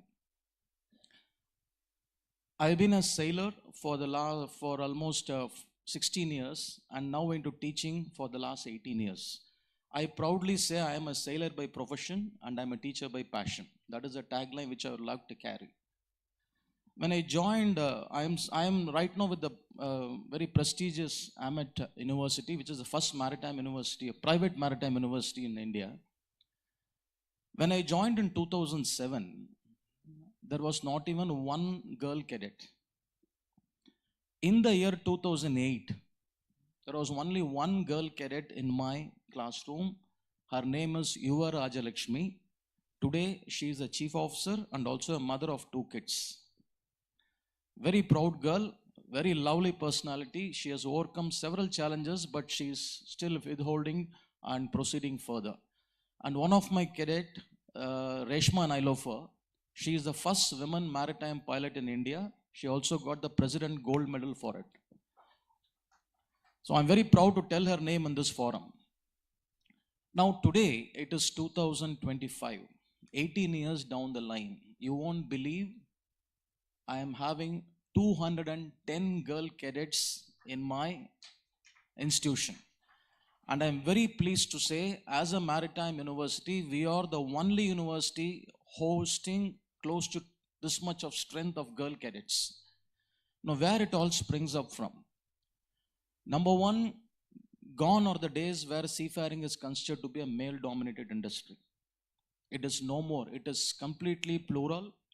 There is diversity, equity, and inclusivity everywhere. That is number one.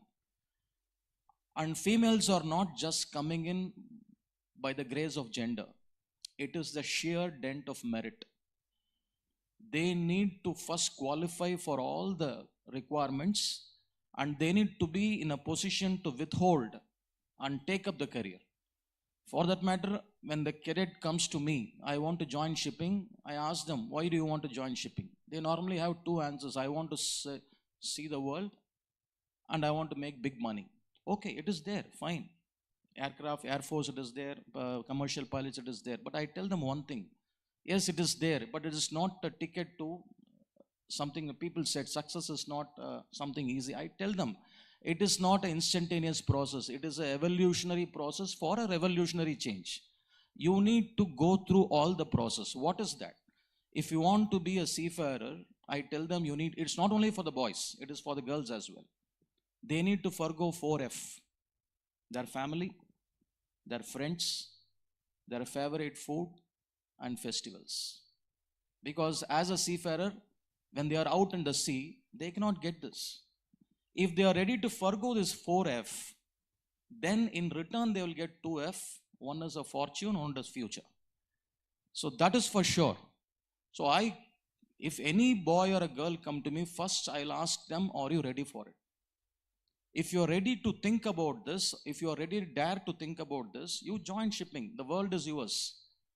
All my girls with me, I am proud to say they have taken this resolution, and even it's a residential program.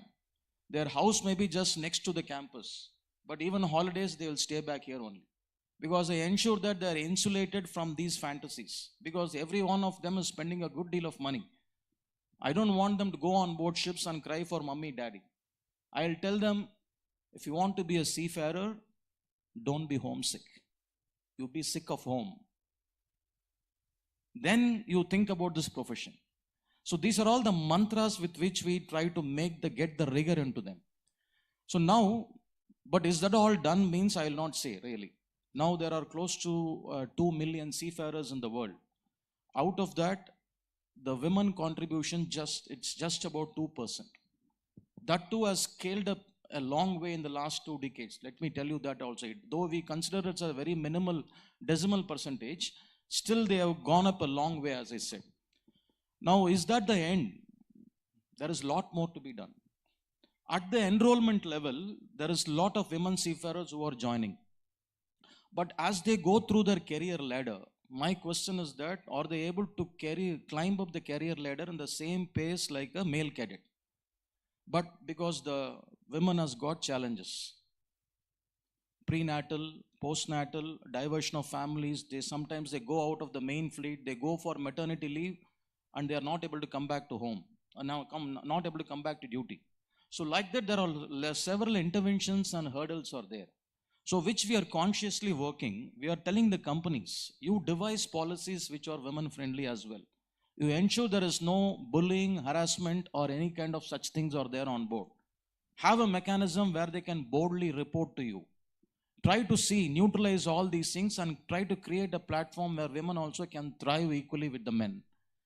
And number two, those who have come out of the sea for whatever kind of family challenges or whatever it is, because these are the days where they try to marry another seafarer, both are equally competing for a career, and there is a step back on the side. So now here what happens, a girl who goes out, she comes back and she tries to either stay back at home or she want to switch to a shore job, where we tell them your culmination of your profession is becoming a captain or a chief engineer. Now how can we promote? Now we are writing to the International Maritime Organization. We are taking the matter in global, regional, national levels. We are trying to revise conventions for the upward mobility of women seafarers. We are trying to bring in role models from all the ways, and we are making them to talk to the girls. It creates a big difference when successful women leaders, let it be any forums. The madam who spoke, I think Aarti from the hotel management, I personally congratulated her. Hailing from a very orthodox Brahmin family, she was out to make clean plates with bones and all. That could be some internal challenges, but she overcame everything. Today she is a stalwart. These are all real life role models who, when they come and speak to the cadets, the amount of energy what they pass in is absolutely phenomenal. So there are multiple ways by which we do them. And finally, coming to the employment aspect, you said everybody is coming in with an appointment. Let's make it short, brother. Should I? Short. I'll get one last 1 minute because I take the advantage of the last speaker. We are having admission with appointment order. The cadets, when they come, they get the appointment as well. Yes, when they get it, they also have a lot of hurdles, many challenges they face because they need to meet up to the expectations. But we tell them how to go about, how to manage stress, how to deal with all these things. So that is a conscious practice by which we try to overcome these hurdles. I'm sure the industry is very much open for ladies. Women empowerment is actually happening in shipping industry. There are a lot of women-friendly policies have come where we want to retain the girls. And let me tell you, by 2030, the industry is going to be 50-50 male and women. We are going to tap the best possibilities. May God bless all of us. Om Shanti. Thank you. Thank you very much, brother.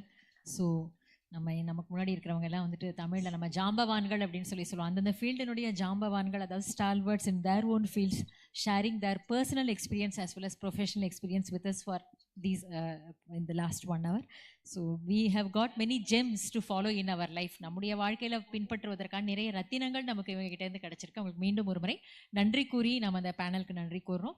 கூடவே மைசூர்லேருந்து வந்திருக்கக்கூடிய இந்த நிகழ்ச்சிக்காகவே ஸ்பெஷலாக மைசூர்லேருந்து வந்திருக்கக்கூடிய நம்முடைய அன்பு சகோதரி மஞ்சுளா அவர்கள், அவங்கள ராஜயோக தியானம் பண்ண வைக்கிறதுக்காக நம்ம இங்கே அழைக்கிறோம். 10 வருஷத்துக்கு மேலே மனித குல சேவை பண்ணிட்டு இருக்காங்க. நிறைய டாபிக்ஸில் நிறைய இடத்துல லெக்சர் பண்ணக்கூடியவங்க. சாட் விங்கினுடைய ஒரு இம்பார்ட்டன்ட் மெம்பராக சர்வீஸ் பண்ணிட்டு இருக்காங்க. Sister Manjula from Mysore will conduct the meditation now, followed by vote of thanks by sister Gayatri. Please be ready. Om Shanti. Respected dignitaries on the stage, off the stage. It was a wonderful session. Especially to me, I could listen to a lot of experienced expertises, SMEs, I would say.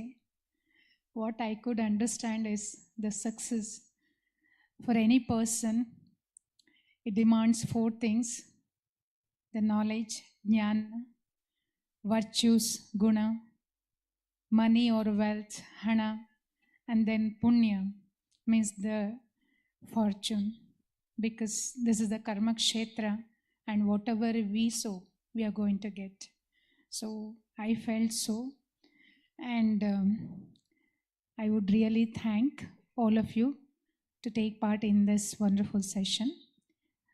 Let's now Practice meditation for a few minutes. Sit straight.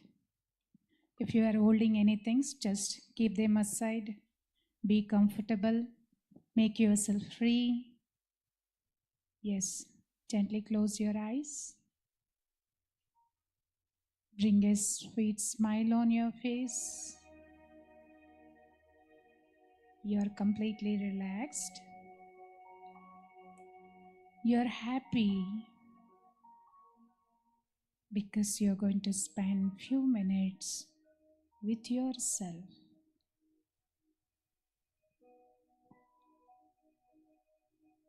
Observe your breathing, how the cool air is going in, hot breath coming out.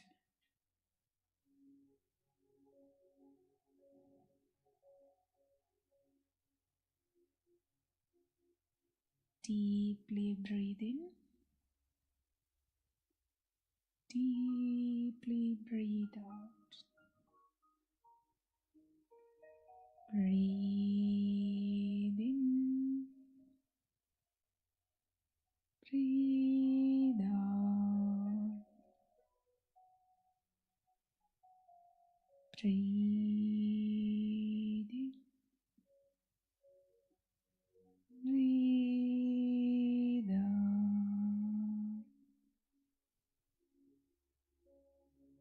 Observe your body from the toe tip, the toes, feet, ankles, legs, knees,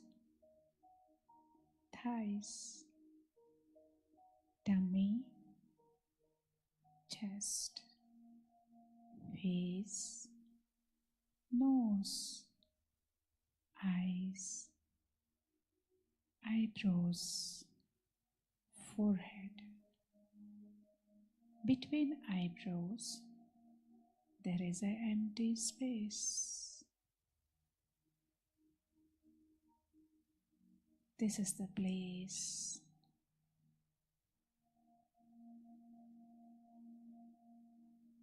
The whole energy of the body is centered.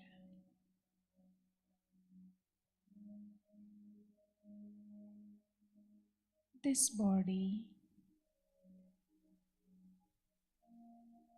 is like a temple, and you are the deity, Murti, in the temple. Just feel the body is like a temple, and you as a deity with a smiling face, glowing eyes, with love, kindness, compassion. Feel yourself powerful.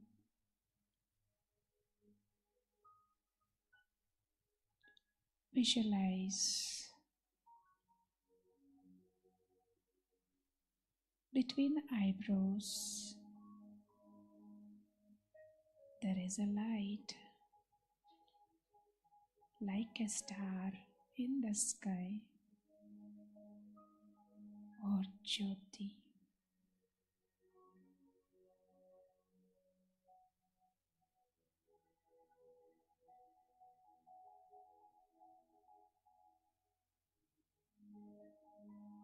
We have a new understanding today. I am not this body. I am this light.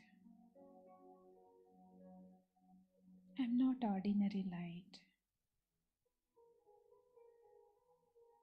I can speak. I, the light, can decide what is right, what is wrong. I, the light, have emotions. I'm a living light. I'm the light of this body.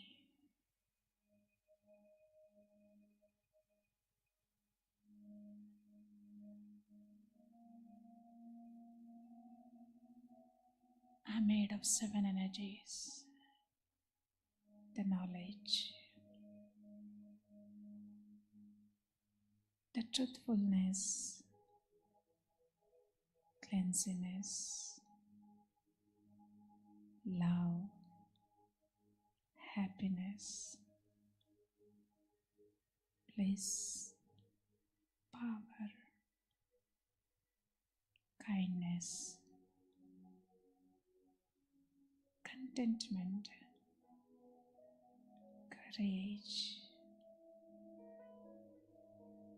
I'm having all these in me. I'm a peaceful soul, peaceful person. I think peacefully.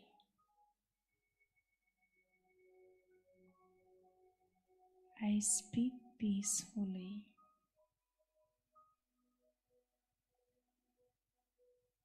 I do things peacefully.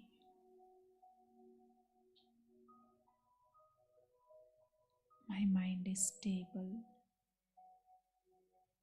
My intellect is clear. I am kind.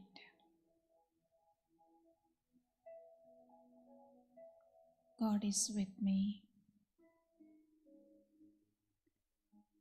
He is showering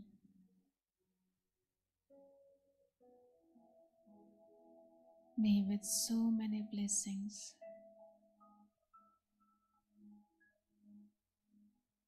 His love, His power is flowing through me. I am radiating the love of God, the light of knowledge in my thoughts, through my words. The peace in me is reflecting on my face. My happiness in the form of smile. I'm stable and powerful.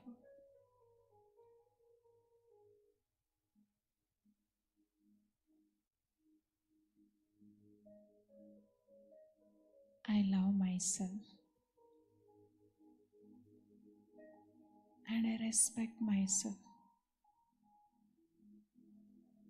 I love all. I respect all. I belong to everyone. Everybody belongs to me.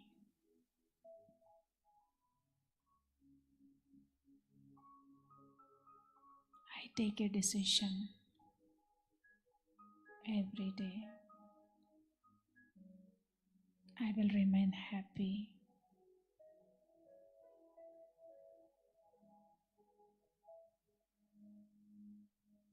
No matter what comes. I remain peaceful and stable,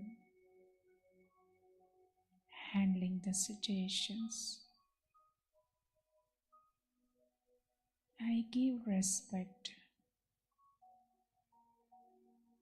and will be compassionate.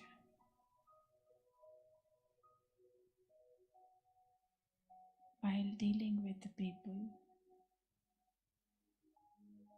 I am pure, I am peaceful, happy, and powerful.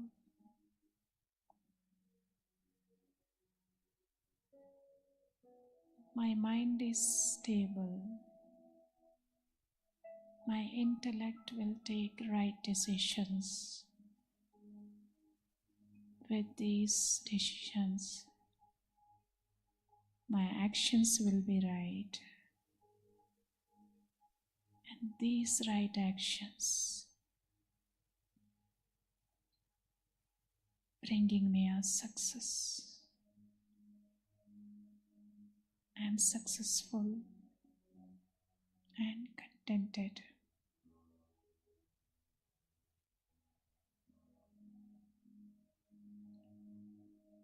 I am this light of success, light of satisfaction, light of love. I am a powerful person.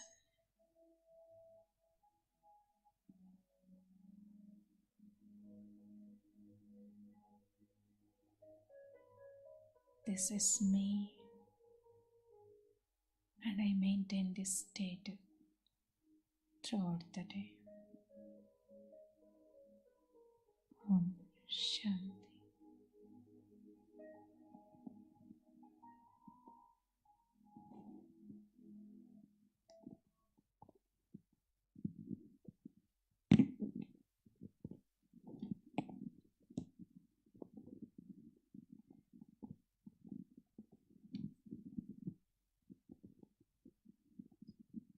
Thank you, Sister Manjula, for the nice meditation commentary.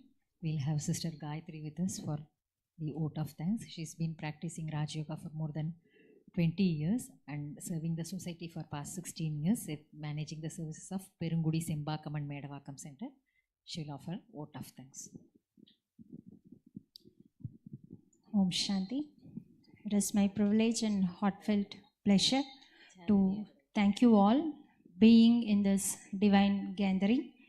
A soulful voyage titled Navigating for Success. Today we embark not just on a conference, but on a journey of inner discovery, learning and transformation.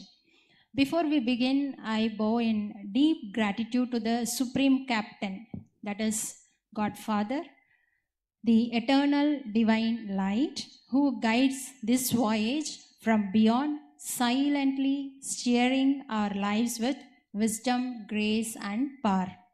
Now, with immense joy, I extend my deepest appreciation to the dignified core crew of this spiritual voyage, our guiding lights, whose presence and contribution have made this gathering truly transformative.